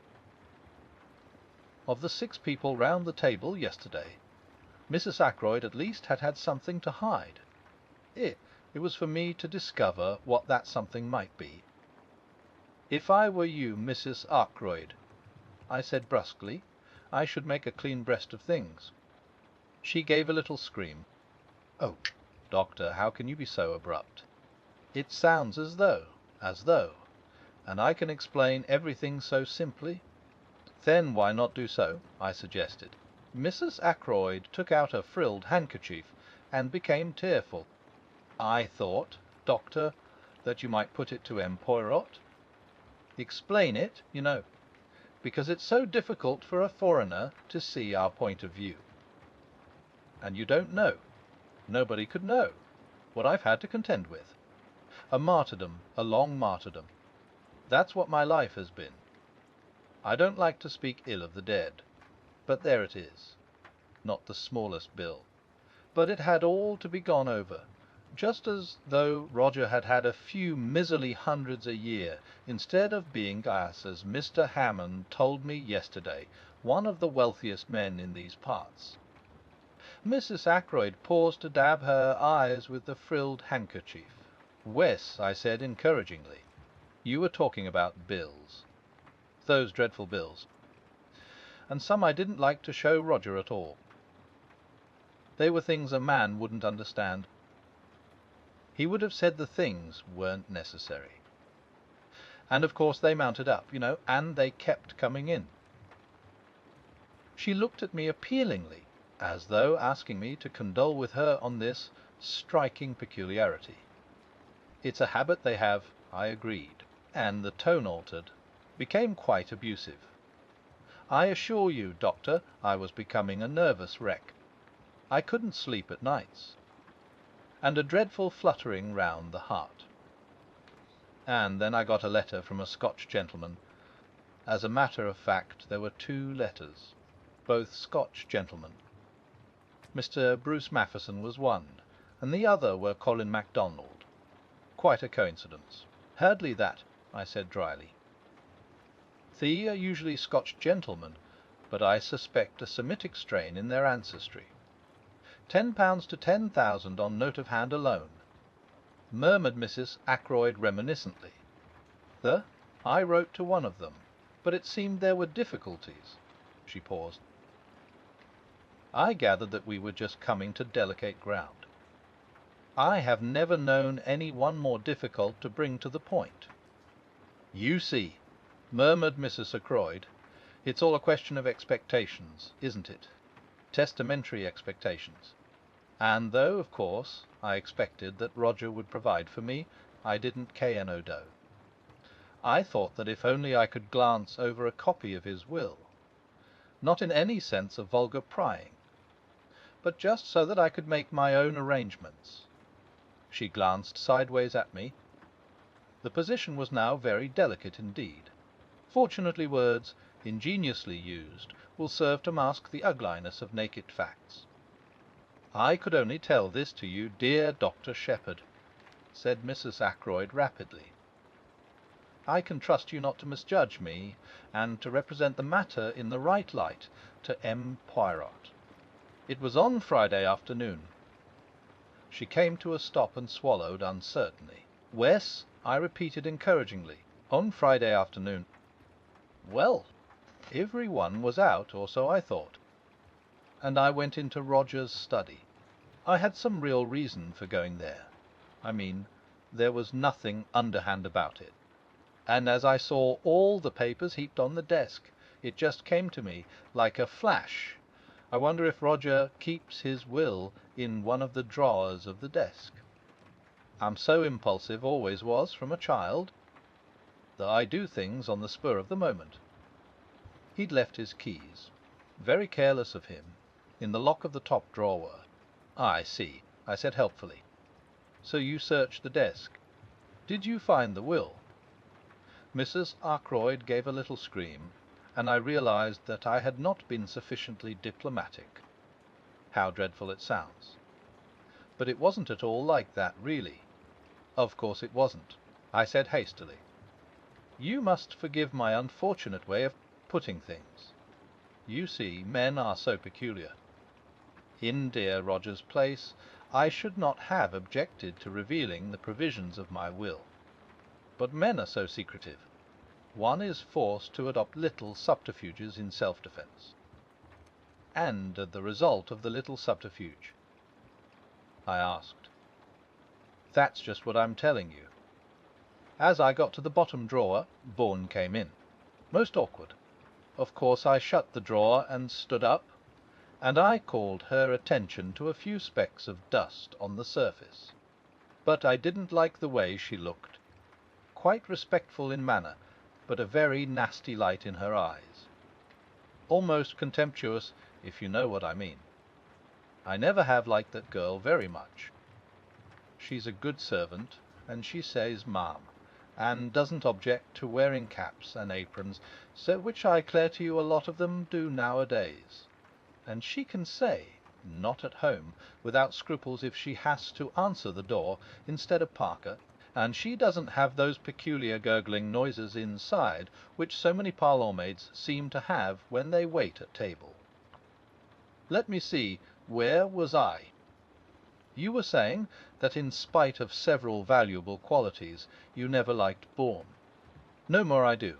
She's odd. There's something different about her from the others. Too well educated, that's my opinion. You can't tell who are ladies and who aren't nowadays. And what happened next? I asked. Nothing. At least, Roger came in, and I thought he was out for a walk. And he said, "What's all this?" And I said, "Nothing. I just came in to fetch P&CH." And I took P&CH and went out with it. Bourne stayed behind. I heard her asking Roger if she could speak to him for a minute. I went straight up to my room to lie down. I was very upset. There was a pause. You will explain to M. Poirot, won't you? You can see for yourself what a trivial matter the whole thing was. But, of course, when he was so stern about concealing things, I thought of this at once. Bourne may have made some extraordinary story out of it, but you can explain, can't you? That is all. I said, "You have told me everything." "Wise," said Mrs. Ackroyd. "Oh, yes," she added firmly. But I had noted the momentary hesitation, and I knew that there was still something she was keeping back. It was nothing less than a flash of sheer genius that prompted me to ask the question I did. "Mrs. Ackroyd," I said, Was it you who left the silver table open? I had my answer in the blush of guilt that even rouge and powder could not conceal. How did you know? She whispered. It was you, then. Wes, I. You see, there were 1 or 2 pieces of old silver. Very interesting. I had been reading up the subject, and there was an illustration of quite a small piece which had fetched an immense sum at Christie's. It looked to me just the same as the one in the silver table. I thought I would take it up to London with me when I went, and have it valued. Then, if it really was a valuable piece, just think what a charming surprise it would have been for Roger. I refrained from comments, accepting Mrs. Ackroyd's story on its merits. I even forbore to ask her why it was necessary to abstract what she wanted in such a surreptitious manner. Why did you leave the lid open? I asked. Did you forget? I was startled, said Mrs. Ackroyd. I heard footsteps coming along the terrace outside. I hastened out of the room and just got up the stairs before Parker opened the front door to you. That must have been Miss Russell, I said thoughtfully. Mrs. Ackroyd had revealed to me one fact that was extremely interesting. Whether her designs upon Ackroyd silver had been strictly honourable I neither knew nor cared.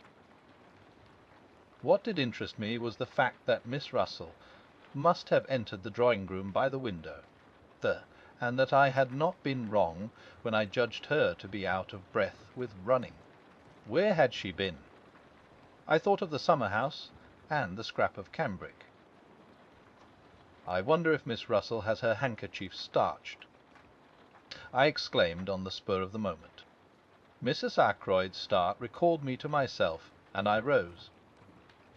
You think you can explain to M. Poirot? She asked anxiously.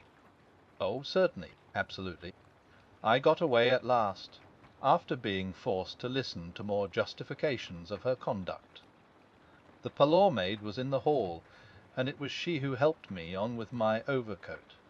I observed her more closely than I had done heretofore. It was clear that she had been crying. "How is it," I asked, "that you told us that Mr. Ackroyd sent for you on Friday to his study?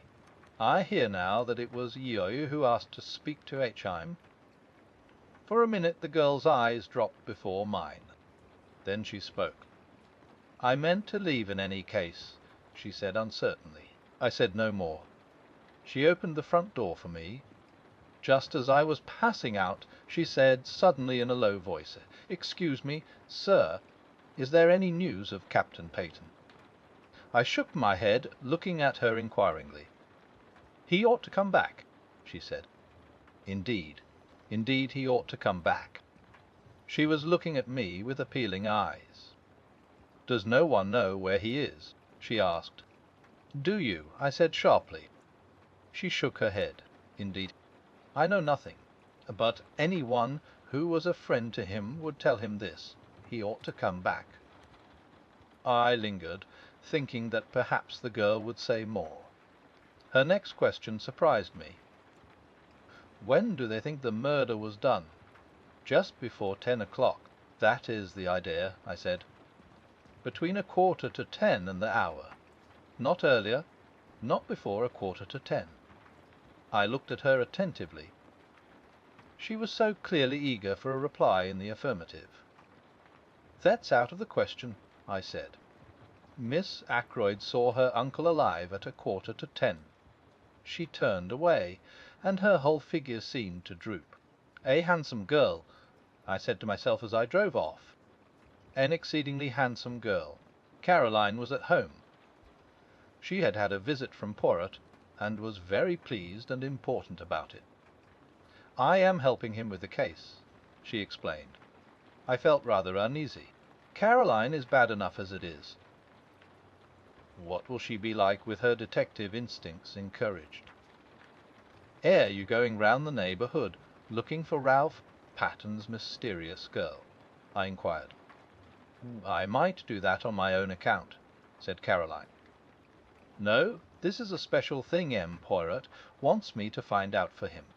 What is it?" I asked. "He wants to know whether Ralph Patton's boots were black or brown," said Caroline with tremendous solemnity. I stared at her. I see now that I was unbelievably stupid about these boots.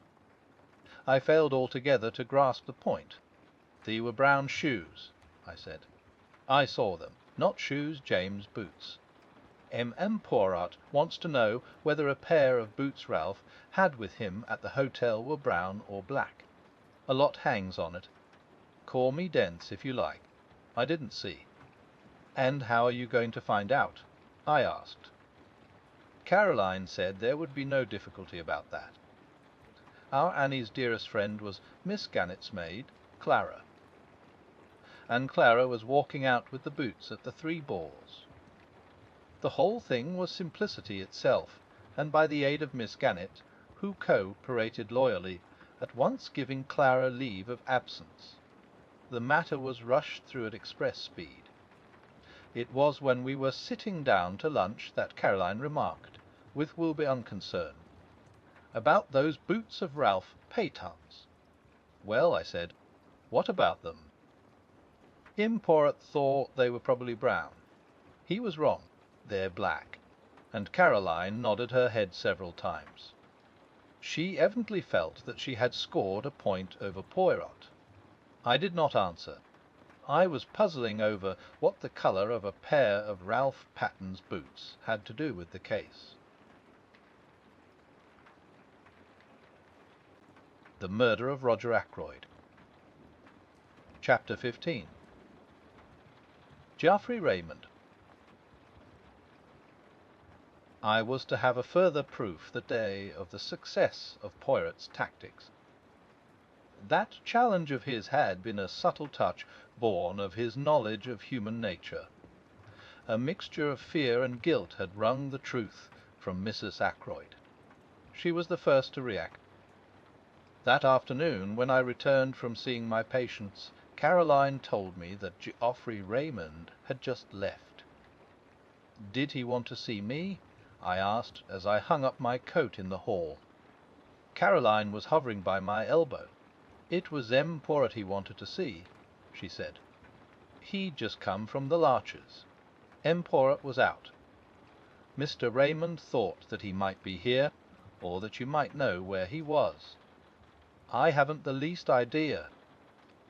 "I tried to make him wait," said Caroline, "but he said he would call back at the Larches in half an hour, and went away down the village. A great pity, because M. Poirot came in practically the minute after he left." "Came in here?" "No, to his own house." "How do you know?" "The side window," said Caroline briefly. It seemed to me that we had now exhausted the topic. Caroline thought otherwise. "Aren't you going across?" "Across where?" "To the Larches, of course." "My dear Caroline," I said, "what for?" "Mr. Raymond wanted to see him very particularly," said Caroline. "You might hear what it's all about." I raised my eyebrows. "Curiosity is not my besetting sin," I remarked coldly. "I can exist comfortably without knowing exactly what my neighbours are doing and thinking." "Stuff and nonsense, James," said my sister. "You want to know just as much as I do. You're not so honest, that's all. You always have to pretend."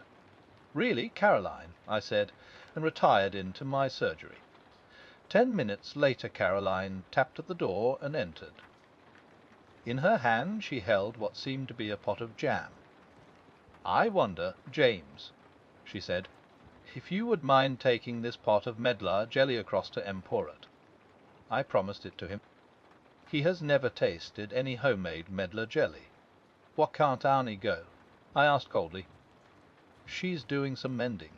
I can't spare her." Caroline and I looked at each other.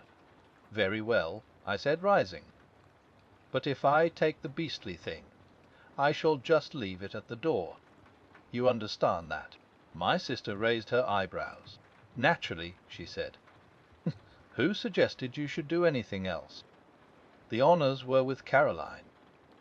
"If you do happen to see M. Poirot," she said, as I opened the front door, "you might tell him about the boots." It was a most subtle parting shot. I wanted dreadfully to understand the enigma of the boots. When the old lady with the Briton cap opened the door to me, I found myself asking if M. Poirot was in, quite automatically. Poirot sprang up to meet me with every appearance of pleasure. "Sit down, my good friend," he said. "The big chair, this small one. The room is not too hot, no." I thought it was stifling, but refrained from saying so. The windows were closed, and a large fire burned in the grate. "The English people, they have a mania for the fresh air," declared Poirot. "The big air, it is all very well outside, where it belongs. Why admit it to the house? But let us not discuss such banalities. You have something for me, yes?" "Two things," I said. "For first, this from my sister." I handed over the pot of medlar jelly. "How kind of Mademoiselle Caroline! She has remembered her promise. And the second thing, information of a kind." And I told him of my interview with Mrs. Ackroyd. He listened with interest, but not much excitement. "It clears the ground," he said thoughtfully. "And it has a certain value as confirming the evidence of the housekeeper. She said, you remember, that she found the silver table lid open and closed it down in passing. What about her statement that she went into the drawing-room to see if the flowers were fresh? Ah, we never took that very seriously, did we, my friend? It was patently an excuse trumped up in a hurry by a woman who felt it urgent to explain her presence. Which, by the way, you would probably never have thought of questioning. That I considered it possible that her agitation might arise from the fact that she had been tampering with the silver table. But I think now that we must look for another cause. "Yes," I said. "Whom did she go out to meet? And why?" "You think she went to meet someone?" "I do." Poirot nodded. "So do I," he said thoughtfully. There was a pause. "By the way," I said, "I've got a message for you from my sister. Ralph Patton's boots were black, not brown." I was watching him closely as I gave the message, and I fancied that I saw a momentary flicker of discomposure. If so, it passed almost immediately. "Them. She is absolutely positive they are not brown." "Absolutely. Oh," said Poirot regretfully. "That is a pity." And he seemed quite crestfallen. He entered into no explanations, but at once started a new subject of conversation. "The housekeeper, Miss Russell, who came to consult you on that Friday morning. Is it indiscreet to ask what passed at the interview? Apart from the medical details." "I mean, not at all," I said. When the professional part of the conversation was over, we talked for a few minutes about poisons, and the ease or difficulty of detecting them, and about drug-taking and drug-takers. "With special reference to cocaine?" asked Poirot. "How did you know?" I asked, somewhat surprised. For answer, the little man rose and crossed the room to where newspapers were filed. He brought me a copy of the Dail Owawybedjit, dated Friday, 16th September, and showed me an article dealing with the smuggling of cocaine.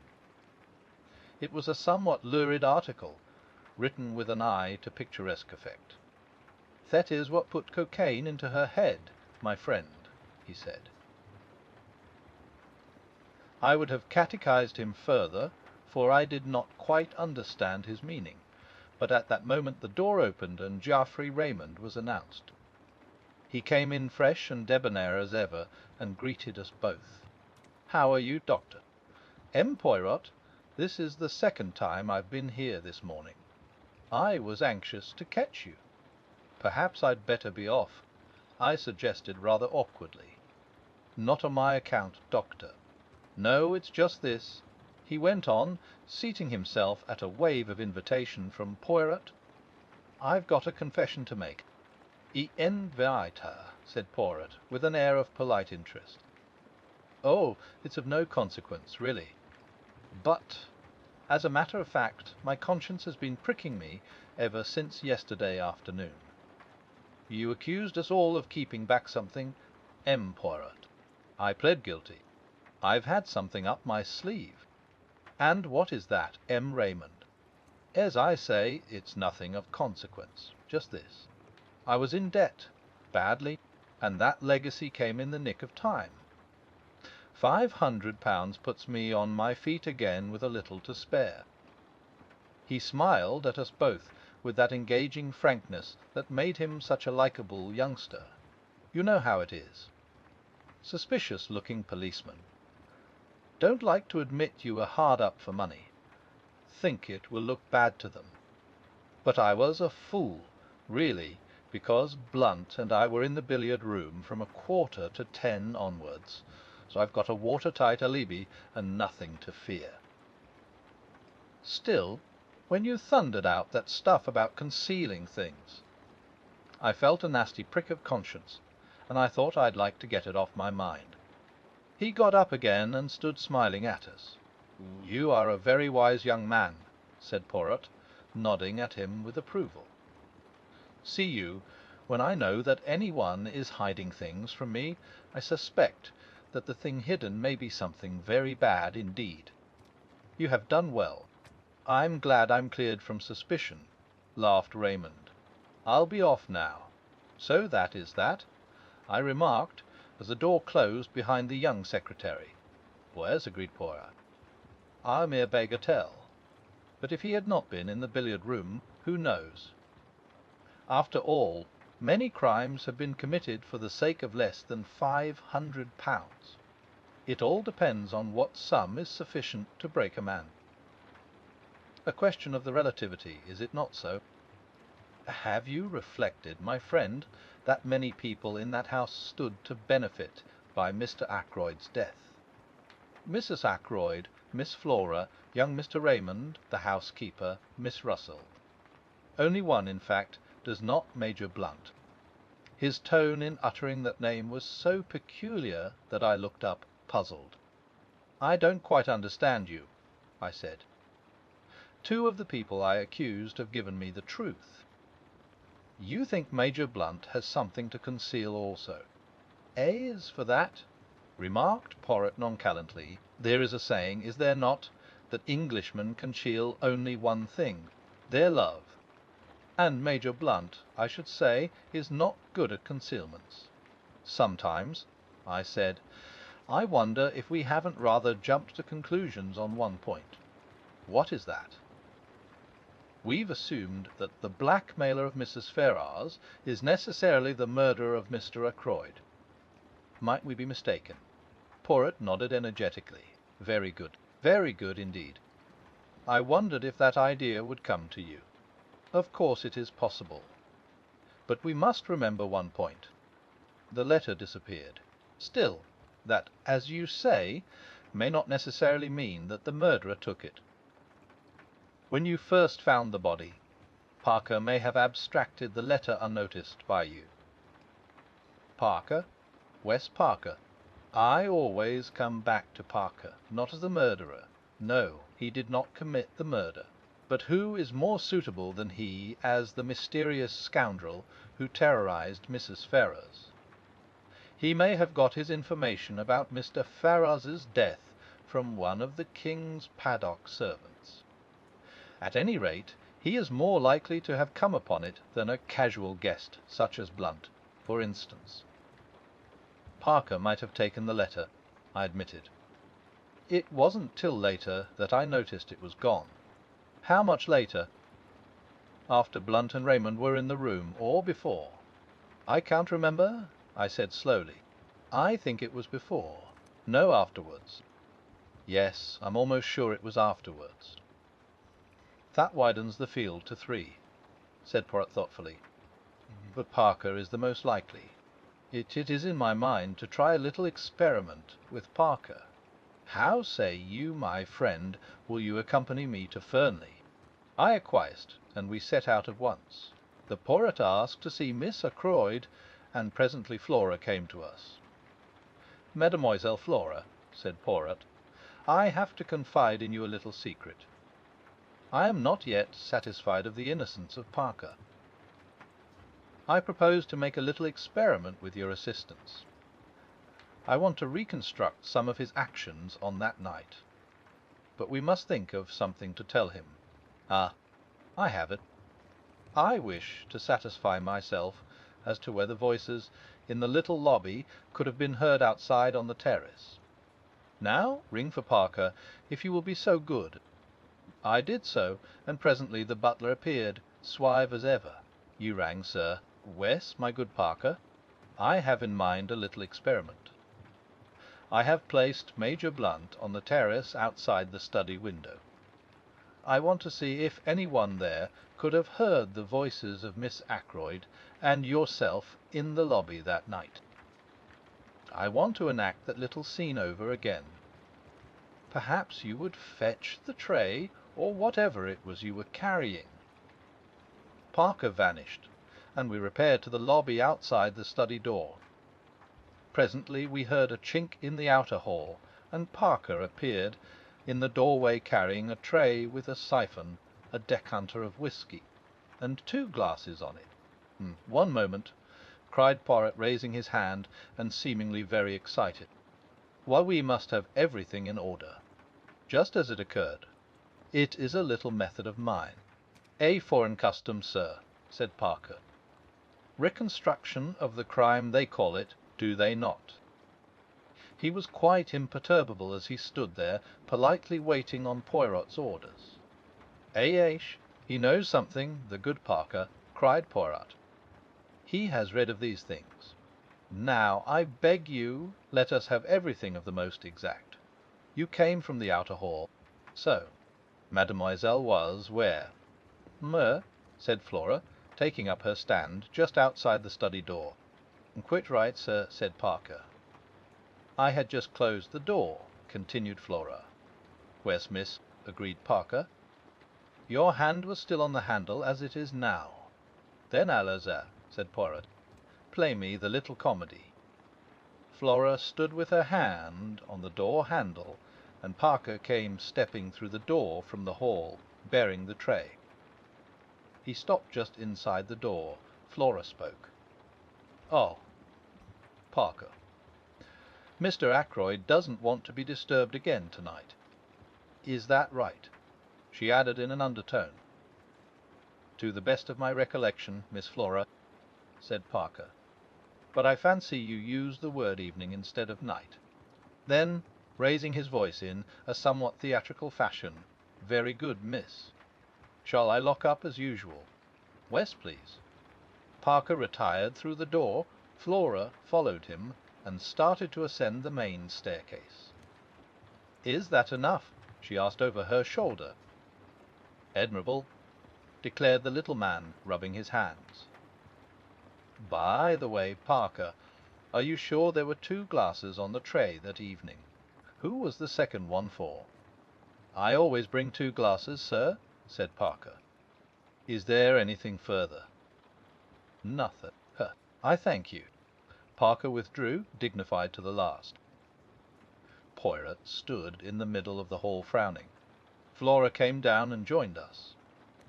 "Has your experiment been successful?" she asked. "I don't quite understand, you know." Poirot smiled admiringly at her. "It is not necessary that you should," he said. "But tell me, were there indeed 2 glasses on Parker's tray that night?" Flora wrinkled her brows a minute. "I really can't remember," she said. "I think there were." "Is that the object of your experiment?" Poirot took her hand and patted it. "Put it this way," he said. "I am always interested to see if people will speak the truth." "And did Parker speak the truth?" "I rather think he did," said Poirot thoughtfully. A few minutes later saw us retracing our steps to the village.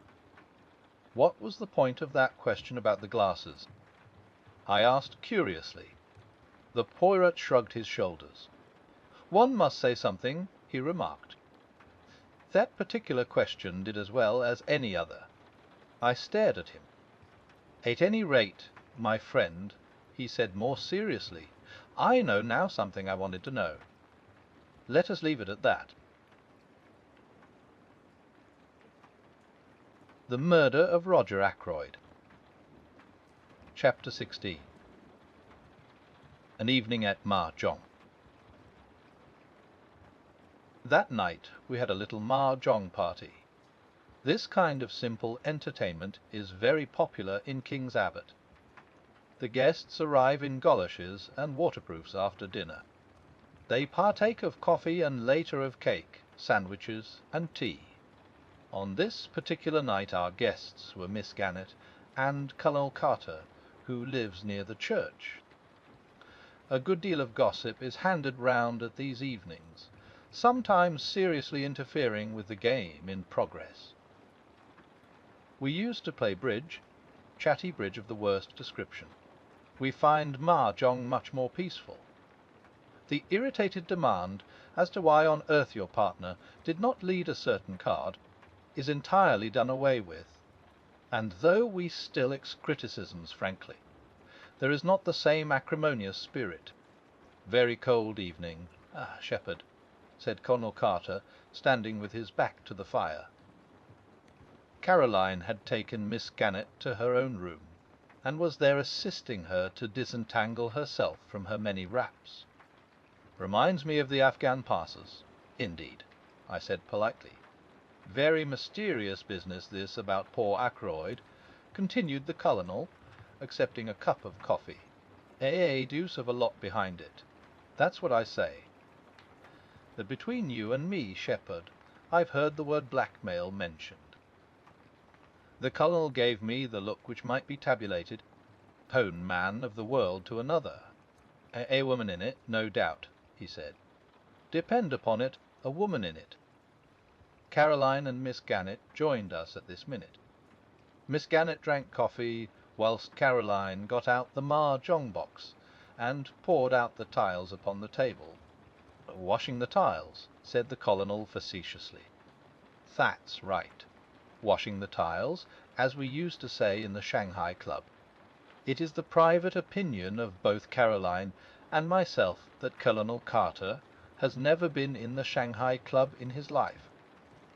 More, that he has never been farther east than India, where he juggled with tins of bully beef and plum and apple jam during the Great War.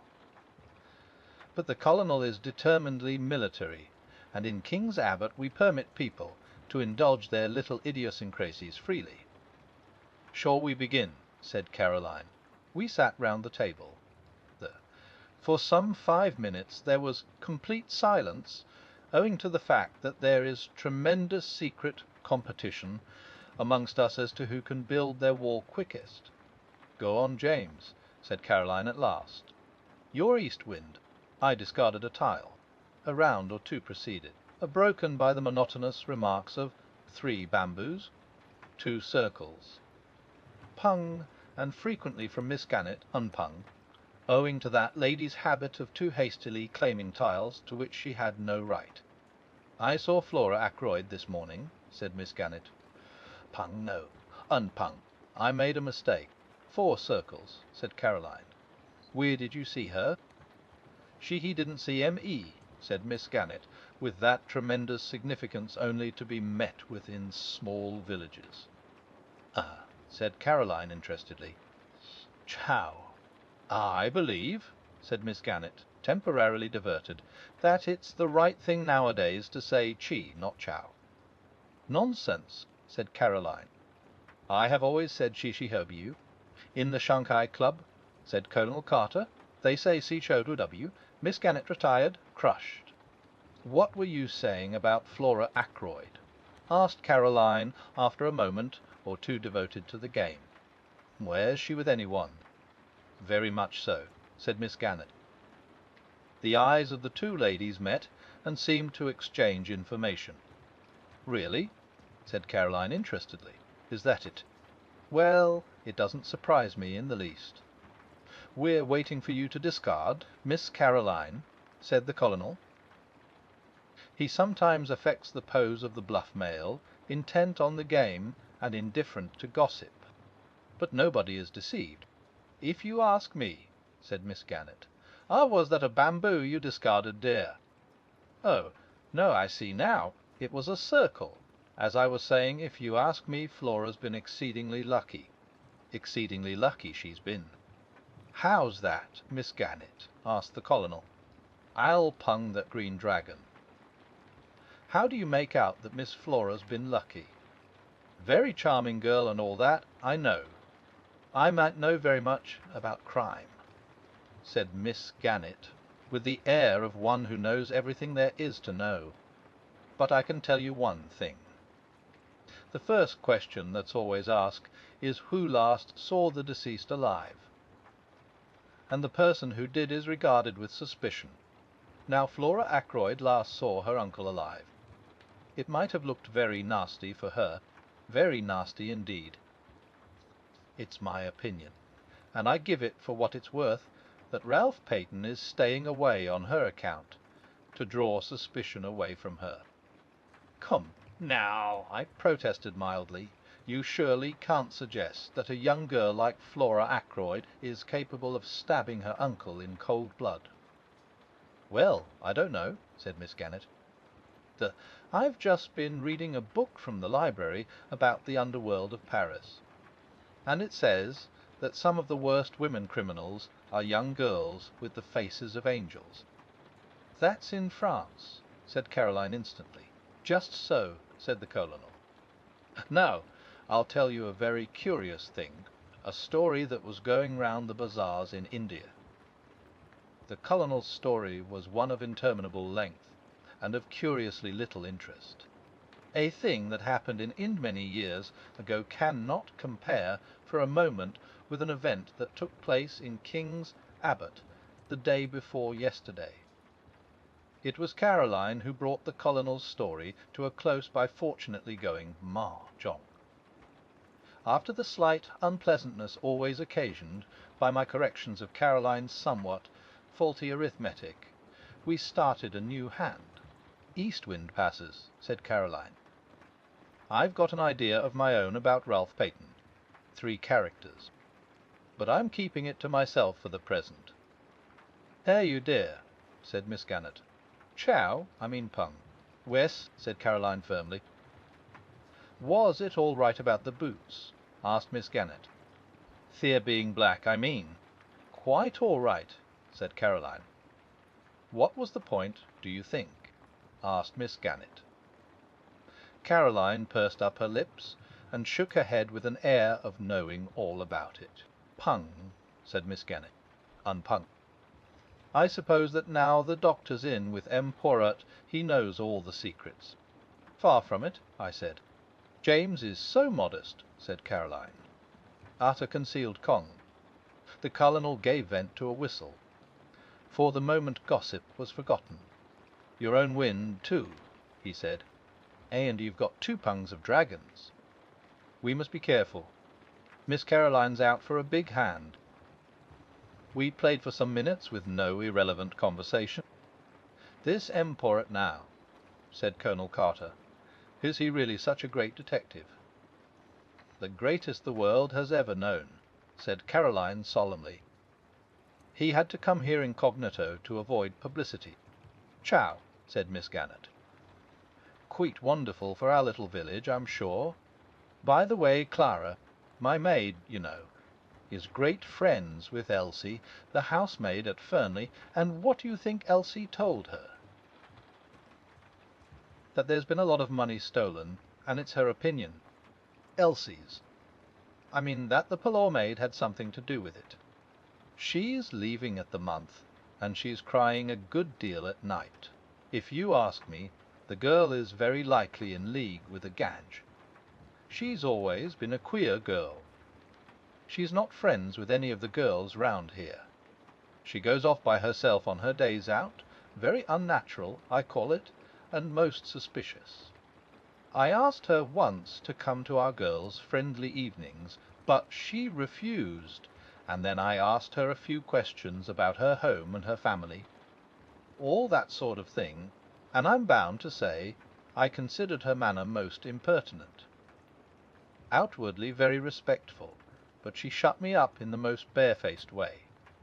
Miss Gannett stopped for breath, and the colonel, who was totally uninterested in the servant question, remarked that in the Shanghai club brisk play was the invariable rule. We had a round of brisk play. "Let Miss Russell," said Caroline.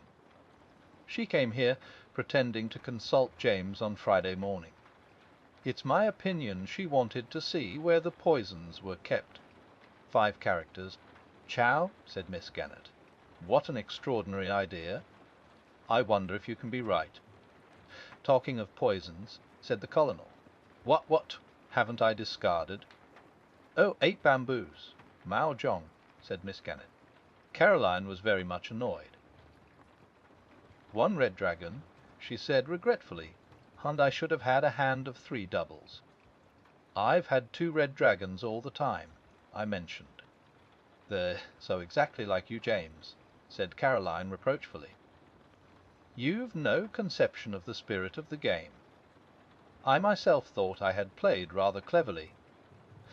I should have had to pay Caroline an enormous amount if she had gone mahjong." Miss Gannett's mahjong was of the poorest variety possible, as Caroline did not fail to point out to her. East wind passed, and we started a new hand in silence. "What I was going to tell you just now was this," said Caroline. "Wes," said Miss Gannett encouragingly. "My idea about Ralph Peyton, I mean."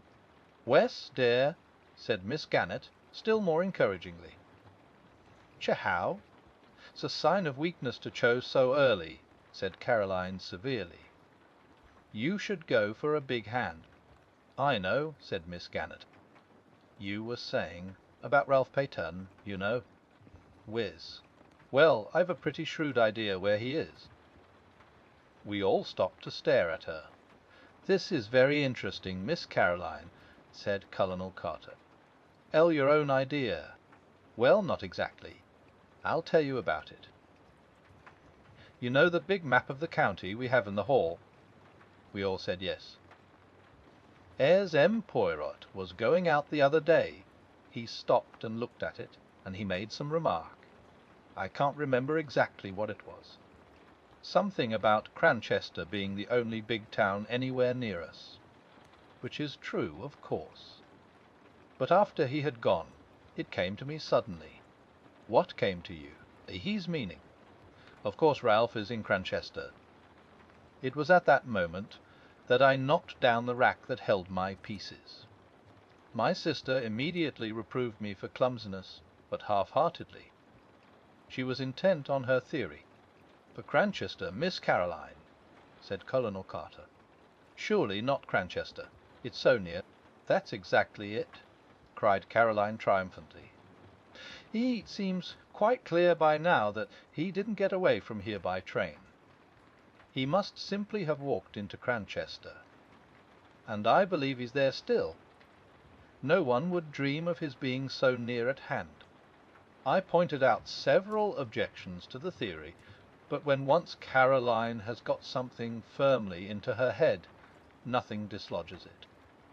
"And you think M. Poirot has the same idea?" said Miss Gannett thoughtfully. "It's a curious coincidence, but I was out for a walk this afternoon on the Cranchester road, and he passed me in a car coming from that direction."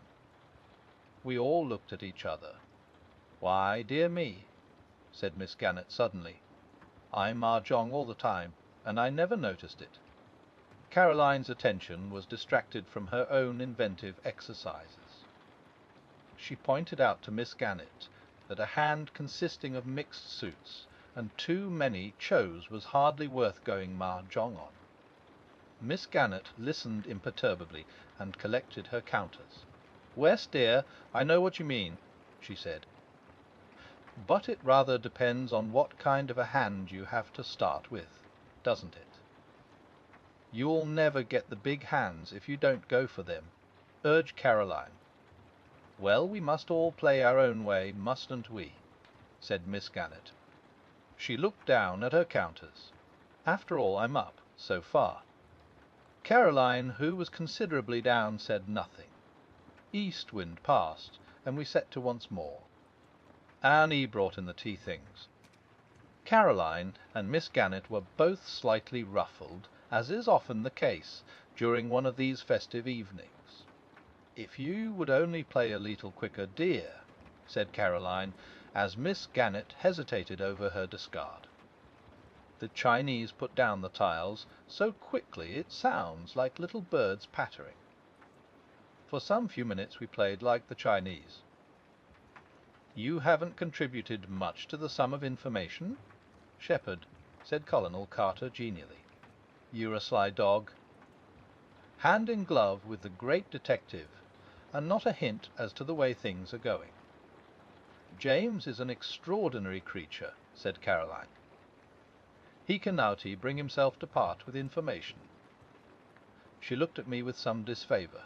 "I assure you," I said, "that I don't know anything. Poirot keeps his own counsel." "Wise man," said the Colonel with a chuckle. "He doesn't give himself away. But they're wonderful fellows, these foreign detectives. Up to all sorts of dodges, I believe."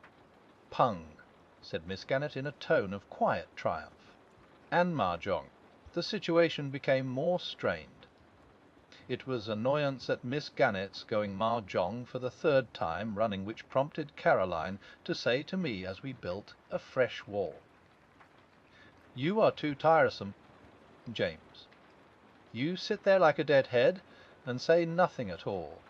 "But, my dear," I protested, "I have really nothing to say, that is, of the kind you mean." "Nonsense," said Caroline as she sorted her hand. "You must know something interesting." I did not answer for a moment. I was overwhelmed and intoxicated. I had read of there being such a thing as the perfect winning. Going Mahjong on one's original hand. I had never hoped to hold the hand myself. With suppressed triumph, I laid my hand face upwards on the table. "As they say in the Shanghai Club," I remarked, "tin ho, the perfect winning." The Colonel's eyes nearly bulged out of his head. "Upon my soul," he said, "what an extraordinary thing! I never saw that happen before." It was then that I went on, goaded by Caroline's gibes and rendered reckless by my triumph. "And as to anything interesting," I said. "What about a gold wedding ring with a date and from R inside?"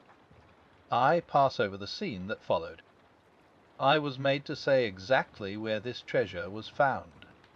I was made to reveal the date. "March 13th," said Caroline. "Just 6 months ago." Ah!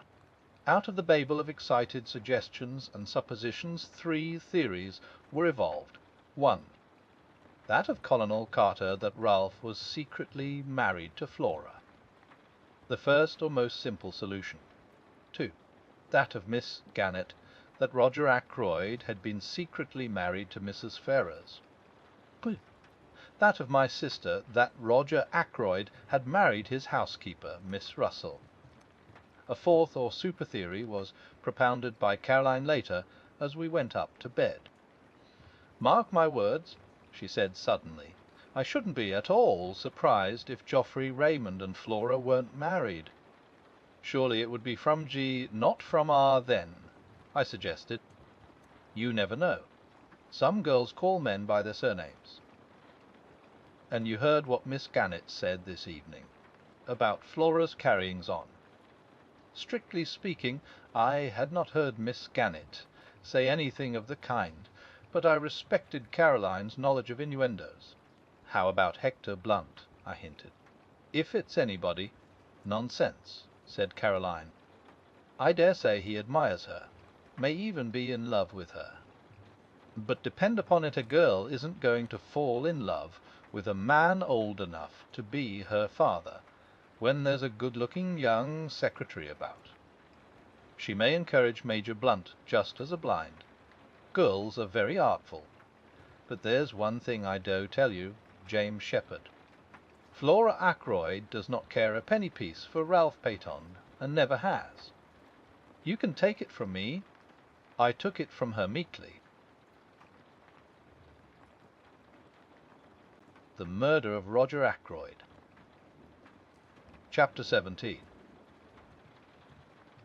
Parker. It occurred to me the next morning that, under the exhilaration produced by Tinho, or the perfect winning, I might have been slightly indiscreet. True, Poirot had not asked me to keep the discovery of the ring to myself. On the other hand, he had said nothing about it whilst at Fernley, and as far as I knew, I was the only person aware that it had been found. I felt distinctly guilty. The fact was by now spreading through King's Abbott like wildfire. I was expecting wholesale reproaches from Poirot any minute. The joint funeral of Mrs. Ferrars and Roger Ackroyd was fixed for 11 o'clock. It was a melancholy and impressive ceremony. All the party from Fernley were there. After it was over, Poirot, who had also been present, took me by the arm and invited me to accompany him back to the Larches. He was looking very grave, and I feared that my indiscretion of the night before had got round to his ears. But it soon transpired that his thoughts were occupied by something of a totally different nature. "See you," he said. "We must. With your help I propose to examine a witness. We will question him, we will put such fear into him that the truth is bound to come out." "What witness are you talking of?" I asked, very much surprised. "Parker," said Poirot. "I asked him to be at my house this morning at 12 o'clock. He should await us there at this very minute. What do you think?" I ventured, glancing sideways at his face. "I know this, that I am not satisfied. You think that it was he who blackmailed Mrs. Ferrars?" "Either or." "Well," I said, after waiting a minute or two, "my friend, I will say this to you. Hope it was he."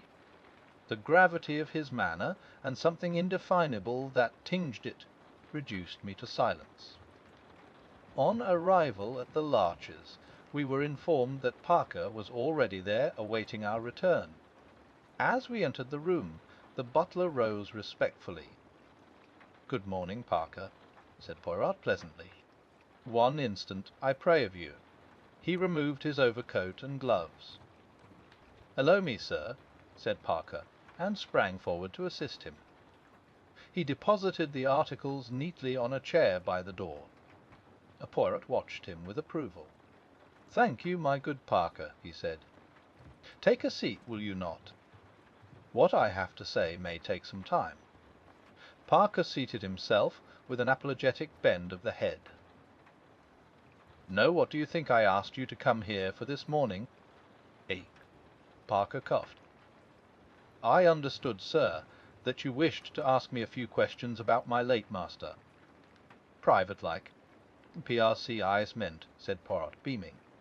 "Have you made many experiments in blackmail?" "Cela." The butler sprang to his feet. "Do not excite yourself," said Poirot placidly. "Do not play the farce of the honest, injured man. You know all there is to know about the blackmail. Is it not so?" "Sir, I have never been insulted," suggested Poirot in such a way before. "Then why, my excellent Parker, were you so anxious to overhear the conversation in Mr. Ackroyd's study the other evening, after you had caught the word blackmail? I wasn't Ike." "Who was your last master?" rapped out Poirot suddenly. "My last master?" "Yes, the master you were with before you came to Mr. Ackroyd." "A Major Ellerby, sir." Poirot took the words out of his mouth. "Just so, Major Ellerby. Major Ellerby was addicted to drugs, was he not? You travelled about with him. When he was in Bermuda there was some trouble. A man was killed. Major Ellerby was partly responsible. It was hushed up. But you knew about it. How much did Major Ellerby pay you to keep your mouth shut?" Parker was staring at him open-mouthed. The man had gone to pieces His cheeks shook flabbily. "You see, me. I have made inquiries," said Poirot pleasantly. "It is as I say. You got a good sum then as blackmail, and Major Ellerby on paying you until he died. Now I want to hear about your latest experiment." Parker still stared. "It is useless to deny. Hercule Poirot gave us. It is so. What I have said about Major Ellerby, is it not?" As though against his will, Parker nodded reluctantly once. His face was ashen pale. "But I never hurt a hair of Mr. Ackroyd's head," he moaned. "Honest to God, sir, I didn't. I've been afraid of this coming all the time. And I tell you I didn't. I didn't kill him." His voice rose almost to a scream. "I am inclined to believe you, my friend," said Poirot. "You have not the nerve, the courage. But I must have the truth. I'll tell you anything, sir, anything you want to know. It's true that I tried to listen that night. A word or two I heard made me curious. And Mr. Ackroyd's wanting not to be disturbed, and shutting himself up with the doctor the way he did. It's God's own truth what I told the police. I heard the word blackmail, sir, and well." He paused. "You thought there might be something in it for you," suggested Poirot smoothly. "Well, well, yes, I did, sir. I thought that if Mr. Ackroyd was being blackmailed, why shouldn't I have a share of the pickings?" A very curious expression passed over Poirot's face. He leaned forward. "Had you any reason to suppose before that night that Mr. Ackroyd was being blackmailed?" "No, indeed, sir. It was a great surprise to me. Such a regular gentleman in all his habits." "How much did you overhear?" "Not very much, sir. There seemed what I might call a spite against me. Of course I had to attend to my duties in the pantry. And when I did creep along once or twice to the study, it was no use. The first time Dr. Shepherd came out and almost caught me in the act, and another time Mr. Raymond passed me in the big hall, and went that way. So I knew it was no use, and when I went with the tray, Miss Flora headed me off." Poirot stared for a long time at the man, as if to test his sincerity.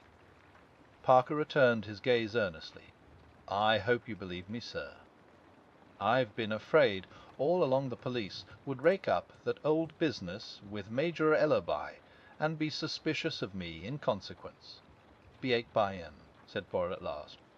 "I am disposed to believe you.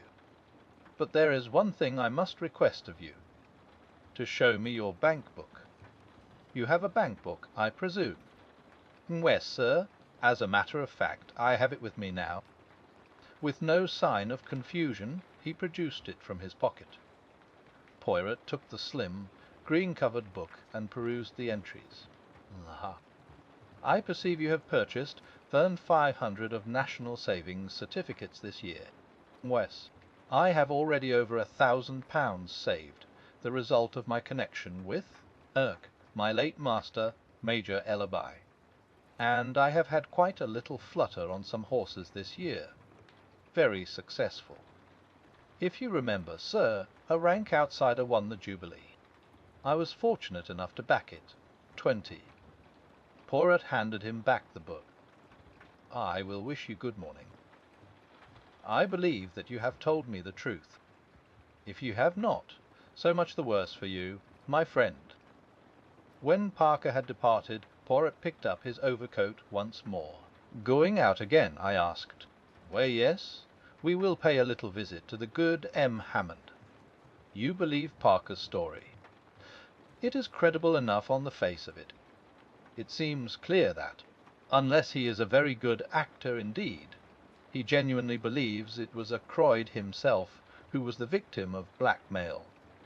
If so, he knows nothing at all about the Mrs. Ferrars business. Then in that case, who PRCIs minent?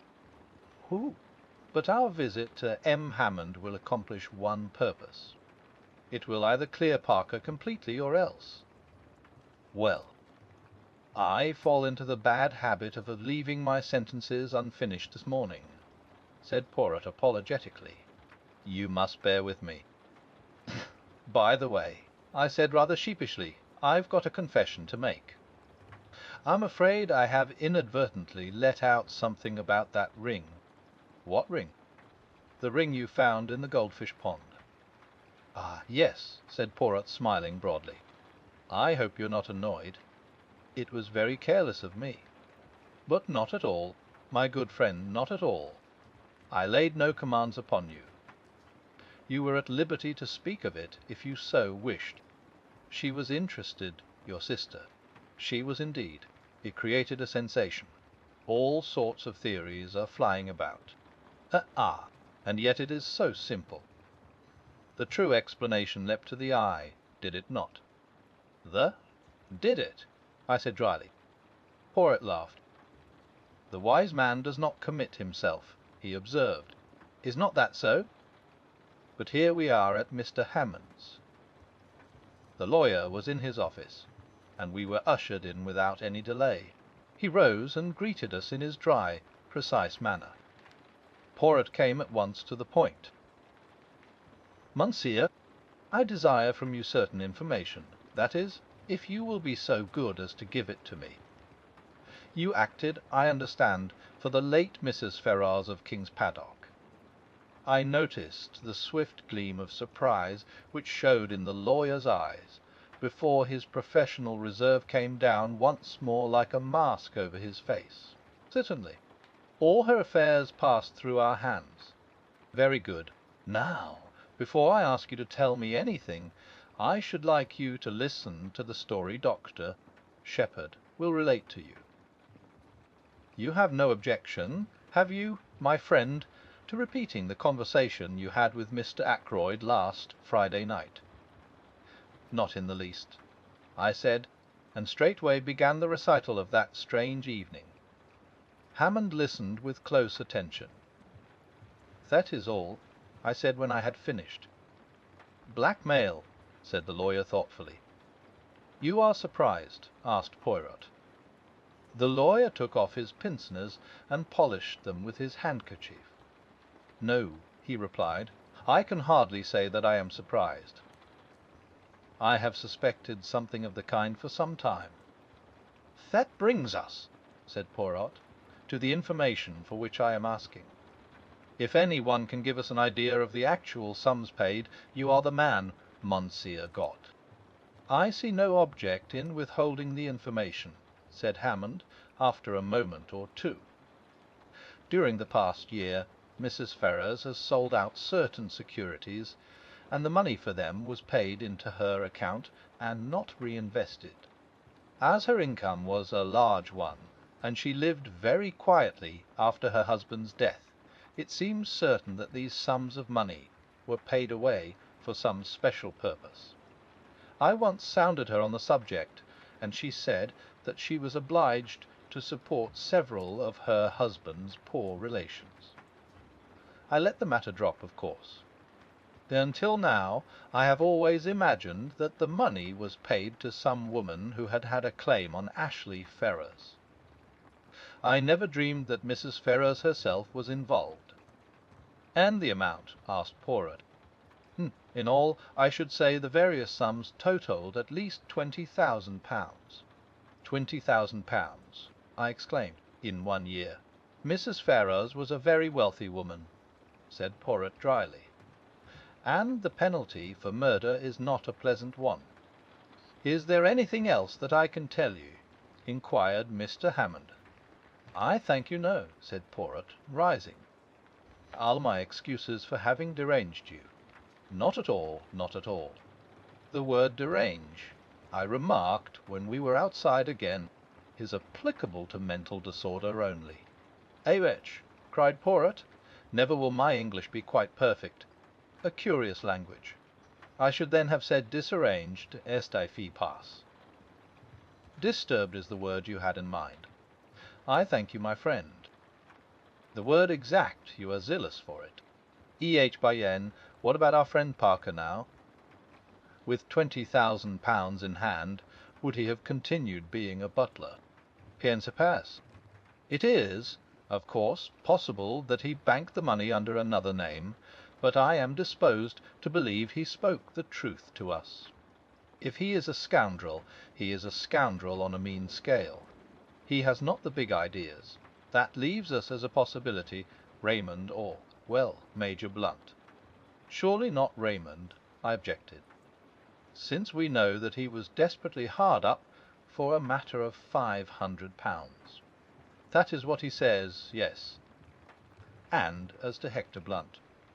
I will tell you something as to the good Major Blunt, interrupted Poirot. It is my business to make inquiries. I make them. E.H. by N. That legacy of which he speaks, I have discovered that the amount of it was close upon £20,000. What do you think of that?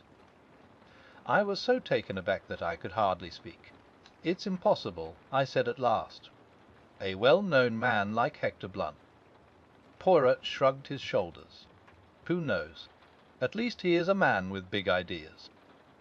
I confess that I hardly see him as a blackmailer, but there is another possibility that you have not even considered.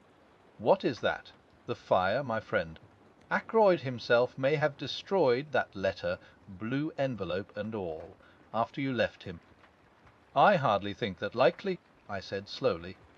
And yet, of course, it may be so. He might have changed his mind. We had just arrived at my house, and on the spur of the moment I invited Poirot to come in and take pot luck. I thought Caroline would be pleased with me, but it is hard to satisfy one's womenfolk. It appears that we were eating chops for lunch, the kitchen staff being regaled on tripe and onions. And 2 chops set before 3 people are productive of embarrassment. But Caroline is seldom daunted for long. With magnificent mendacity, she explained to Poirot that although James laughed at her for doing so, she adhered strictly to a vegetarian diet. She descanted ecstatically on the delights of nut cutlets, so which I am quite sure she has never tasted, and ate a Welsh rarebit with gusto and frequent cutting remarks as to the dangers of flesh foods. Afterwards, when we were sitting in front of the fire and smoking, Caroline attacked Poirot directly. Not found Ralph Paton yet, she asked. Where here should I find him, mademoiselle? I thought, perhaps, you'd found him in Cranchester, said Caroline, with intense meaning in her tone. Poirot looked merely bewildered. In Cranchester? But why in Cranchester? I enlightened him with a touch of malice. One of our ample staff of private detectives happened to see you in a car on the Cranchester road yesterday. I explained. Poirot's bewilderment vanished. He laughed heartily. That? A simple visit to the dentist, C.S. Toad. My tooth it aches. I go there. My tooth it is at once better. I think to return quickly. The dentist, he says no. Better to have it out. I argue. He insists. He has his way. That particular tooth. It will never ache again. Caroline collapsed rather like a pricked balloon. We fell to discussing Ralph Paton. A weak nature, I insisted. But not a vicious one, said Poirot. But weakness, where does it end? Exactly, said Caroline. Take James here. Weak as water if I weren't about to look after him. My dear Caroline, I said irritably, can't you talk without dragging in personalities? You are weak, James, said Caroline, quite unmoved. I'm 8 years older than you are. Oh! I don't mind M. Poirot knowing that.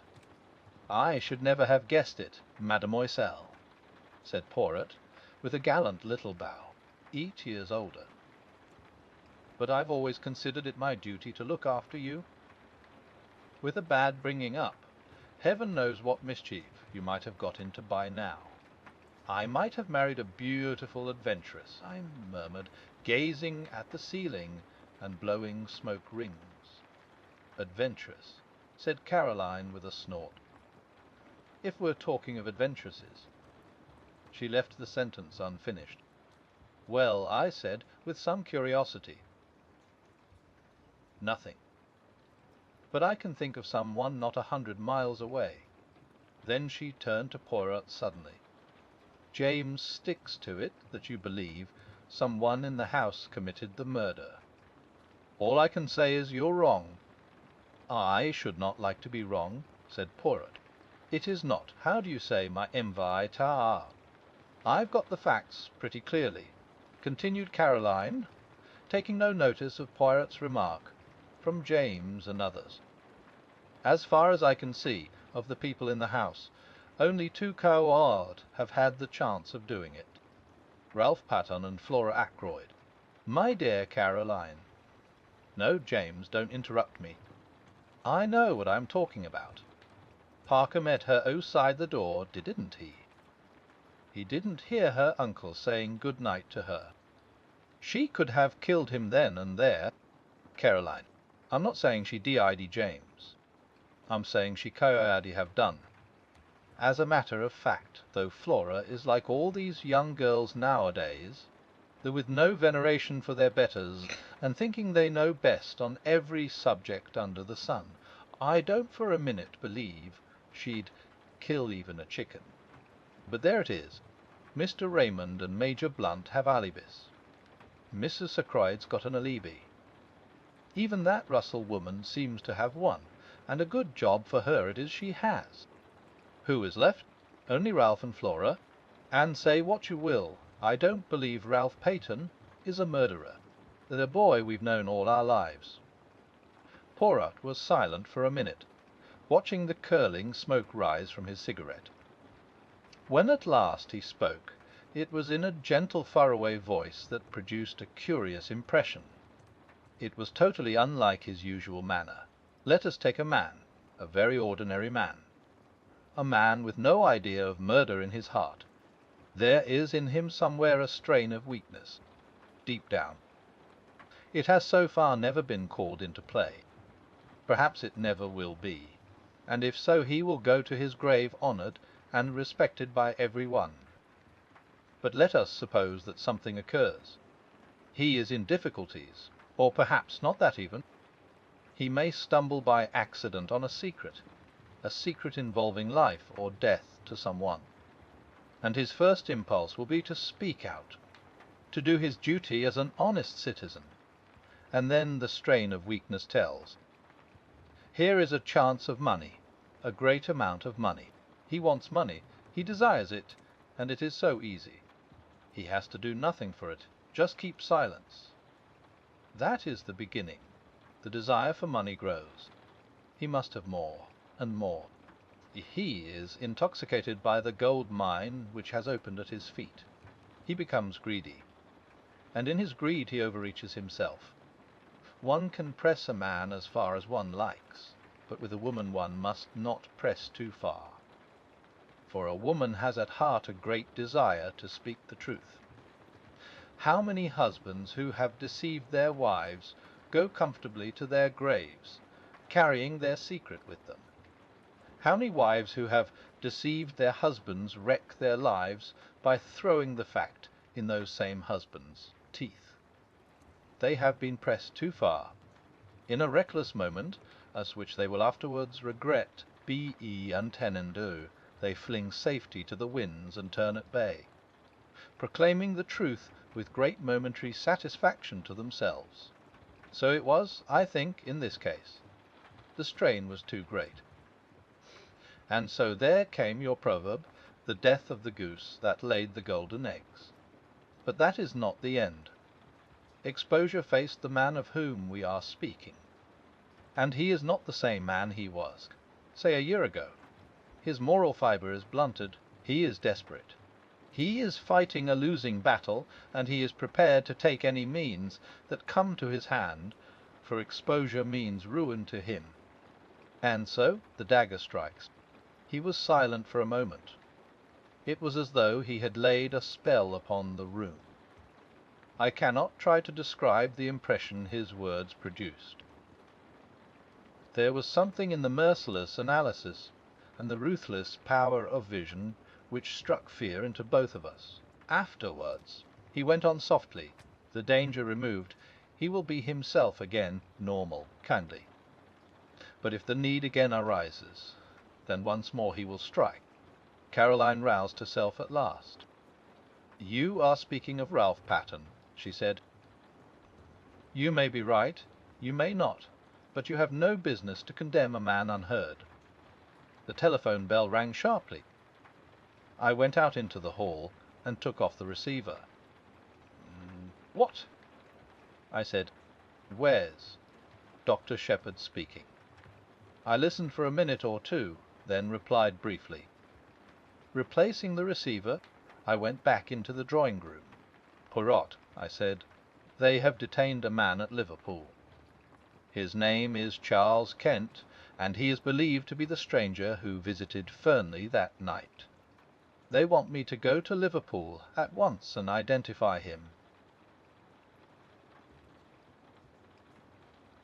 The Murder of Roger Ackroyd. Chapter 18. Charles Kent. Half an hour later saw Poirot, myself, and Inspector Raglan in the train on the way to Liverpool. The inspector was clearly very excited. One may get a line on the blackmailing part of the business, if on nothing else. He declared jubilantly, "He's a rough customer, this fellow, by what I heard over the phone. Takes dope, too. We ought to find it easy to get what we want out of him. If there was the shadow of a motive, nothing's more likely than that he killed Mr. Ackroyd. But in that case, why is young Pattern keeping out of the way? The whole thing's a muddle, that's what it is. By the way, Poirot, you were quite right about those fingerprints. They were Mr. Ackroyd's own. I had rather the same idea myself, but I dismissed it as hardly feasible." I smiled to myself. Inspector Raglan was so very plainly saving his face. "As regards this man," said Poirot, "qui is not yet arrested, no, detained under suspicion. And what account does he give of himself?" "Precious little," said the inspector with a grin. "He's a wary bird, I gather. A lot of abuse, but very little more. On arrival at Liverpool, I was surprised to find that Poirot was welcomed with acclamation. Superintendent Hayes, who met us, had worked with Poirot over some case long ago, and had evidently an exaggerated opinion of his powers. "Now we've got Poirot here, we shan't be long," he said cheerfully. "I thought you'd retired, Musier." "So I had, my good Hayes, so I had. But how tedious is retirement! You cannot imagine to yourself the monotony with which day comes after day. Very likely. So you've come to have a look at our own particular find. Is this Dr. Shepherd? Think you'll be able to identify him, sir?" "I'm not very sure," I said doubtfully. "How did you get hold of him?" inquired Poirot. "Description was circulated, as you know. In the press and privately. Not much to go on, I admit. This fellow has an American accent all right, and he doesn't deny that he was near King's Abbott that night. Just asks what the hell it is to do with us, and that he'll see us in, before he answers any questions. Is it permitted that I, too, see him?" asked Poirot. The superintendent closed one eye knowingly. "Very glad to have you, sir. You've got permission to do anything you please. Inspector Japp of Scotland Yard was asking after you the other day. Said he'd heard you were connected unofficially with this case. Where's Captain Pattern hiding, sir? Can you tell me that?" "I doubt if it would be wise at the present juncture," said Poirot primly, and I bit my lips to prevent a smile. The little man really did it very well. After some further parley, we were taken to interview the prisoner. He was a young fellow, I should say not more than 22 or 3. Tall, thin, with slightly shaking hands, and the evidences of considerable physical strength somewhat run to seed. His hair was dark, but his eyes were blue and shifty, seldom meeting a glance squarely. I had all along cherished the illusion that there was something familiar about the figure I had met that night, but if this were indeed he, I was completely mistaken. He did not remind me in the least of any one I knew. "Now then, Kent," said the superintendent, "stand up. Here are some visitors come to see you. Recognize any of them." Kent glared at us sullenly, but did not reply. I saw his glance waver over the three of us, and come back to rest on me. "Well, sir," said the superintendent to me, "what do you say?" "The height's the same," I said, "and as far as general appearance goes it might well be the man in question. Beyond that I couldn't go." "What the hell's the meaning of all this?" asked Kent. "What have you got against me? Come on out with it. What am I supposed to have done?" I nodded my head. "It's the man," I said. "I recognize the voice." "Recognize my voice, do you? Where do you think you heard it before?" "On Friday evening last, outside the gates of Fernley Park." "You asked me the way there." "Why did I?" "Do you admit it?" asked the inspector. "I don't admit anything." "Not till I know what you've got on me." "Have you not read the papers in the last few days?" asked Poirot, speaking for the first time. The man's eyes narrowed. "So that's it, is it? I saw an old gent had been croaked at Fernley. Trying to make out I did the job, are you?" "You were there that night," said Poirot quietly. "How do you know, mister?" "By this." Poirot took something from his pocket and held it out.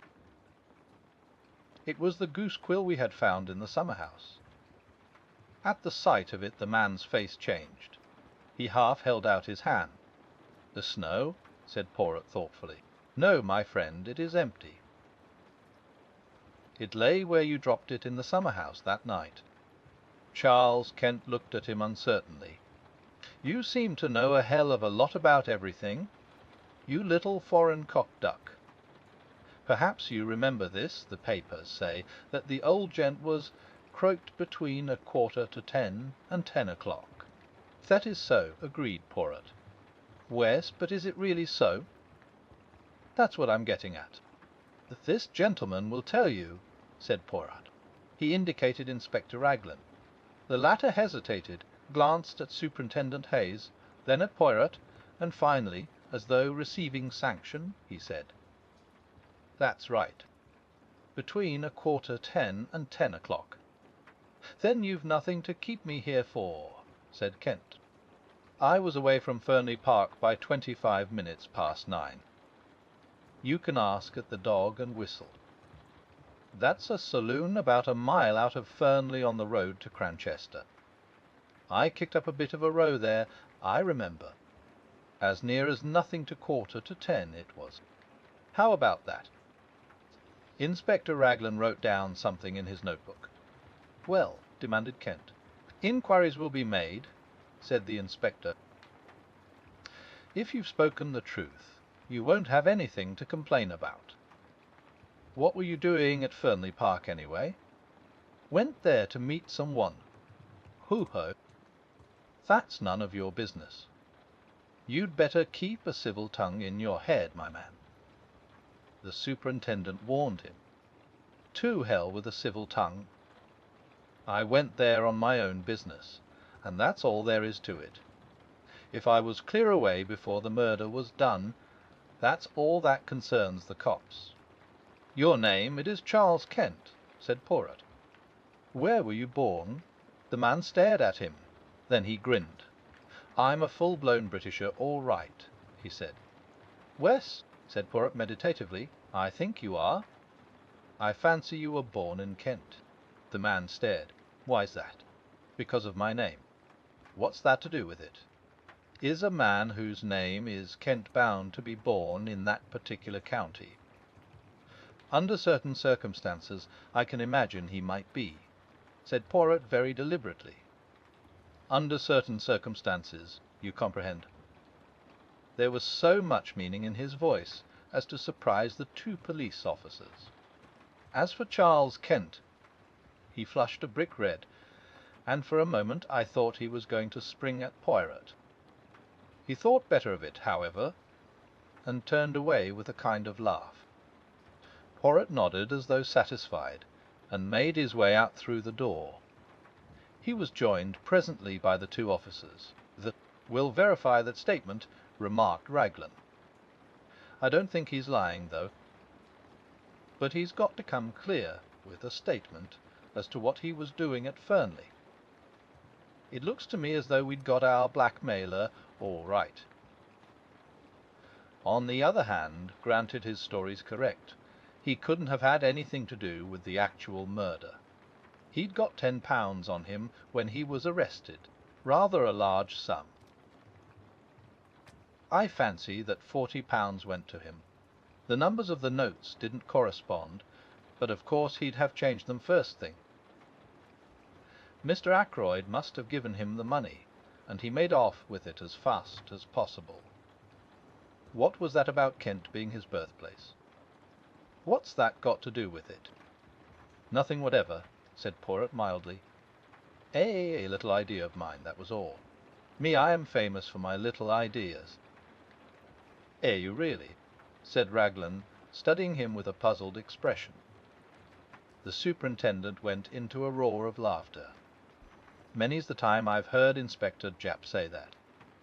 M. Poirot and his little ideas. Too fanciful for me, he'd say, but always something in them." "You mock yourself at me," said Poirot, smiling. "But never mind. The old ones they laugh last sometimes, when the young, clever ones do not laugh at all." And nodding his head at them in a sage manner, he walked out into the street. He and I lunched together at an hotel. I know now that the whole thing lay clearly unravelled before him. He had got the last thread he needed to lead him to the truth. But at the time I had no suspicion of the fact. I overestimated his general self-confidence, and I took it for granted that the things which puzzled me must be equally puzzling to him. My chief puzzle was what the man Charles Kent could have been doing at Fernley. Again I put the question to myself, and could get no satisfactory reply.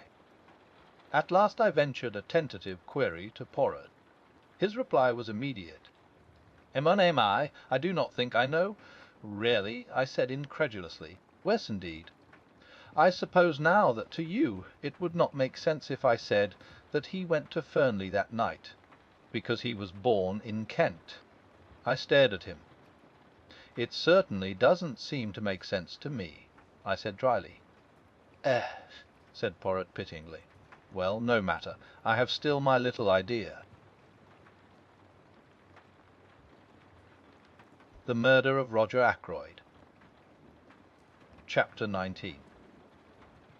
For Ackroyd. As I was returning from my round the following morning, I was hailed by Inspector Raglan. I pulled up, and the inspector mounted on the step. "Good morning, Dr. Shepherd," he said. "Well, that alibi is all right enough. Charles Kent's. The barmaid at the Dog and Whistle, Sally Jones, she remembers him perfectly. Picked out his photograph from among 5 others. It was just 9:45 when he came into the bar, and the Dog and Whistle is well over a mile from Fernley Park. The girl mentions that he had a lot of money on him. She saw him take a handful of notes out of his pocket. Rather surprised her, it did, seeing the class of fellow he was, with a pair of boots clean dropping off him. That's where that £40 went right enough. The man still refuses to give an account of his visit to Fernley. Obstinate as a mule he is. I had a chat with Hayes at Liverpool over the wire this morning. Hercule Poirot says he knows the reason the man went there that night. I observed. "Does he?" cried the inspector eagerly. "Yes," I said maliciously. He says he went there because he was born in Kent. I felt a distinct pleasure in passing on my own discomfiture. Raglan stared at me for a moment or two uncomprehendingly. Then a grin overspread his weaselly countenance, and he tapped his forehead significantly. "A bit gone here," he said. "I've thought so for some time. Poor old chap! So that's why he had to give up and come down here. In the family, very likely. He's got a nephew who's quite off his crumpet." "Poirot has?" I said, very surprised. "Yes." "Hasn't he ever mentioned him to you?" "Quite docile, I believe, and all that, but mad as a hatter, poor lad." "Who told you that?" Again a grin showed itself on Inspector Raglan's face.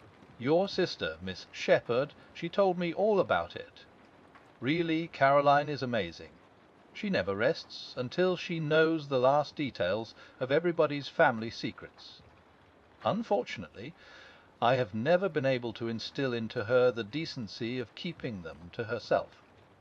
Jump in, Inspector," I said, opening the door of the car. "We'll go up to the Larches together and acquaint our Belgian friend with the latest news. Might as well, I suppose. After all, even if he is a bit balmy, it was a useful tip he gave me about those fingerprints.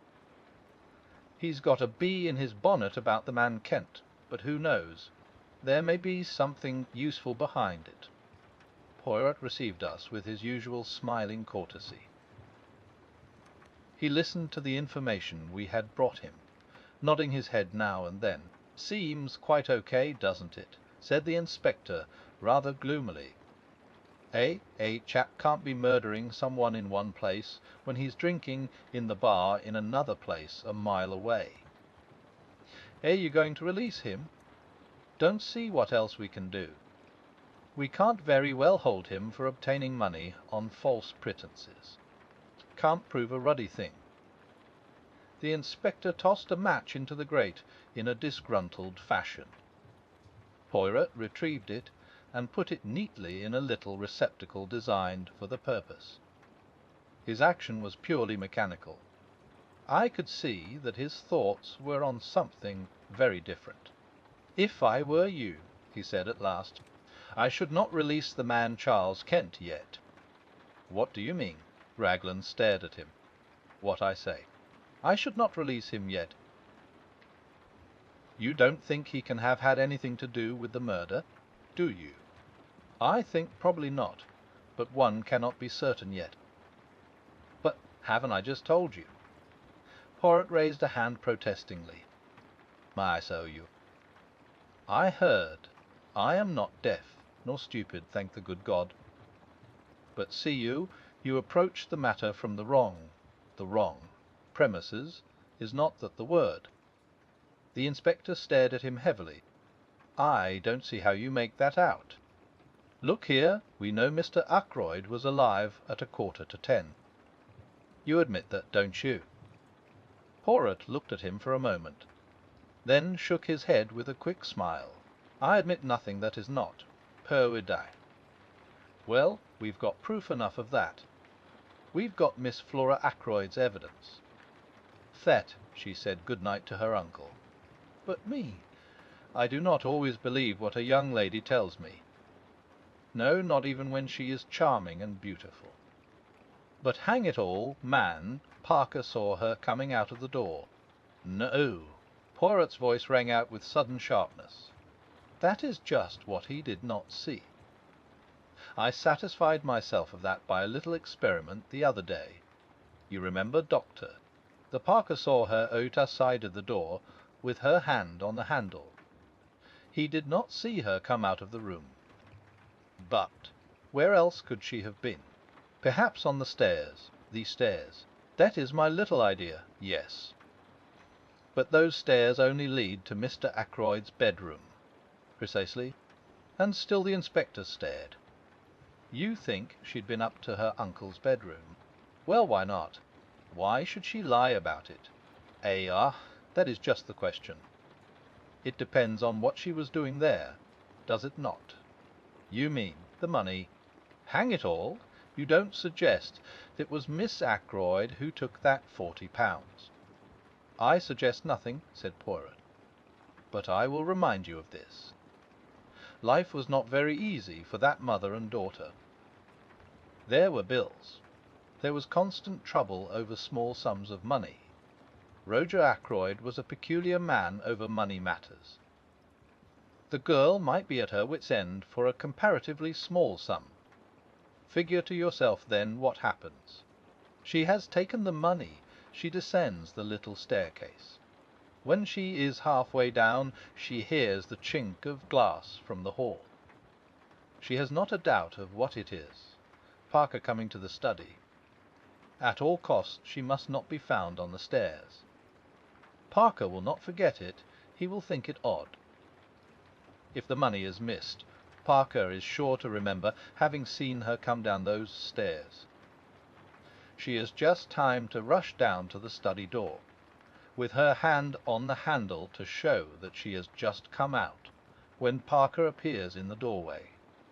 She says the first thing that comes into her head, a repetition of Roger Ackroyd's orders earlier in the evening, and then goes upstairs to her own room. Wes, but later, persisted the inspector. She must have realized the vital importance of speaking the truth. Why, the whole case hinges on it. Afterwards, said Poirot dryly, it was a little difficult for Mademoiselle Flora. She is told simply that the police are here and that there has been a robbery. Naturally, she jumps to the conclusion that the theft of the money has been discovered.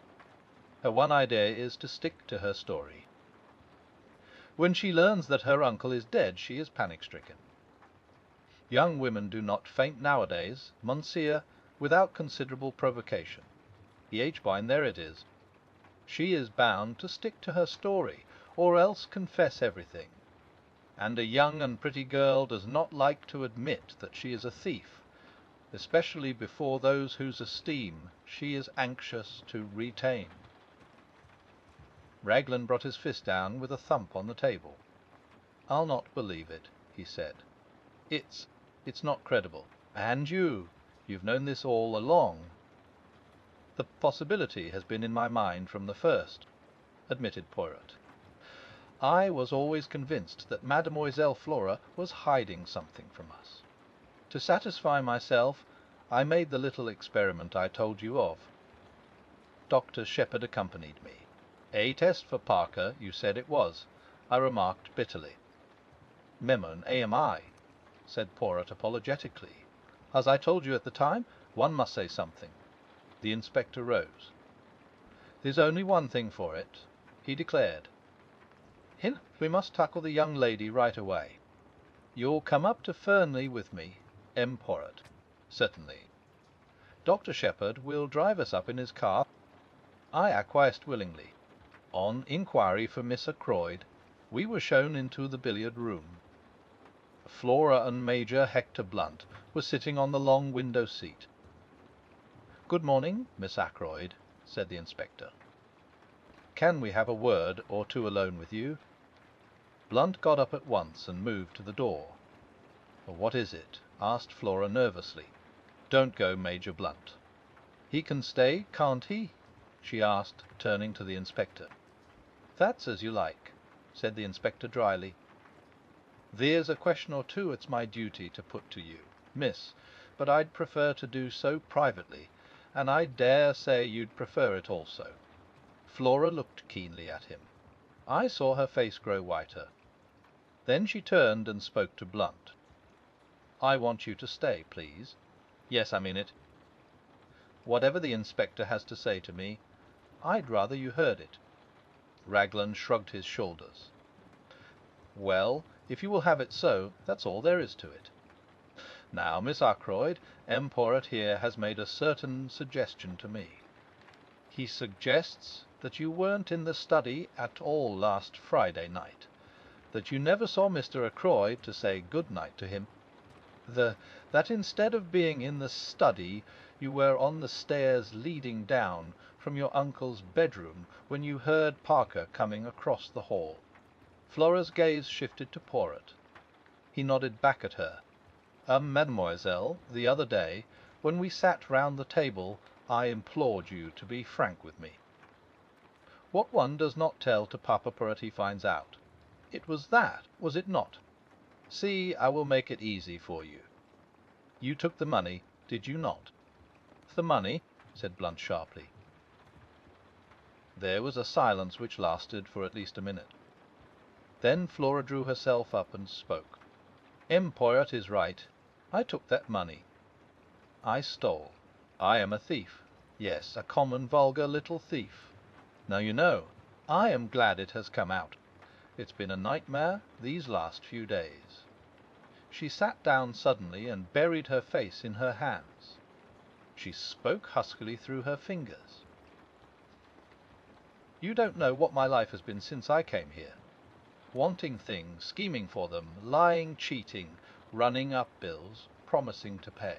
Oh, I hate myself when I think of it all. That's what brought us together. Ralph and I, we were both weak. I understood him, and I was sorry, because I'm the same underneath. We're not strong enough to stand alone, either of us. We're weak, miserable, despicable things." She looked at Blunt and suddenly stamped her foot. "Why do you look at me like that, as though you couldn't believe? I may be a thief, but at any rate I'm real now. I'm not lying any more. I'm not pretending to be the kind of girl you like, young and innocent and simple. I don't care if you never want to see me again. I hate myself, despise myself. But you've got to believe one thing.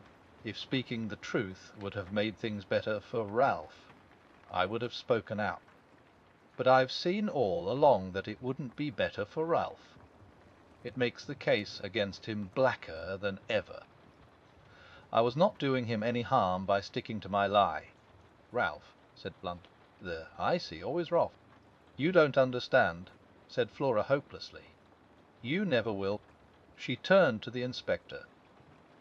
"I admit everything. I was at my wit's end for money. I never saw my uncle that evening after he left the dinner table.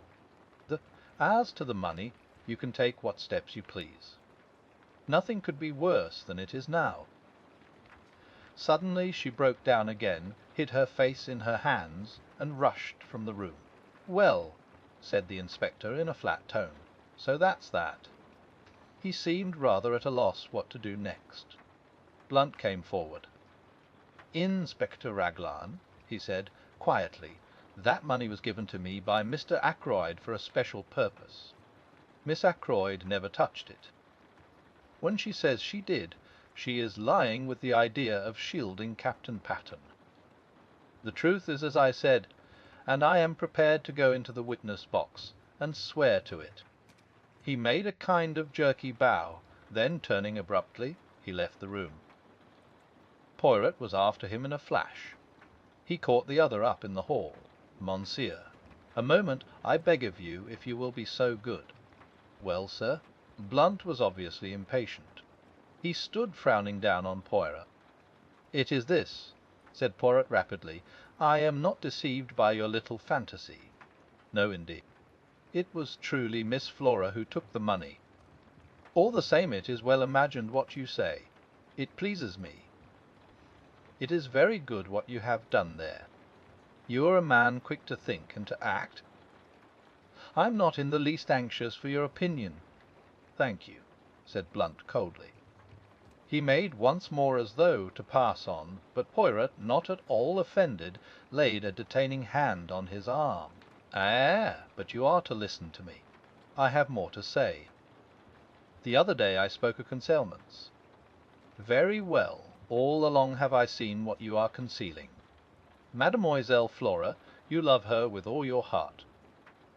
From the first moment you saw her, is it not so? Oh, let us not mind saying these things. Why must one in England think it necessary to mention love, as though it were some disgraceful secret? You love Mademoiselle Flora. You seek to conceal that fact from all the world. That is very good. That is as it should be. But take the advice of Hercule Poirot. Do not conceal it from Mademoiselle herself. Blunt had shown several signs of restlessness whilst Poirot was speaking, but the closing words seemed to rivet his attention. "What do you mean by that?" he said sharply. "You think that she loves the Capitaine Ralph Peyton, but I, Hercule Poirot, tell you that that is not so. Mademoiselle Flora accepted Captain Peyton to please her uncle, and because she saw in the marriage a way of escape from her life here, which was becoming frankly insupportable to her. She liked him, and there was much sympathy and understanding between them. But love, it is not Captain Patten Mademoiselle Flora loves." "What the devil do you mean?" asked Blunt. I saw the dark flush under his tan. "You have been blind, Monsieur, blind. She is loyal, the little one. Ralph Peyton is under a cloud. She is bound in honour to stick by him. I felt it was time I put in a word to help on the good work. My sister told me the other night," I said encouragingly, "that Flora had never cared a penny piece for Ralph Patten, and never would. My sister is always right about these things." Blunt ignored my well-meant efforts. He spoke to Poirot. "Do you really think—" he began and stopped. He is one of those inarticulate men who find it hard to put things into words. Poirot knows no such disability. "If you doubt me, ask her yourself, Monsieur. But perhaps you no longer care to— the affair of the money." Blunt gave a sound like an angry laugh. "Think I'd hold that against her? Roger was always a queer chap about money. She got in a mess and didn't dare tell him. Poor kid, poor lonely kid." Poirot looked thoughtfully at the side door. "Mademoiselle Flora went into the garden, I think," he murmured. "I've been every kind of a fool," said Blunt abruptly. "A rum conversation we've been having, like one of those Danish plays. But you're a sound fellow, M. Poirot. Thank you." He took Poirot's hand and gave it a grip which caused the other to wince in anguish. Then he strode to the side door and passed out into the garden. "Not every kind of a fool," murmured Poirot, tenderly nursing the injured member. "Only one kind, the fool in love." The Murder of Roger Ackroyd. Chapter 20. Miss Russell. Inspector Raglan had received a bad jolt. He was not deceived by Blunt's valiant lie any more than we had been. Our way back to the village was punctuated by his complaints. "This alters everything, this does. I don't know whether you've realized it, Monsieur Poirot." "I think so, yes, I think so," said Poirot. "You see me. I have been familiar with the idea for some time." Inspector Raglan, who had only had the idea presented to him a short half-hour ago, looked at Poirot unhappily, and went on with his discoveries. Those alibis now, worthless, absolutely worthless. Got to start again. Find out what every one was doing from 9:30 onwards. 9:30. That's the time we've got to hang on to. You were quite right about the man, Kent. We don't release H. Aim yet awhile. Let me see now. 9:45 at the Dog and Whistle. He might have got there in a quarter of an hour if he ran. It's just possible that it was Ashwy's voice Mr. Raymond heard talking to Mr. Ackroyd, asking for money which Mr. Ackroyd refused. But one thing's clear. It wasn't he who sent the telephone message. The station is half a mile in the other direction, over a mile and a half from the Dog and Whistle, and he was at the Dog and Whistle until about 10 minutes past 10. Dang that telephone call. We always come up against it. "We do indeed," agreed Poirot. "It is curious.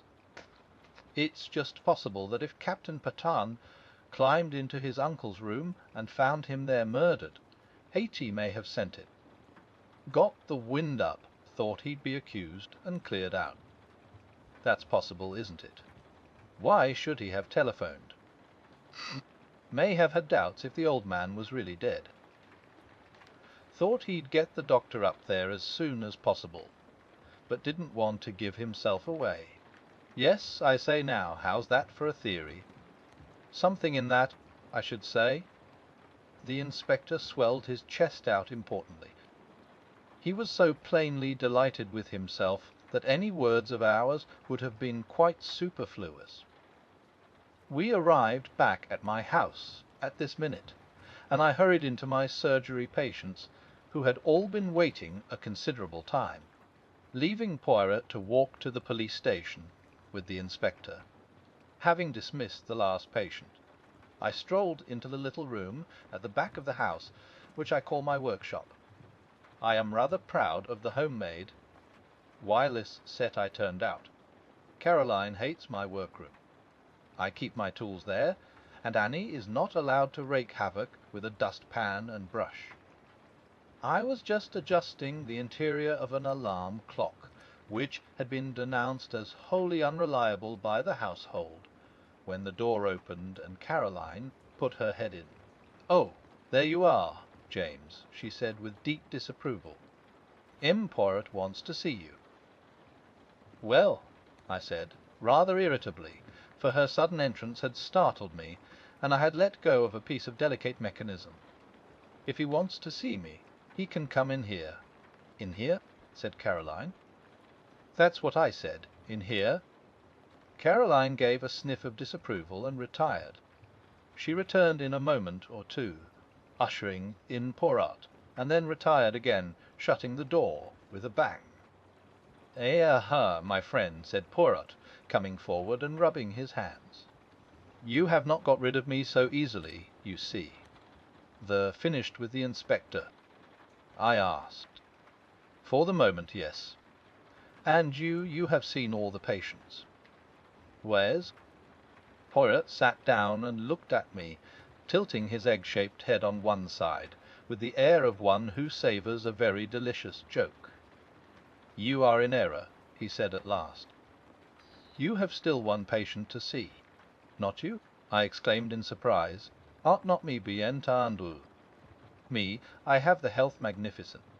No, to tell you the truth, it is a little hampiata of mine. There is someone I wish to see. You understand. And at the same time it is not necessary that the whole village should intrigue itself about the matter, which is what would happen if the lady were seen to come to my house. For it is a lady.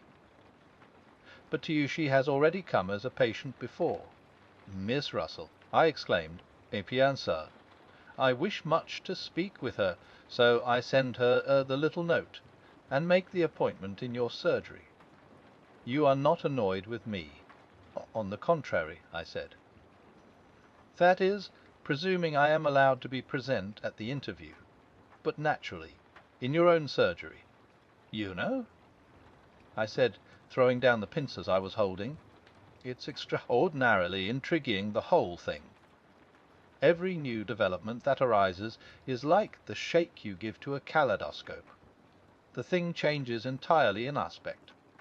Now, why are you so anxious to see Miss Russell?" Poirot raised his eyebrows. "Surely it is obvious," he murmured. "There you go again," I grumbled. "According to you everything is obvious. But you leave me walking about in a fog." Poirot shook his head genially at me. "You mock yourself at me. Take the matter of Mademoiselle Flora. The inspector was surprised, but you were not. I never dreamed of her being the thief. I expostulated. That, perhaps, no. But I was watching your face, and you were not, like Inspector Raglan, startled and incredulous. I thought for a minute or two. Perhaps you are right," I said at last. Along I felt that Flora was keeping back something. So the truth, when it came, was subconsciously expected. It upset Inspector Raglan very much indeed, poor man. "I? Why? The poor man must rearrange all his ideas." I profited by his state of mental chaos to induce him to grant me a little favour. What was that? Poirot took a sheet of notepaper from his pocket. Some words were written on it, and he read them aloud. The police have, for some days, been seeking for Captain Ralph Peyton, the nephew of Mr. Ackroyd of Fernley Park, whose death occurred under such tragic circumstances last Friday. Captain Peyton has been found at Liverpool, where he was on the point of embarking for America. He folded up the piece of paper again. That, my friend, will be in the newspapers tomorrow morning. I stared at him, dumbfounded. But it isn't true. He's not at Liverpool. Poirot beamed on me. You have the intelligence so quick. No, he has not been found at Liverpool. Inspector Raglan was very loath to let me send this paragraph to the press, especially as I could not take him into my confidence. But I assured him most solemnly that very interesting results would follow its appearance in print, so he gave in, after stipulating that he was on no account to bear the responsibility. I stared at Poirot. He smiled back at me. "It beats me," I said at last, "what you expect to get out of that." "You should employ your little grey cells," said Poirot gravely. He rose and came across to the bench. "It is that you have really the love of the machinery," he said, after inspecting the diabris of my labours. "Every man has his hobby." I immediately drew Poirot's attention to my homemade wireless. Finding him sympathetic, I showed him one or two little inventions of my own. Trifling things, but useful in the house. "Decidedly," said Poirot, "you should be an inventor by trade, not a doctor. But I hear the bell. That is your patient. Let us go into the surgery." Once before I had been struck by the remnants of beauty in the housekeeper's face. This morning I was struck anew. Very simply dressed in black, tall, upright and independent as ever, with her big dark eyes and an unwonted flush of colour in her usually pale cheeks. I realized that as a girl she must have been startlingly handsome. "Good morning, mademoiselle," said Poirot. "Will you be seated? Dr. Shepherd is so kind as to permit me the use of his surgery for a little conversation I am anxious to have with you." Miss Russell sat down with her usual composure. If she felt any inward agitation, it did not display itself in any outward manifestation. "It seems a queer way of doing things, if you'll allow me to say so," she remarked. "Miss Russell, I have news to give you." "Indeed." "Charles Kent has been arrested at Liverpool." Not a muscle of her face moved. She merely opened her eyes a trifle wider and asked, with a tinge of defiance, "Well, what of it?" But at that moment it came to me, the resemblance that had haunted me all along, something familiar in the defiance of Charles Kent's manner. The two voices, one rough and coarse, the other painfully ladylike, were strangely the same in timbre. It was of Miss Russell that I had been reminded that night outside the gates of Fernley Park. I looked at Poirot, full of my discovery, and he gave me an imperceptible nod. In answer to Miss Russell's question, he threw out his hands in a thoroughly French gesture. "I thought you might be interested. That is all," he said mildly. "Well, I'm not particularly," said Miss Russell. "Who is this Charles Kent, anyway?" "He is a man, mademoiselle, who was at Fernley on the night of the murder." "Really? Fortunately for him, he has an alibi. At 9:45 he was at a public-house a mile from here." "Lucky for him," commented Miss Russell. "But we still do not know what he was doing at Fernley. Who it was he went to meet, for instance." "I'm afraid I can't help you at all," said the housekeeper politely. Nothing came to M.Y. ears. "If that is all." She made a tentative movement as though to rise. Poirot stopped her. "It is not quite all," he said smoothly. "This morning fresh developments have arisen. It seems now that Mr. Ackroyd was murdered, not at 9:45, but billet for R, between 10 minutes to 9, when Dr. Shepherd left, and 9:45. I saw the colour drain from the housekeeper's face, leaving it dead white. She leaned forward, her figure swaying. But Miss Ackroyd said... Miss Ackroyd said... Miss Ackroyd has admitted that she was lying. She was never in the study at all that evening. Then it would seem that in this Charles Kent we have the man we are looking for. He came to Fernley, can give no account of what he was doing there. I can tell you what he was doing there. He never touched a hair of old Ackroyd's head. He never went near the study. He didn't do it, I tell you. She was leaning forward. That iron self-control was broken through at last. Terror and desperation were in her face. Impudent. Oh, do you believe me? Poirot got up and came to her. He patted her reassuringly on the shoulder. But yes, I will believe. I had to make you speak, you know. For an instant suspicion flared up in her. Is what you said true? That Charles Kent is suspected of the crime. Yes, that is true. You alone can save him, by telling the reason for his being at Fernley. He came to see me. She spoke in a low, hurried voice. I went out to meet him. In the summer house. Yes, I know. How do you know? Mademoiselle, it is the business of Hercule Poirot to know things. I know that you went out earlier in the evening, that you left a message in the summer house to say what time you would be there. Yes, I did. I had heard from him, saying he was coming. I dared not let him come to the house. I wrote to the address he gave me and said I would meet him in the summer house, and described it to him, so that he would be able to find it. Then I was afraid he might not wait there patiently, and I ran out and left a piece of paper to say I would be there about 10 minutes past 9. I didn't want the servants to see me, so I slipped out through the drawing-room window. As I came back, I met Dr. Shepherd, and I fancied that he would think it queer. I was out of breath, for I had been running. I had no idea that he was expected to dinner that night. She paused. Go on, said Poirot. You went out to meet him at 10 minutes past 9. What did you say to each other? It's difficult. You see. Mademoiselle, said Poirot, interrupting her, in this matter I must have the whole truth. What you tell us need never go beyond these 4 walls. Dr. Shepherd will be discreet, and so shall I see. I will help you. This Charles Kent, he is your son, is he not? She nodded. The colour had flamed into her cheeks. No one has ever known. It was long ago, down in Kent. I was not married. So you took the name of the county as a surname for him. I understand. I got work. I managed to pay for his board and lodging.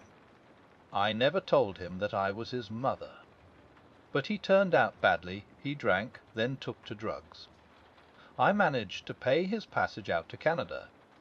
I didn't hear of him for a year or 2. Then, somehow or other, he found out that I was his mother. He wrote asking me for money. Finally, I heard from him back in this country again. He was coming to see me at Fernley, he said. I dared not let him come to the house. I have always been considered so very respectable. If any one got an inkling, it would have been all up with my post as housekeeper. So I wrote to him in the way I have just told you. And in the morning you came to see Dr. Shepherd. Wes, I wondered if something could be done. He was not a bad boy before he took to drugs. I see, said Poirot. No, let us go on with the story. He came that night to the summer house. Wes, he was waiting for me when I got there. He was very rough and abusive. I had brought with me all the money I had, and I gave it to him. We talked a little, and then he went away. What time was that? It must have been between 20 and 25 minutes past 9. It was not yet 1/2 past when I got back to the house. Which way did he go? Straight out the same way he came, by the path that joined the drive, just inside the lodge gates. Poirot nodded. And you, what did you do? I went back to the house. Major Blunt was walking up and down the terrace smoking, so I made a detour to get round to the side door. It was then just on 9:30, as I tell you. Poirot nodded again. He made a note or two in a microscopic pocket-book. I think that is all, he said thoughtfully. What I? She hesitated. Ought I to tell all this to Inspector Raglan? It may come to that. But let us not be in a hurry. Let us proceed slowly, with due order and method. Charles Kent is not yet formally charged with murder. Circumstances may arise which will render your story unnecessary. Miss Russell rose. "Thank you very much, M. Poirot," she said. "You have been very kind indeed. You do believe me, don't you? That Charles had nothing to do with this wicked murder?"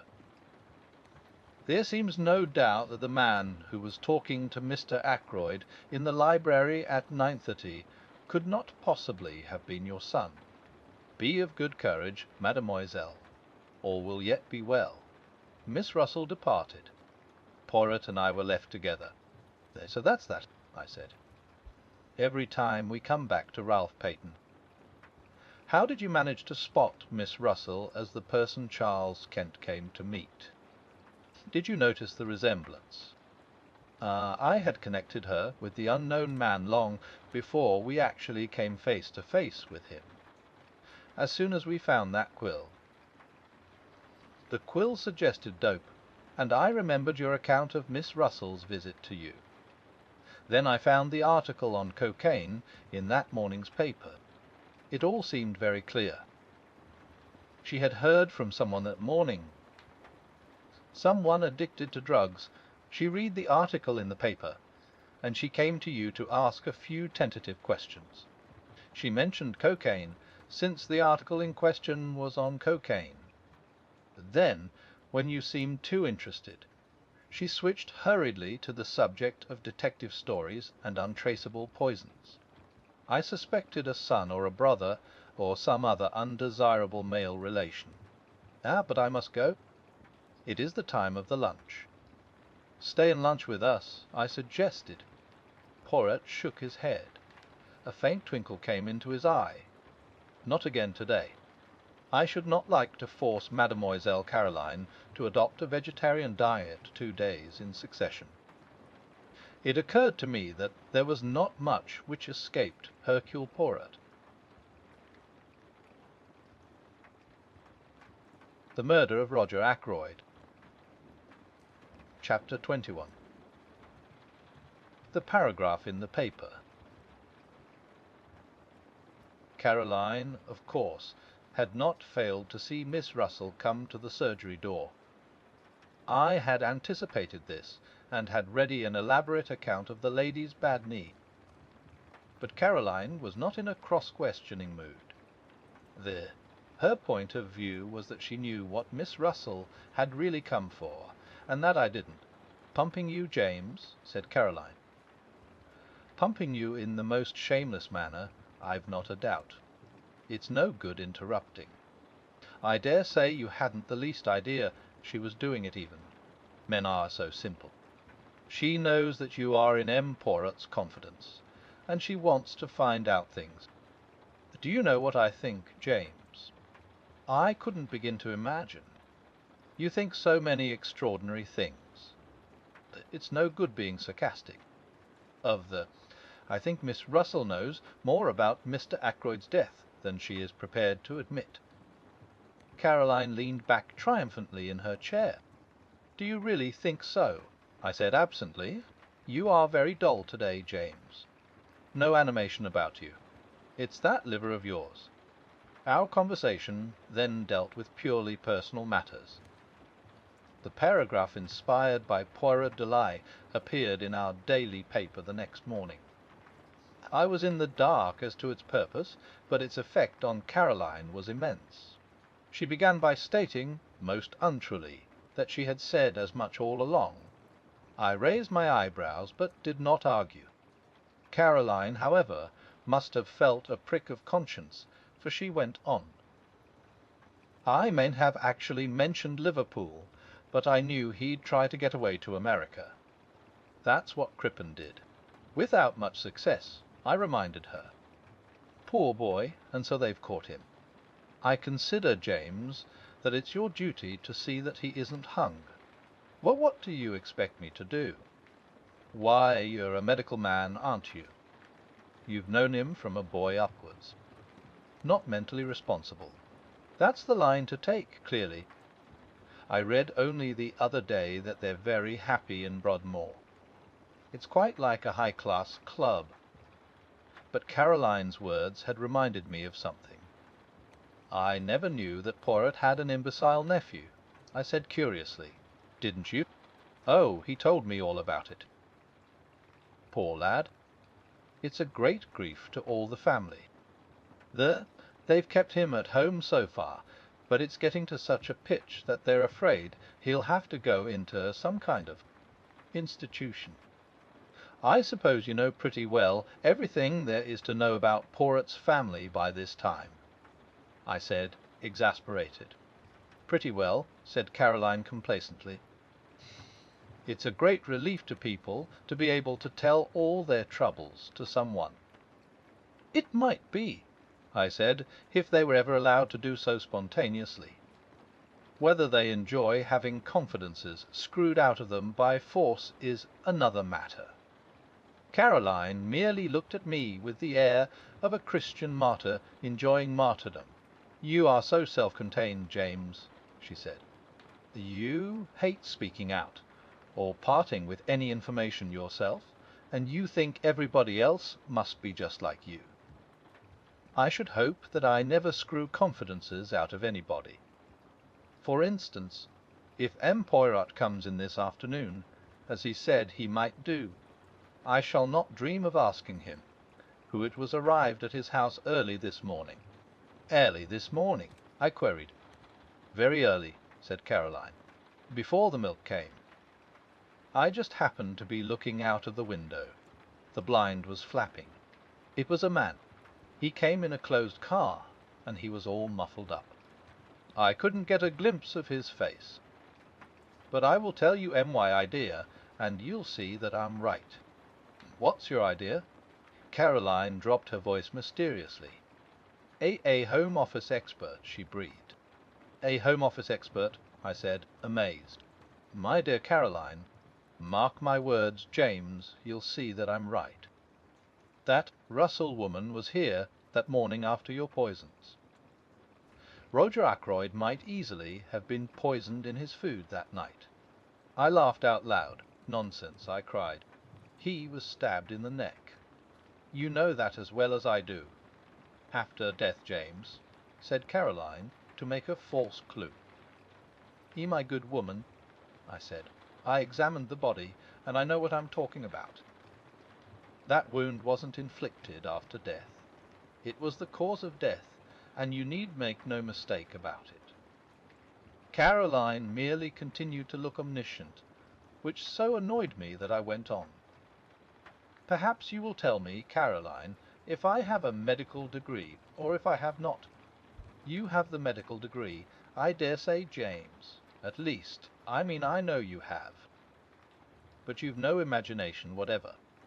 Having endowed you with a treble portion, there was none left over for me," I said dryly. I was amused to notice Caroline's manoeuvres that afternoon when Poirot de Lie arrived. My sister, without asking a direct question, skirted the subject of the mysterious guest in every way imaginable. By the twinkle in Poirot's eyes, I saw that he realized her object. He remained blandly impervious, and blocked her bowling so successfully that she herself was at a loss how to proceed. Having, I suspect, quietly enjoyed the little game, he rose to his feet and suggested a walk. "It is that I need to reduce the figure a little," he explained.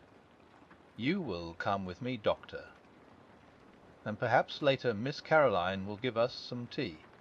"Delighted," said Caroline. "Want your guest come in also." "You are too kind," said Poirot. "But no, my friend reposes himself. Soon you must make his acquaintance." "Quite an old friend of yours, so somebody told me," said Caroline, making one last valiant effort. "Did they?" murmured Poirot. "Well, we must start." Our tramp took us in the direction of Fernley. I had guessed beforehand that it might do so. I was beginning to understand Poirot's methods. Every little irrelevancy had a bearing upon the whole. "I have a commission for you, my friend," he said at last. "To-night, at my house, I desire to have a little conference. You will attend, will you not?" "Certainly," I said. "Good. I need also all those in the house. That is to say, Mrs. Ackroyd, Mademoiselle Flora, Major Blunt, M. Raymond. I want you to be my ambassador. This little reunion is fixed for 9 o'clock. You will ask them, yes? With pleasure, but why not ask them yourself? Because they will then put the questions why. What for? They will demand what my idea is. And, as you know, my friend, I much dislike to have to explain my little ideas until the time comes." I smiled a little. My friend Hastings, he of whom I told you, used to say of me that I was the humanister. But he was unjust. Of facts I keep nothing to myself, but to every one his own interpretation of them. When do you want me to do this? "No, if you will. We are close to the house." "Aren't you coming in?" "No, me. I will promenade myself in the grounds. I will rejoin you by the lodge gates in a quarter of an hour's time." I nodded and set off on my task.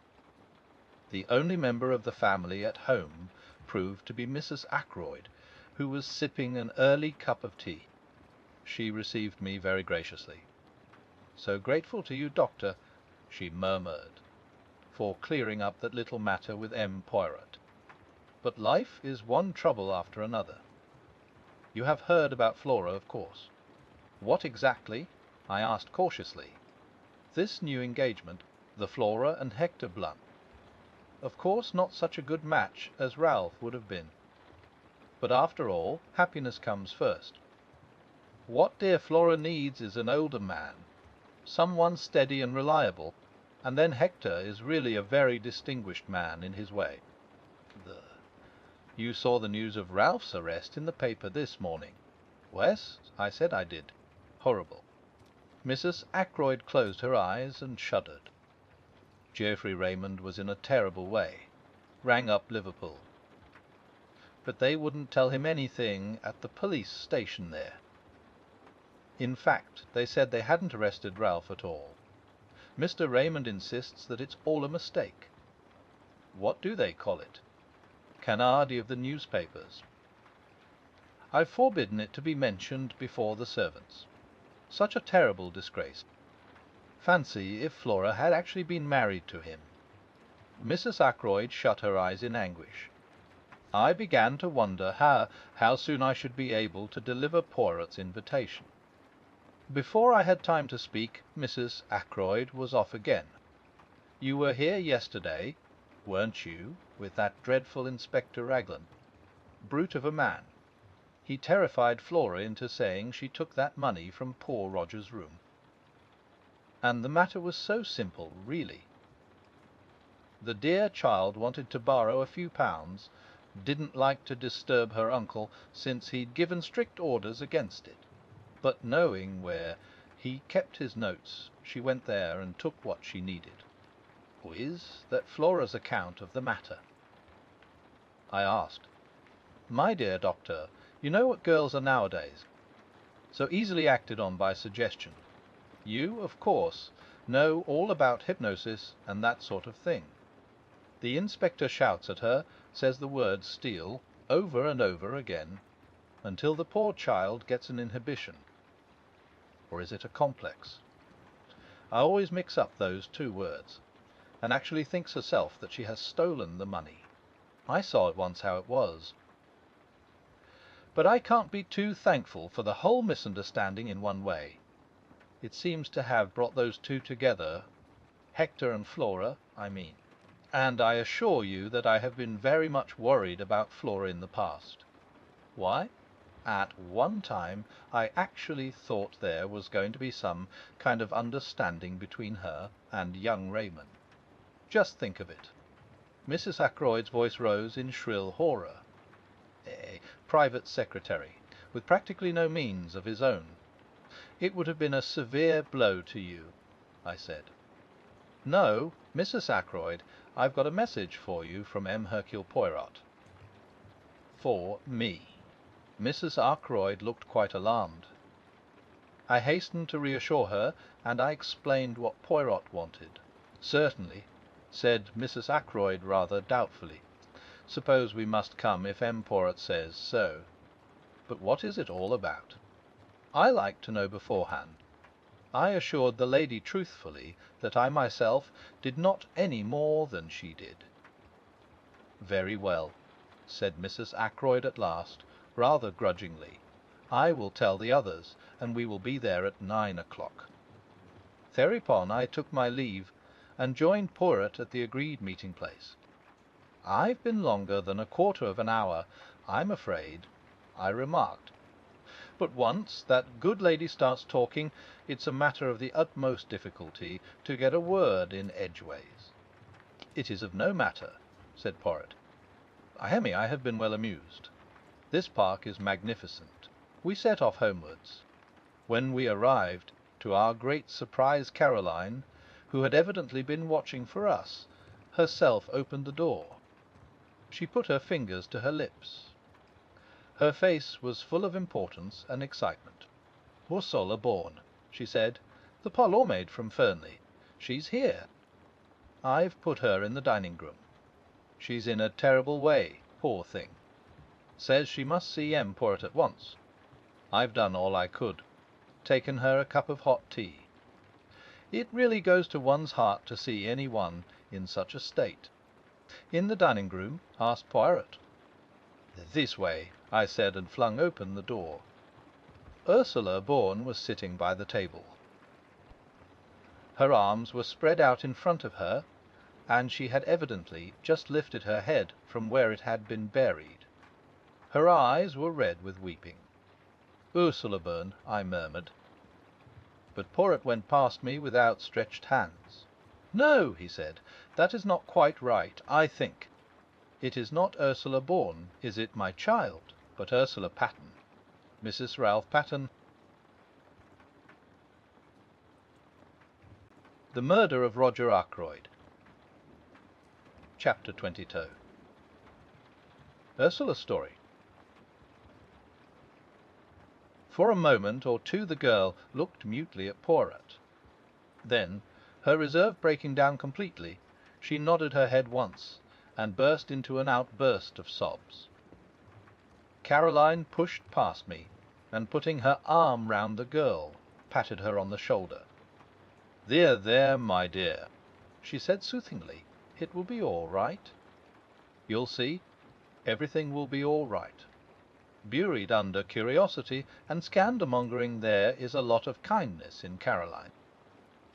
For the moment, even the interest of Poirot's revelation was lost in the sight of the girl's distress. Presently Ursula sat up and wiped her eyes. "This is very weak and silly of me," she said. "No, no, my child," said Poirot kindly. "We can all realize the strain of this last week." "It must have been a terrible ordeal," I said. "And then to find that you knew," continued Ursula. "How did you know?" "Was it Ralph who told you?" Poirot shook his head. "You know what brought me to you tonight?" went on the girl. "Teach eyes." She held out a crumpled piece of newspaper, and I recognized the paragraph that Poirot had inserted. says that Ralph has been arrested, so everything is useless. I need not pretend any longer. Newspaper paragraphs are not always true, mademoiselle, murmured Poirot, having the grace to look ashamed of himself. All the same, I think you will do well to make a clean breast of things. The truth is what we need now. The girl hesitated, looking at him doubtfully. You do not trust me, said Poirot gently. Yet all the same you came here to find me, did you not? Why was that?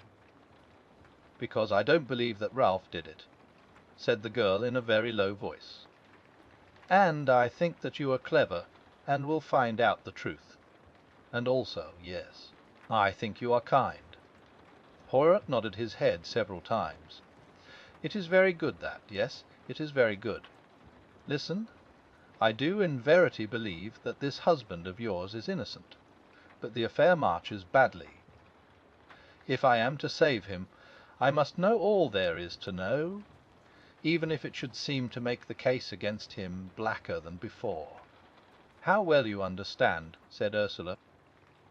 So you will tell me the whole story, will you not? From the beginning.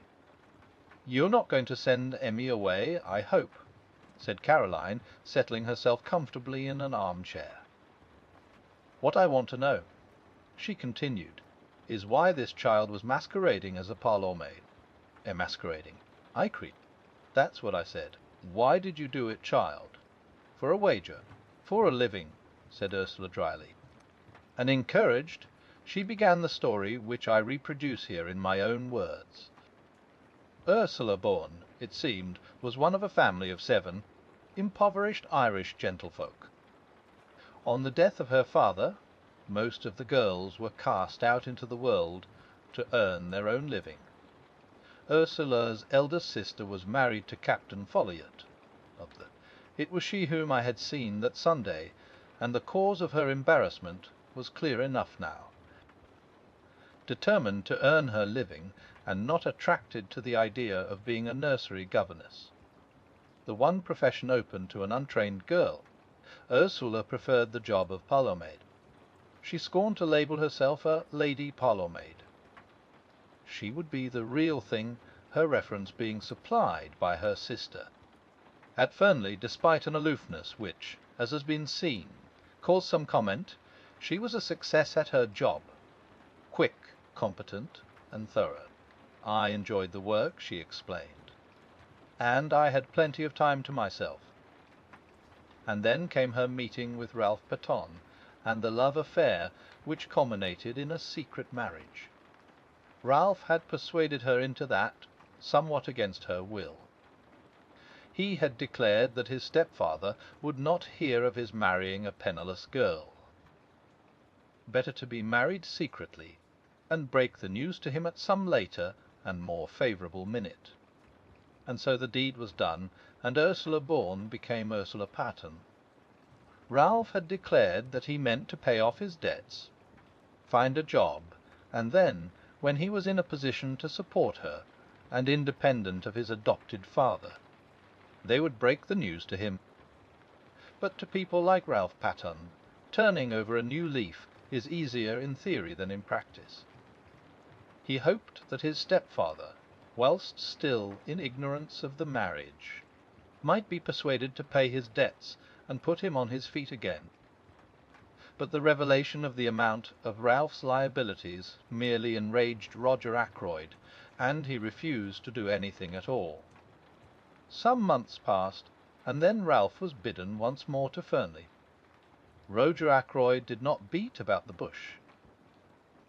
It was the desire of his heart that Ralph should marry Flora, and he put the matter plainly before the young man. And here it was that the innate weakness of Ralph Paton showed itself. As always, he grasped at the easy, the immediate solution. As far as I could make out, neither Flora nor Ralph made any pretence of love. It was on both sides a business arrangement. Roger Ackroyd dictated his wishes. They agreed to them. Flora accepted a chance of liberty money and an enlarged horizon. Ralph, of course, was playing a different game. But he was in a very awkward hole financially. He seized at the chance. His debts would be paid. He could start again with a clean sheet. His was not a nature to envisage the future, but I gather that he saw vaguely the engagement with Flora being broken off after a decent interval had elapsed. Both Flora and he stipulated that it should be kept a secret for the present. He was anxious to conceal it from Ursula. He felt instinctively that her nature, strong and resolute, with an inherent distaste for duplicity, was not one to welcome such a course. Then came the crucial moment when Roger Ackroyd, always high-handed, decided to announce the engagement. He said no word of his intention to Ralph. Only to Flora, and Flora, apathetic, raised no objection. On Ursula the news fell like a bombshell. Summoned by her, Ralph came hurriedly down from town. They met in the wood, where part of their conversation was overheard by my sister. Ralph implored her to keep silent for a little while longer. Ursula was equally determined to have done with concealments. She would tell Mr. Ackroyd the truth without any further delay. Husband and wife parted acrimoniously. Ursula, steadfast in her purpose, sought an interview with Roger Ackroyd that very afternoon, and revealed the truth to him. Their interview was a stormy one. It might have been even more stormy had not Roger Ackroyd been already obsessed with his own troubles. It was bad enough, however. Ackroyd was not the kind of man to forgive the deceit that had been practised upon him. His rancour was mainly directed to Ralph, but Ursula came in for her share, since he regarded her as a girl who had deliberately tried to untrap the adopted son of a very wealthy man. Unforgivable things were said on both sides. That same evening Ursula met Ralph by appointment in the small summer-house, stealing out from the house by the side door in order to do so. Their interview was made up of reproaches on both sides. Ralph charged Ursula with having irretrievably ruined his prospects by her ill-timed revelation. Ursula reproached Ralph with his duplicity. They parted at last. A little over half an hour later came the discovery of Roger Ackroyd's body. Since that night Ursula had neither seen nor heard from Ralph. As the story unfolded itself, I realized more and more what a damning series of facts it was. Alive, Ackroyd could hardly have failed to alter his will. I knew him well enough to realize that to do so would be his first thought. His death came in the nick of time for Ralph and Ursula Patton. Small wonder the girl had held her tongue, and played her part so consistently. My meditations were interrupted. It was Poirot's voice speaking, and I knew from the gravity of his tone that he, too, was fully alive to the implications of the position. "Mademoiselle, I must ask you one question, and you must answer it truthfully, for on it everything may hang. What time was it when you parted from Captain Ralph Paton in the summer-house? Now take a little minute, so that your answer may be very exact." The girl gave a half-laugh, bitter enough in all conscience. "Do you think I haven't gone over that again and again in my own mind? It was just 9:30 when I went out to meet him. Major Blunt was walking up and down the terrace, so I had to go round through the bushes to avoid him. It must have been about 27 minutes to 10 when I reached the summer-house. Ralph was waiting for me. I was with him 10 minutes. Not longer, for it was just 9:45 when I got back to the house. I saw now the insistence of her question the other day. If only Ackroyd could have been proved to have been killed before 9:45, and not after. I saw the reflection of that thought in Poirot's next question. Who left the summer-house first? I did. Leaving Ralph Paton in the summer-house. Yes, but you don't think. Mademoiselle, it is of no importance what I think. What did you do when you got back to the house? I went up to my room. And stayed there until when? Until about 10 o'clock. Is there anyone who can prove that? Prove? That I was in my room, you mean? Oh, no.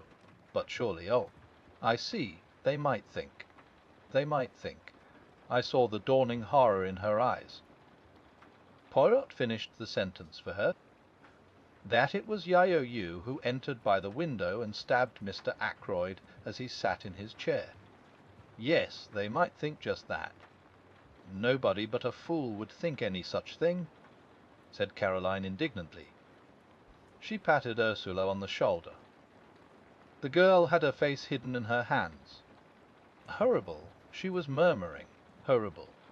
Caroline gave her a friendly shake. Don't worry, my dear, she said. Poirot doesn't think that really. As for that husband of yours, I don't think much of him, and I tell you so candidly. Running away and leaving you to face the music. But Ursula shook her head energetically. No, she cried. It wasn't like that at all. Ralph would not run away on his own account. I see now. If he heard of his stepfather's murder, he might think himself that I had done it. He wouldn't think any such thing, said Caroline. I was so cruel to him that night, so hard and bitter. I wouldn't listen to what he was trying to say, wouldn't believe that he really cared. I just stood there telling him what I thought of him, and saying the coldest, cruelest things that came into my mind, trying my best to hurt him. Do him no harm, said Caroline.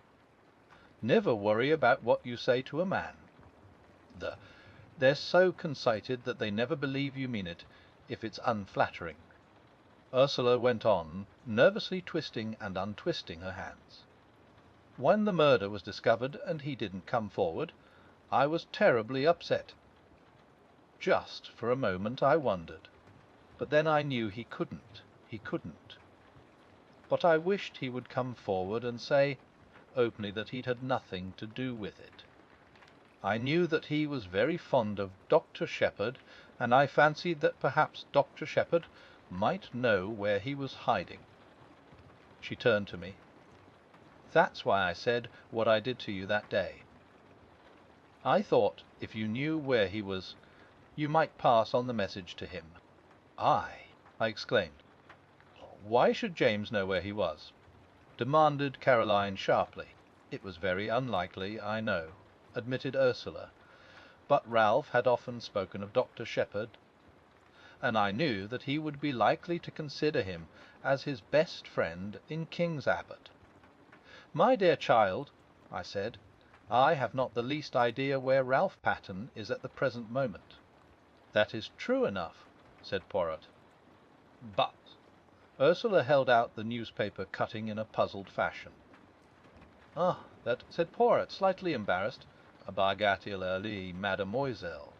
A whodunit. Not for a moment do I believe that Ralph Paton has been arrested. But then, began the girl slowly. Poirot went on quickly.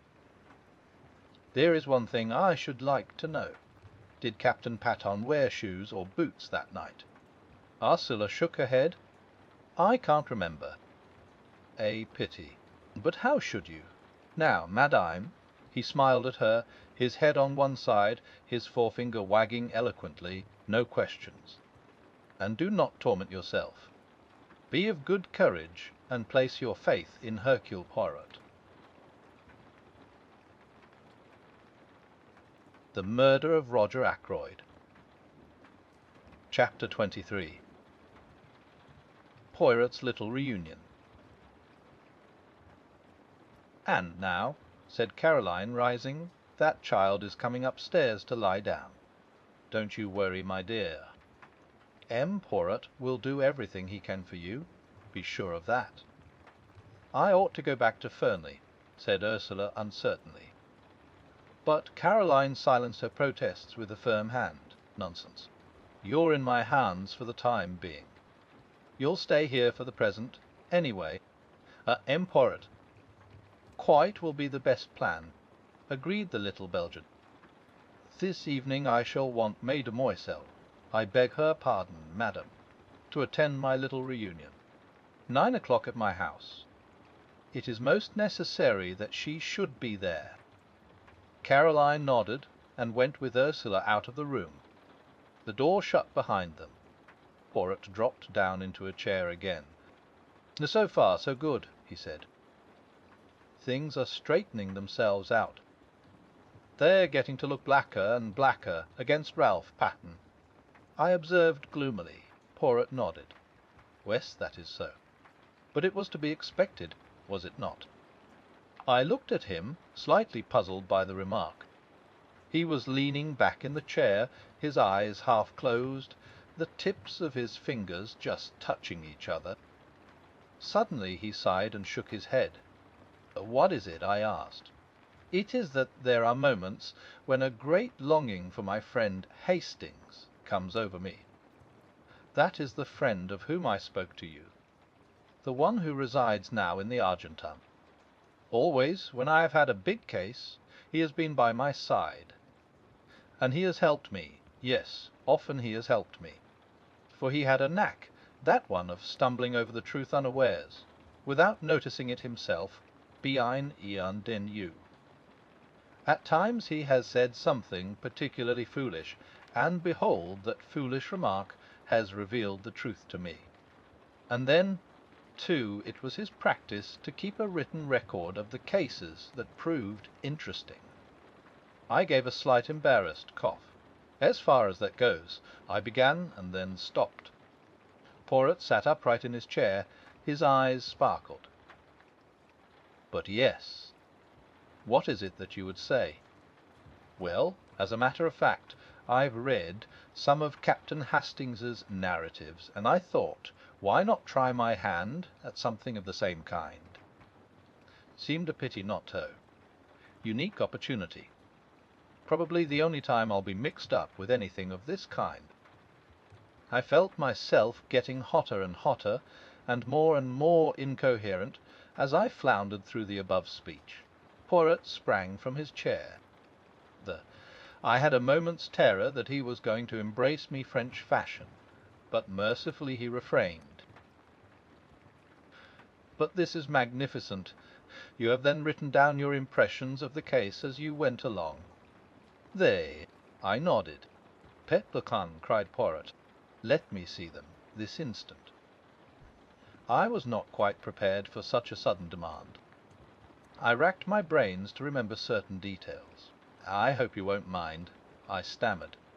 "I may have been a little personnel now and then."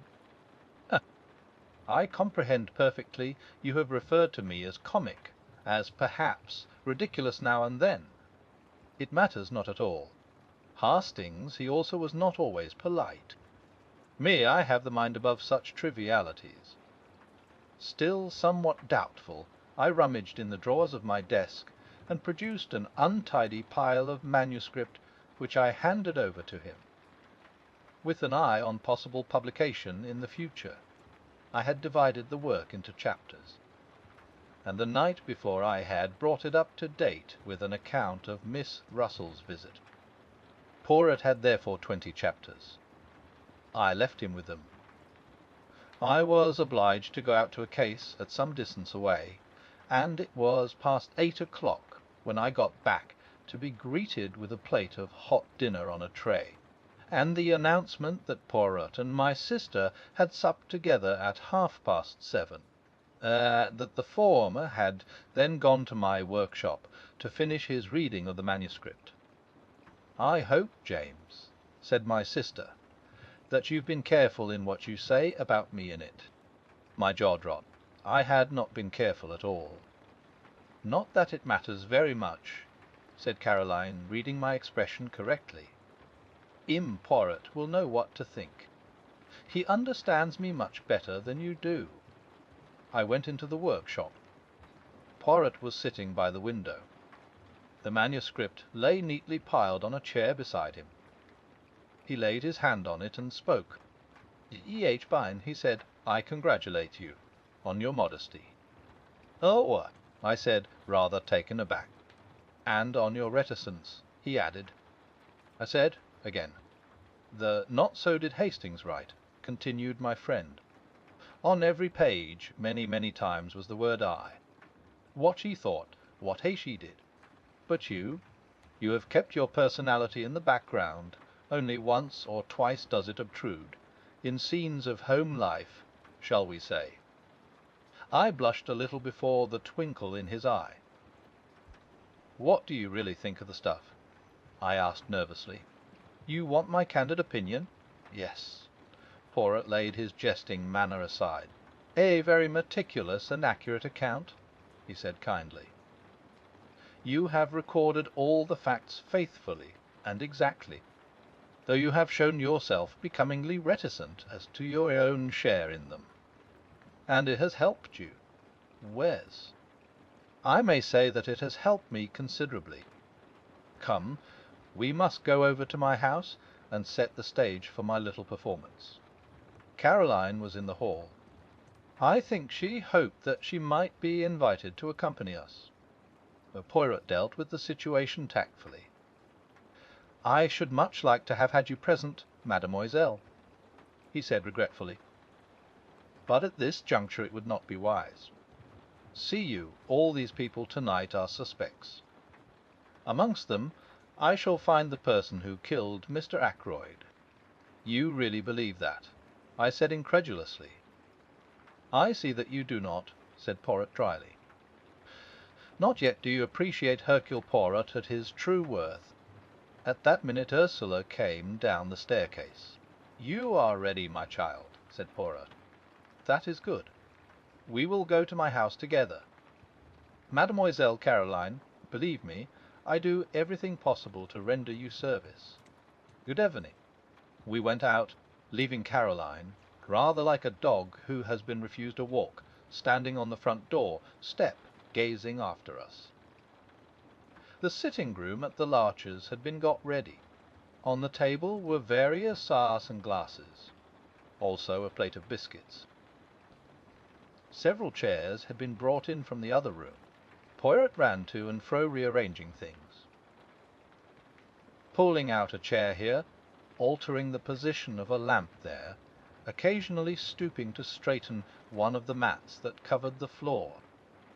He was specially fussy over the lighting. The lamps were arranged in such a way as to throw a clear light on the side of the room where the chairs were grouped, at the same time leaving the other end of the room, where I presumed Poirot himself would sit, in a dim twilight. Ursula and I watched him. Presently a bell was heard. "Thee arrive," said Poirot. "Good, all is in readiness." The door opened, and the party from Fernley filed in. Poirot went forward and greeted Mrs. Ackroyd and Flora. "It is most good of you to come," he said. "And Major Blunt and Mr. Raymond." The secretary was debonair as ever. "What's the great idea?" he said, laughing. "Some scientific machine. Do we have bands round our wrists which register guilty heartbeats? There is such an invention, isn't there? I have read of it, yes," admitted Poirot. "But me, I am old-fashioned. I use the old methods. I work only with the little grey cells. Now let us begin. But first I have an announcement to make to you all." He took Ursula's hand and drew her forward. "This lady is Mrs. Ralph Peyton. She was married to Captain Peyton last March." A little shriek burst from Mrs. Ackroyd. "Ralph!" "Married last March. Oh, but it's absurd. How could he be?" She stared at Ursula as though she had never seen her before. "Married to Bourne," she said. "Really, M. Poirot, I don't believe you." Ursula flushed and began to speak, but Flora forestalled her. Going quickly to the other girl's side, she passed her hand through her arm. "You must not mind our being surprised," she said. "You see, we had no idea of such a thing. You and Ralph have kept your secret very well. I am very glad about it." "You are very kind, Miss Ackroyd," said Ursula in a low voice. and you have every right to be exceedingly angry. Ralph behaved very badly, especially to you." "You needn't worry about that," said Flora, giving her arm a consoling little pat. "Ralph was in a corner and took the only way out. I should probably have done the same in his place. I do think he might have trusted me with the secret, though I wouldn't have let him down." Poirot rapped gently on a table and cleared his throat significantly. "The board meeting's going to begin," said Flora. "Poirot hints that we mustn't talk. But just tell me one thing. Where is Ralph? You must know if any one does." "But I don't," cried Ursula, almost in a wail. "That's just it, I don't." "Isn't he detained at Liverpool?" asked Raymond. "It said so in the paper." "He is not at Liverpool," said Poirot shortly. "In fact, I remarked, no one knows where he is." "Excepting Hercule Poirot," said Raymond. The Poirot replied seriously to the other's banter. "Men, I know everything. Remember that." Geoffrey Raymond lifted his eyebrows. "Everything?" He whistled. "That's a tall order." "Do you mean to say you can really guess where Ralph Peyton is hiding?" I asked incredulously. "You call it guessing. I call it knowing my friend." "In Cranchester?" I hazarded. "No," replied Poirot gravely, "not in Cranchester." He said no more, but at a gesture from him the assembled party took their seats. As they did so, the door opened once more, and two other people came in and sat down near the door. They were Parker and the housekeeper. "The number is complete," said Poirot. "Everyone is here." There was a ring of satisfaction in his tone. And with the sound of it I saw a ripple of something like uneasiness pass over all those faces grouped at the other end of the room. There was a suggestion in all this as of a trap that had closed. Poirot read from a list in an important manner. "Mrs. Ackroyd, Miss Flora Ackroyd, Major Blunt, Mr. Geoffrey Raymond, Mrs. Ralph Peyton, John Parker, Elizabeth Russell." He laid the paper down on the table. "What's the meaning of all this?" began Raymond. "The list I have just read," said Poirot, "is a list of suspected persons. Every one of you present had the opportunity to kill Mr. Ackroyd." With a cry Mrs. Ackroyd sprang up, her throat working. "I don't like it," she wailed. "I don't like it. I would much prefer to go home." "You cannot go home, madam," said Poirot sternly, "until you have heard what I have to say." He paused a moment, then cleared his throat. "I will start at the beginning. When Miss Ackroyd asked me to investigate the case, I went up to Fernley Park with the good Dr. Shepherd.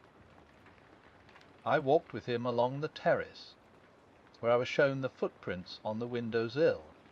From there Inspector Raglan took me along the path which leads to the drive. My eye was caught by a little summer-house, and I searched it thoroughly. I found two things: a scrap of starched cambric and an empty goose quill. The scrap of cambric immediately suggested to me a maid's apron. When Inspector Raglan showed me his list of the people in the house, I noticed at once that one of the maids, Ursula Bourne, the parlour maid, had no real alibi. According to her own story, she was in her bedroom from 9:30 until 10. But supposing that instead she was in the summer-house? If so, she must have gone there to meet someone. Now we know from Dr. Shepherd that someone from outside D.I.D. come to the house that night. The stranger whom he met just by the gate. At a first glance it would seem that our problem was solved, and the stranger went to the summer-house to meet Ursula Bourne. It was fairly certain that he D.I.D. go to the summer-house because of the goose quill. That suggested at once to my mind a taker of drugs, and one who had acquired the habit on the other side of the Atlantic, where sniffing snow is more common than in this country. The man whom Dr. Shepherd met had an American accent, which fitted in with that supposition. But I was held up by one point. Ti timistem et fate. Ursula Bourne could certainly not have gone to the summer-house before 9:30, whereas the man must have got there by a few minutes past 9. I could, of course, assume that he waited there for half an hour. The only alternative supposition was that there had been two separate meetings in the summer-house that night. By as soon as I went into that alternative, I found several significant facts. I discovered that Miss Russell, the housekeeper, had visited Dr. Shepherd that morning, and had displayed a good deal of interest in cures for victims of the drug habit. Taking that in conjunction with the goose quill, I assumed that the man in question came to Fernley to meet the housekeeper, and not Ursula Bourne. Who, then, did Ursula Bourne come to the Rendezvous to meet? I was not long in doubt. First I found a ring, a wedding ring, with from R and a date inside it. Then I learnt that Ralph Patten had been seen coming up the path which led to the summer-house at 25 minutes past 9. And I also heard of a certain conversation which had taken place in the wood near the village that very afternoon. A conversation between Ralph Patten and some unknown girl. So I had my facts succeeding each other in a neat and orderly manner. A secret marriage, an engagement announced on the day of the tragedy, the stormy interview in the wood, and the meeting arranged for the summer-house that night. Incidentally, this proved to me one thing, that both Ralph Patten and Ursula Bourne, Zidore Patton, had the strongest motives for wishing Mr. Ackroyd out of the way, and it also made one other point unexpectedly clear. It could not have been Ralph Patten who was with Mr. Ackroyd in the study at 9:30. So we come to another and most interesting aspect of the crime. Who was it in the room with Mr. Ackroyd at 9:30? Not Ralph Patten, who was in the summer-house with his wife. Not Charles Kent, who had already left. Who, then? I posed my cleverest, my most audacious question, where san and why owen I te chim? Poirot leaned forward and shot the last words triumphantly at us, drawing back afterwards with the air of one who has made a decided hit. Raymond, however, did not seem impressed, and lodged a mild protest. I don't know if you're trying to make me out a liar, M. Poirot, but the matter does not rest on my evidence alone. Except, perhaps, as to the exact words used. Remember, Major Blunt also heard Mr. Ackroyd talking to someone. He was on the terrace outside, and couldn't catch the words clearly, but he distinctly heard the voices. Poirot nodded. I have not forgotten, he said quietly. But Major Blunt was under the impression that it was Yo-Yu to whom Mr. Ackroyd was speaking. For a moment Raymond seemed taken aback. Then he recovered himself. Blunt knows now that he was mistaken, he said. Exactly, agreed the other man. Yet there must have been some reason for his thinking so, mused Poirot. Oh, no, he held up his hand in protest. I know the reason you will give, but 'tis not enough. We must seek elsewhere. I will put it this way. From the beginning of the case I have been struck by one thing. The nature of those words which Mr. Raymond overheard. It has been amazing to me that no one has commented on them, has seen anything odd about them. He paused a minute and then quoted softly. Th careless, or remember, PURCCFB and so feet there, SUFL IT, yet I am PURCIZB, L farmi TCCD to UURQEST. Does nothing strike you as odd about that? I don't think so, said Raymond. He has frequently dictated letters to me, using almost exactly those same words. Exactly, cried Poirot. That is what I seek to arrive at. Would any man use such a phrase in Talaengi to another? Impossible that should be part of a real conversation. Now, if he had been dictating a letter— You mean he was reading a letter aloud, said Raymond slowly. Even so, he must have been reading to someone. But why? We have no evidence that there was any one else in the room. No other voice but Mr. Ackroyd's was heard, remember. Surely a man wouldn't read letters of that type aloud to himself. Not unless he was, well, going balmy. You have all forgotten one thing, said Poirot softly. The stranger who called at the house the preceding Wednesday. They all stared at him. But yes, said Poirot, nodding encouragingly, on Wednesday. The young man was not of himself important. But the firm he represented interested me very much. The dictaphone company, gasped Raymond. I see it now. A dictaphone. That's what you think. Poirot nodded. Mr. Ackroyd had promised to invest in a dictaphone, you remember. Me, I had the curiosity to inquire of the company in question. Their reply is that Mr. Ackroyd died he purchase a dictaphone from their representative. Why he concealed the matter from you, I do not know. He must have meant to surprise me with it, murmured Raymond. He had quite a childish love of surprising people. Meant to keep it up his sleeve for a day or so. Probably was playing with it like a new toy. Yes, it fits in. You're quite right.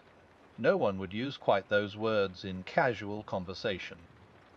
It explains, too, said Poirot, why Major Blunt thought it was you who were in the study. Such scraps as came to him were fragments of dictation, and so his subconscious mind deduced that you were with him.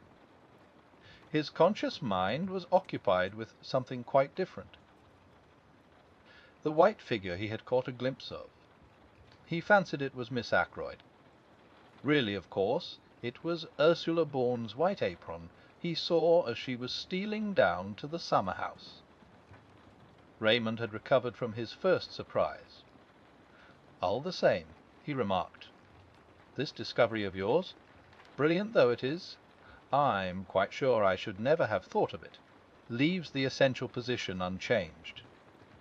Mr. Ackroyd was alive at 9:30, since he was speaking into the dictaphone. It seems clear that the man Charles Kent was really off the premises by then. As to Ralph Paton, he hesitated, glancing at Ursula. Her colour flared up, but she answered steadily enough. Ralph and I parted just before 9:45. He never went near the house, I am sure of that. He had no intention of doing so. The last thing on earth he wanted was to face his stepfather. He would have funked it badly. It isn't that I doubt your story for a moment, explained Raymond. I've always been quite sure Captain Paton was innocent. But one has to think of a court of law, and the questions that would be asked. He is in a most unfortunate position, but if he were to come forward— Poirot interrupted. That is your advice, yes. That he should come forward, certainly, if you know where he is. I perceive that you do not believe that I do know. And yet I have told you just now that I know everything. The truth of the telephone call, of the footprints on the window-sill, of the hiding-place of Ralph Paton. Where is he? Said Blunt sharply. Not very far away, said Poirot, smiling. In Cranchester, I asked. Poirot turned towards me. Always you ask me that. The idea of Cranchester it is with you, and I'd idea Fexy. No, he is not in Cranchester. He is? He pointed a dramatic forefinger. Everyone's head turned. Ralph Paton was standing in the doorway. The Murder of Roger Ackroyd. Chapter 24. Ralph Paton's story. It was a very uncomfortable minute for M.E. I hardly took in what happened next, but there were exclamations and cries of surprise. When I was Sufficiently master of myself to be able to realize what was going on, Ralph Patten was standing by his wife, her hand in his, and he was smiling across the room at me. Poirot, too, was smiling and at the same time shaking an eloquent finger at me. Hey, have I not told you at least 30 times that it is useless to conceal things from Hercule Poirot? He demanded. That in such a case he finds out. He turned to the others. One day, you remember, we held a little seance about a table, just the 6 of us. I accused the other 5 persons present of concealing something from me. 4 of them gave up their secret. Dr. Shepherd did not give up his. But all along I have had my suspicions. Dr. Shepherd went to the Three Boars that night hoping to find Ralph. He did not find him there, but supposing, I said to myself, that he met him in the street on his way home. Dr. Shepherd was a friend of Captain Patten's, and he had come straight from the scene of the crime. He must know that things looked very black against him. Perhaps he knew more than the general public did. I did, I said ruefully. I suppose I might as well make a clean breast of things now. I went to see Ralph that afternoon. At first he refused to take me into his confidence, but later he told me about his marriage and the hole he was in. As soon as the murder was discovered, I realized that once the facts were known, suspicion could not fail to attach to Ralph, or, if not to him, to the girl he loved. That night I put the facts plainly before him. The thought of having possibly to give evidence which might incriminate his wife made him resolve at all costs to. I hesitated, and Ralph filled up the gap. To do a bunk, he said graphically. You see, Ursula left me to go back to the house. I thought it possible that she might have attempted to have another interview with my stepfather. He had already been very rude to her that afternoon. It occurred to me that he might have so insulted her, in such an unforgivable manner, that without knowing what she was doing. He stopped. Ursula released her hand from his and stepped back. You thought that, Ralph? You actually thought that I might have done it? Let us get back to the culpable conduct of Dr. Shepherd, said Poirot dryly.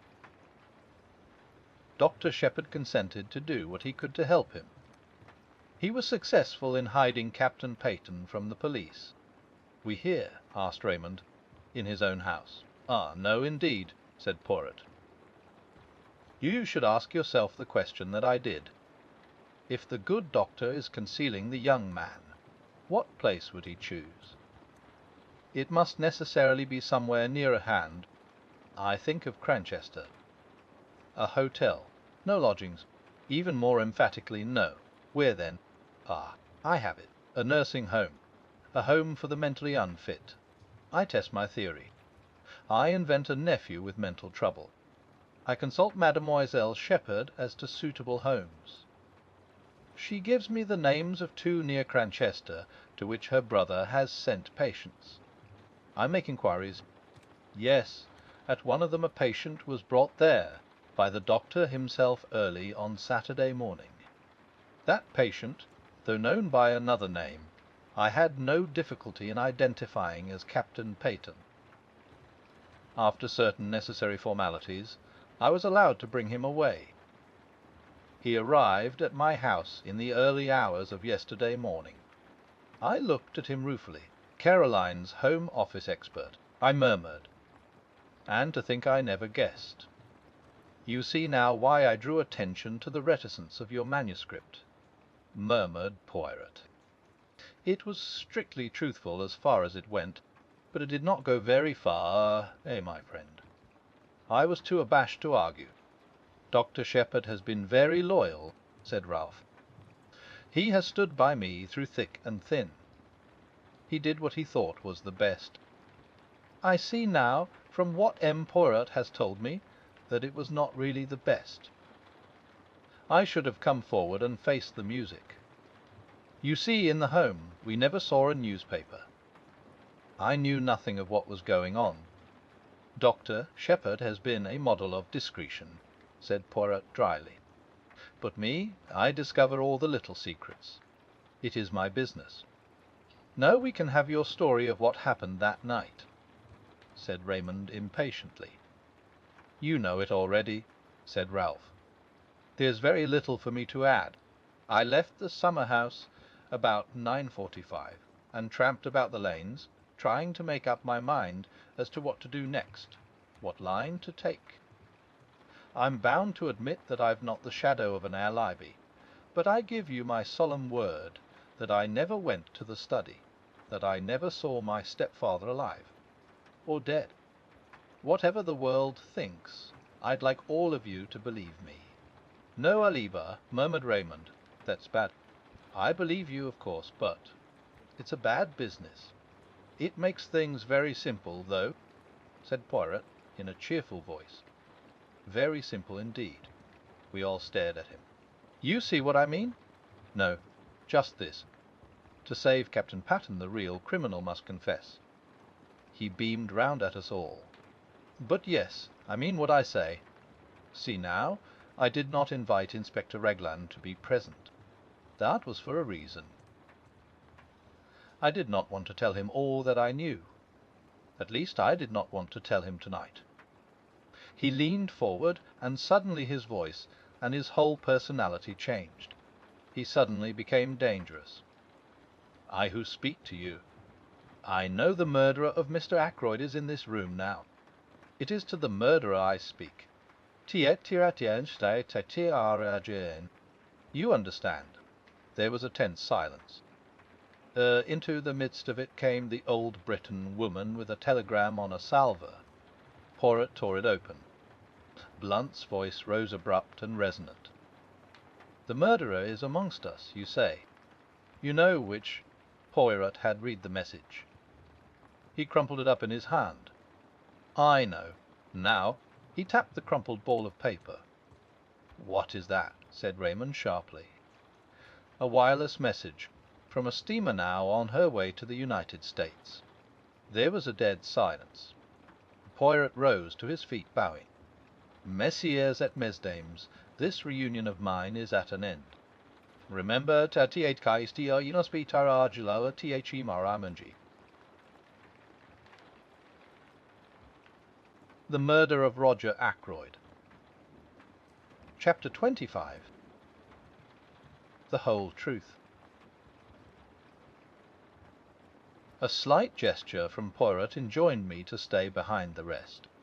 I obeyed, going over to the fire and thoughtfully stirring the big logs on it with the toe of my boot. I was puzzled.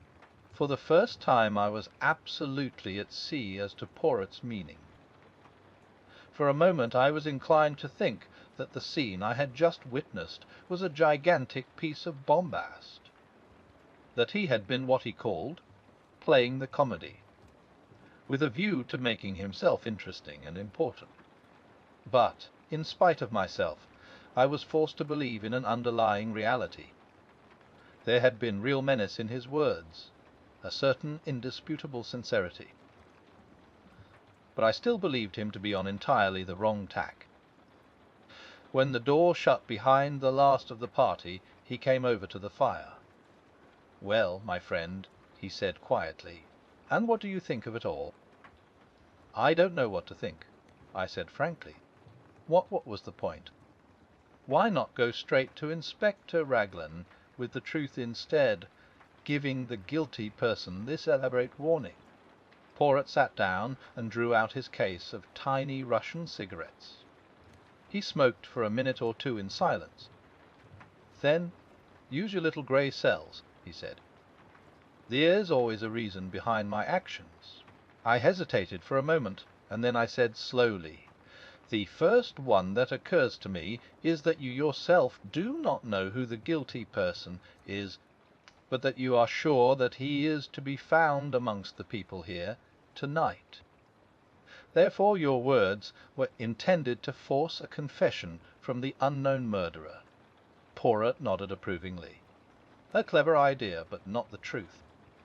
I thought, perhaps, that by making him believe you knew, you might force him out into the open. Not necessarily by confession.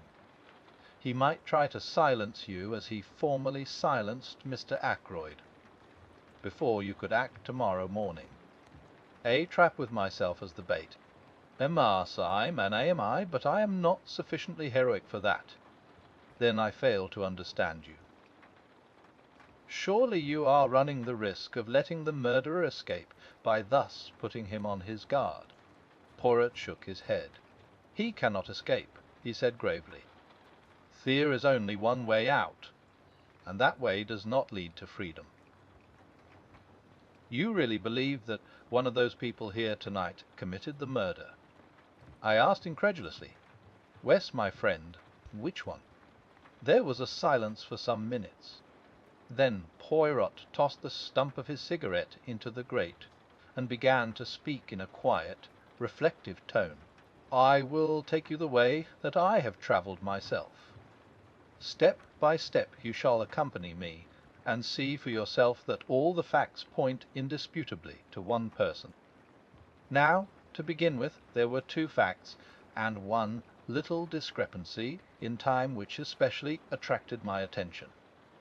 The first fact was the telephone call. If Ralph Patten were indeed the murderer, the telephone call became meaningless and absurd.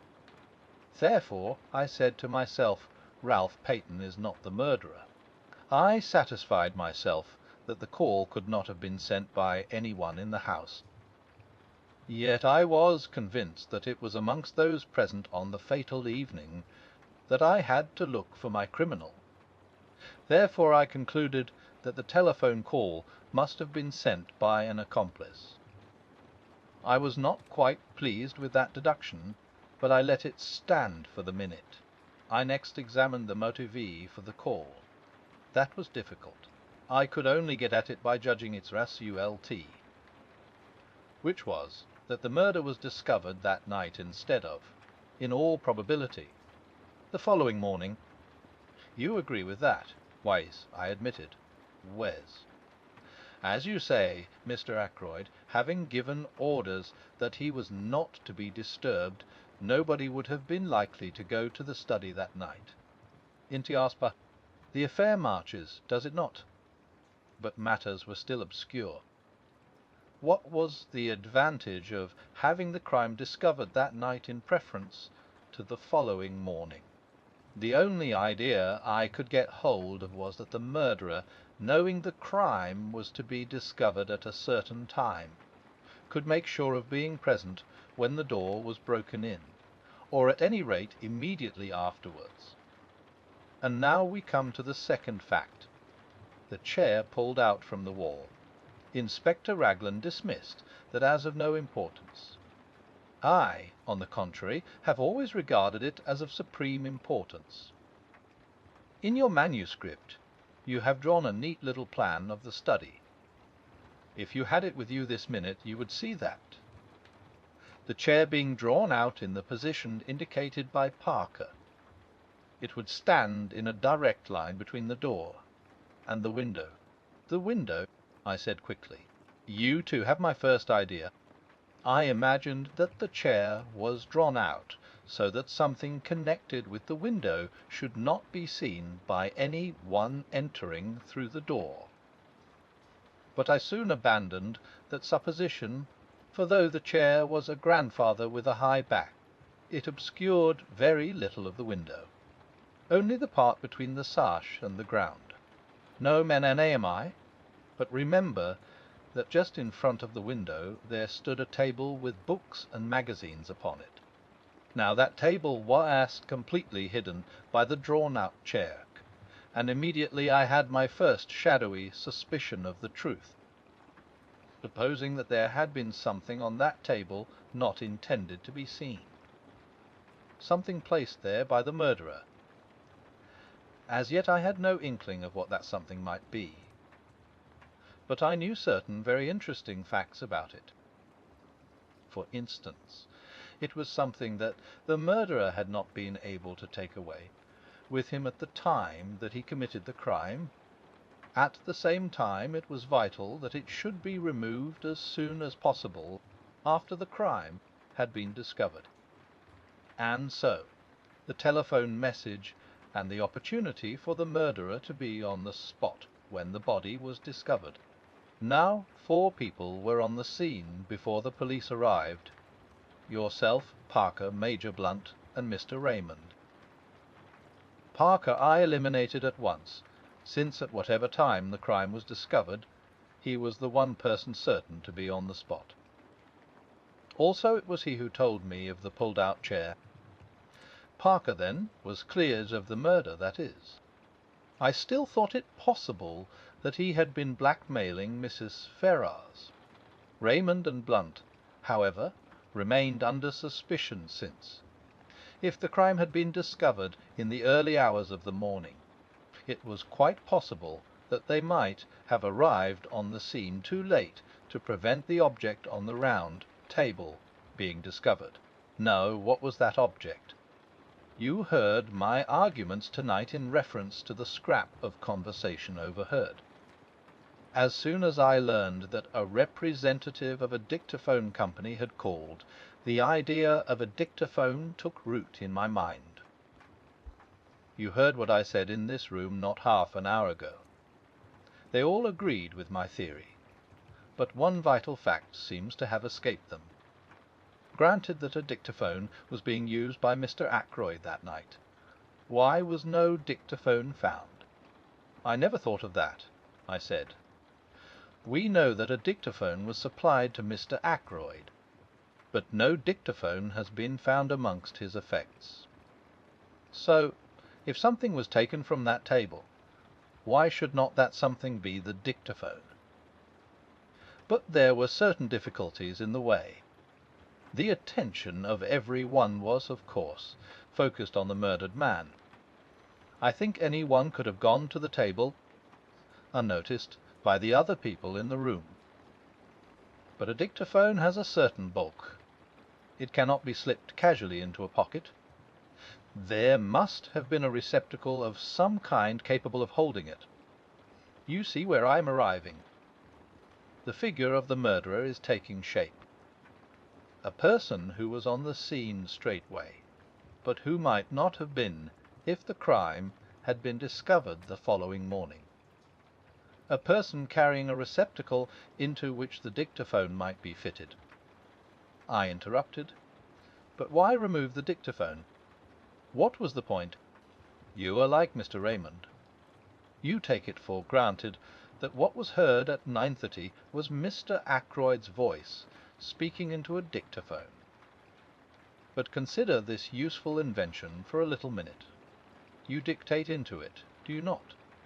And at some later time a secretary or a typist turns it on, and the voice speaks again. You mean? I gasped. Poirot nodded. Wes, I mean that. Maesta iti carebus alaimak daid. It was the dictaphone speaking, not the man. And the murderer switched it on. Then he must have been in the room at that minute. Possibly. But we must not exclude the likelihood of some mechanical device having been applied. Something after the nature of a time lock, or even of a simple alarm clock. But in that case we must add 2 qualifications to our imaginary portrait of the murderer. It must be someone who knew of Mr. Ackroyd's purchase of the dictaphone, and also someone with the necessary mechanical knowledge. I had got thus far in my own mind when we came to the footprints on the window ledge. Here there were 3 conclusions open to me. A1. They might really have been made by Ralph Peyton. He had been at Fernley that night, and might have climbed into the study and found his uncle dead there. That was one hypothesis. 2. There was the possibility that the footmarks might have been made by somebody else who happened to have the same kind of studs in his shoes. But the inmates of the house had shoes soled with crepe rubber, and I decline to believe in the coincidence of someone from outside having the same kind of shoes as Ralph Patten wore. Charles Kent, as we know from the barmaid of the Dog and Whistle, had on a pair of boots clean dropping off him. Saithryth those prints were made by someone deliberately trying to throw suspicion on Ralph Patten. To test this last conclusion, it was necessary to ascertain certain facts. One pair of Ralph's shoes had been obtained from the Three Boars by the police. Neither Ralph nor any one else could have worn them that evening, since they were downstairs being cleaned. According to the police theory, Ralph was wearing another pair of the same kind, and I found out that it was true that he had two pairs. Now, for my theory to be proved correct, it was necessary for the murderer to have worn Ralph's shoes that evening, in which case Ralph must have been wearing yet a TIRD pair of footwear of some kind. I could hardly suppose that he would bring three pairs of shoes all alike. The third pair of footwear were more likely to be boots. I got your sister to make inquiries on this point, laying some stress on the colour, in order, I admit it frankly, to obscure the real reason for my asking. You know the result of her investigations. Ralph Patten had a pair of boots with him. The first question I asked him when he came to my house yesterday morning was what he was wearing on his feet on the fatal night. He replied at once that he had worn both. He was still wearing them, in fact, having nothing else to put on. So we get a step further in our description of the murderer, a person who had the opportunity to take these shoes of Ralph Patten's from the Three Boars that day. He paused, and then said, with a slightly raised voice, "There is one further point. The murderer must have been a person who had the opportunity to purloin the dagger from the silver table. You might argue that any one in the house might have done so, but I will recall to you that Miss Ackroyd was very positive that the dagger was not there when she examined the silver table." He paused again. "Let us recapitulate, now that all is clear. A person who was at the Three Boars earlier that day. A person who knew Croyd well enough to know that he had purchased a dictaphone. A person who was of a mechanical turn of mind, who had the opportunity to take the dagger from the silver table before Miss Flora arrived, who had with him a receptacle suitable for hiding the dictaphone, such as a black bag, and who had the study to himself for a few minutes after the crime was discovered, while Parker was telephoning for the police. In fact,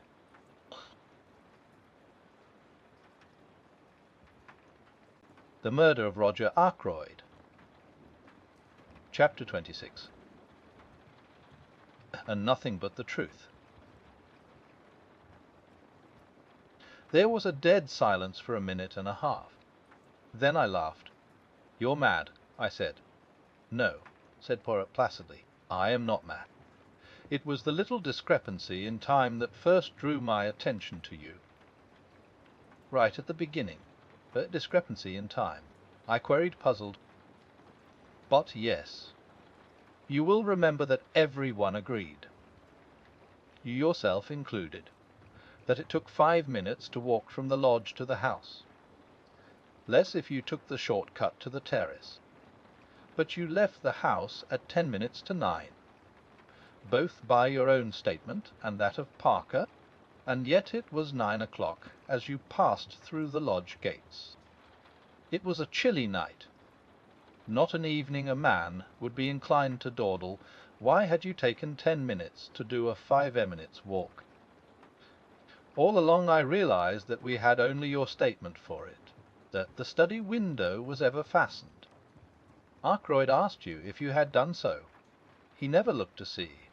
Supposing, then, that the study window was unfastened, would there be time in that 10 minutes for you to run round the outside of the house, change your shoes, climb in through the window, kill Ackroyd, and get to the gate by 9 o'clock?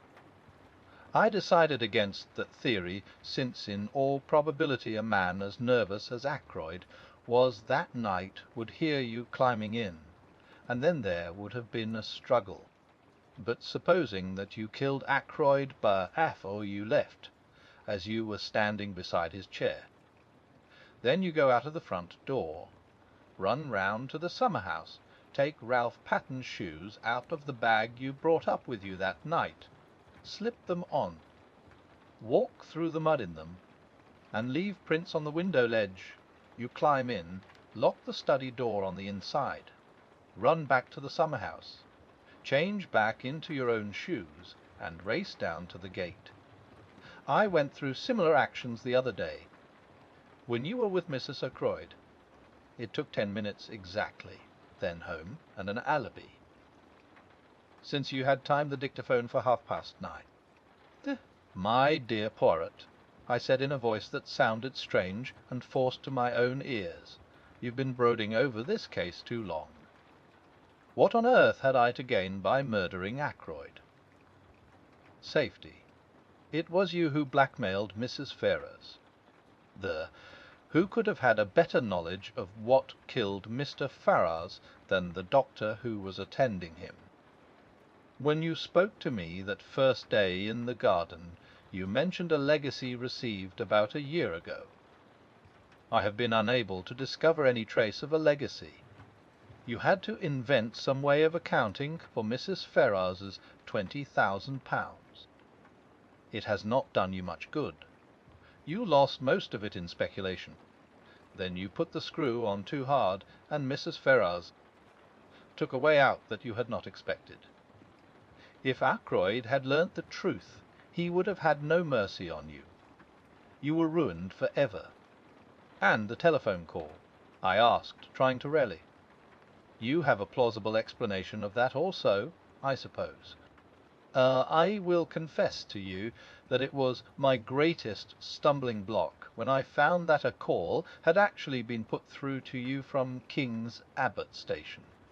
I at first believed that you had simply invented the story.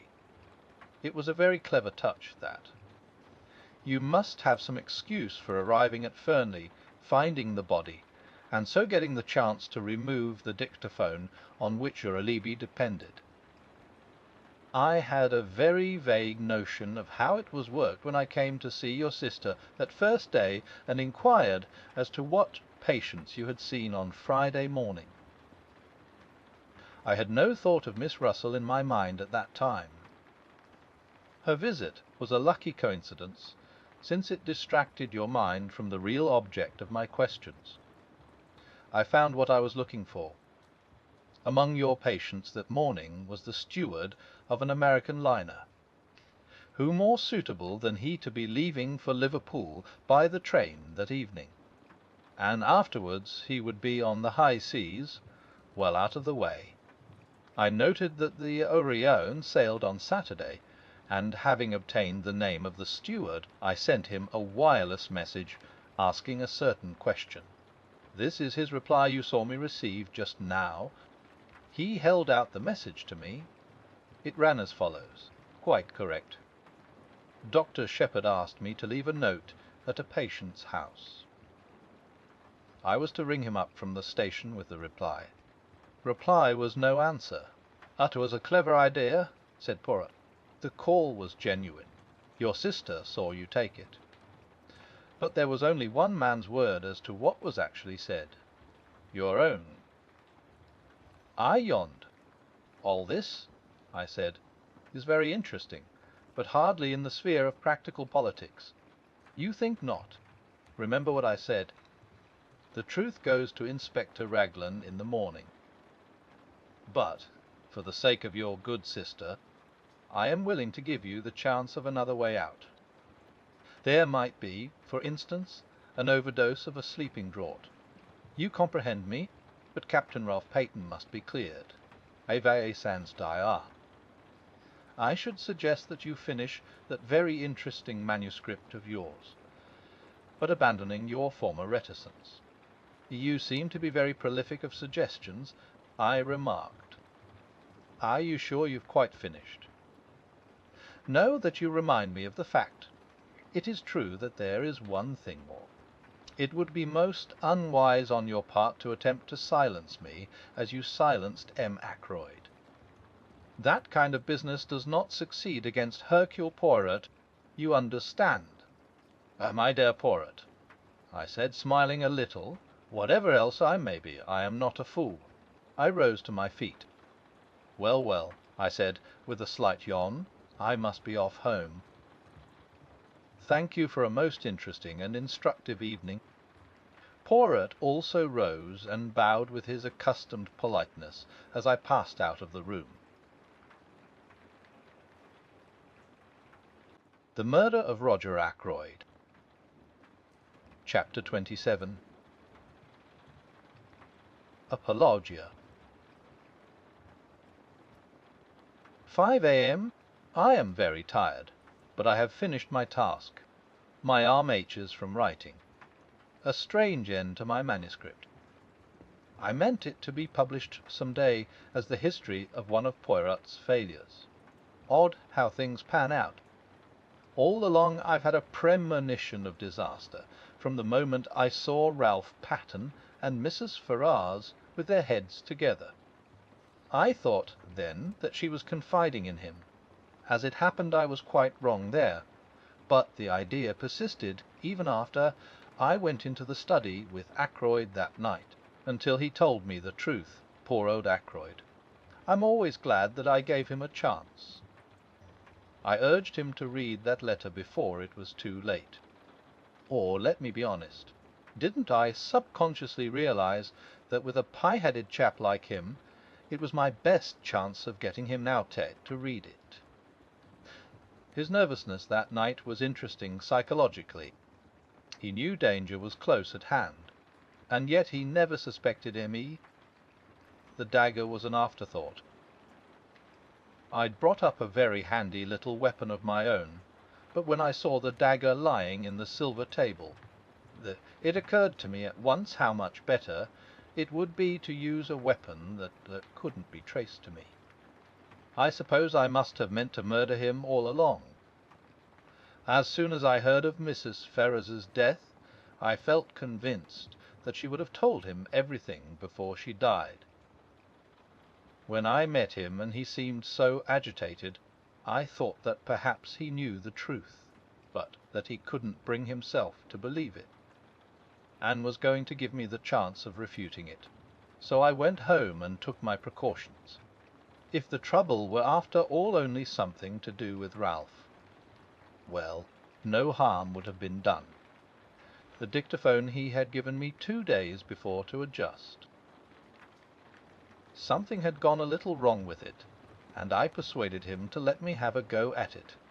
Instead of sending it back, I did what I wanted to it, and took it up with me in my bag that evening. I am rather pleased with myself as a writer. What could be neater, for instance, than the following? T-A-T-R-W-B-R-B-O-H I-H-T-N-T-Y menentis T-O-D. Itis Jester Hunmenutas Teod Baita left time Tiatiras Tilel Uanaid. I aside dead by THM Gunkundanti do a lolocol GKA difepta was, and enkind I date lafety and efty on Dani. All true, you see. But suppose I had put a row of stars after the first sentence. Would somebody then have wondered what exactly happened in that blank 10 minutes? When I looked round the room from the door, I was quite satisfied. Nothing had been left undone. The dictaphone was on the table by the window. Time to go off at 9:30, yet the mechanism of that little device was rather clever, based on the principle of an alarm clock, and the armchair was pulled out so as to hide it from the door. I must admit that it gave me rather a shock to run into Parker just outside the door. I have faithfully recorded that fact. Then later, when the body was discovered, and I had sent Parker to telephone for the police, what a judicious use of words! Tidai di tli titiale to be danzian.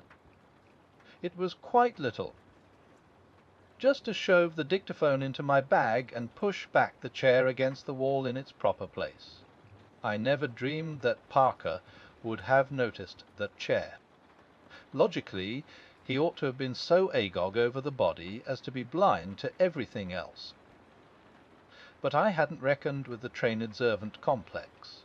I wish I could have known beforehand that Flora was going to say she'd seen her uncle alive at 9:45.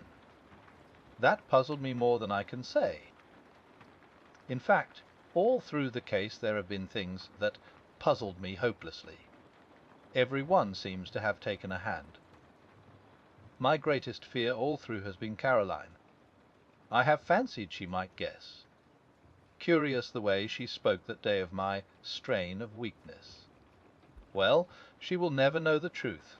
There is, as Poirot said, one way out. I can trust him. He and Inspector Ragland will manage it between them.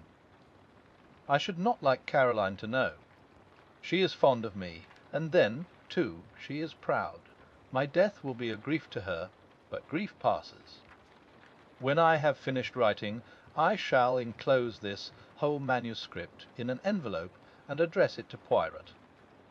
And then, what shall it be? Veronal? There would be a kind of poetic justice. Not that I take any responsibility for Mrs. Ferrars's death. It was the direct consequence of her own actions. I feel no pity for her. I have no pity for myself either, so let it be Veronal. But I wish Hercule Poirot had never retired from work, and come here to grow vegetable marrows.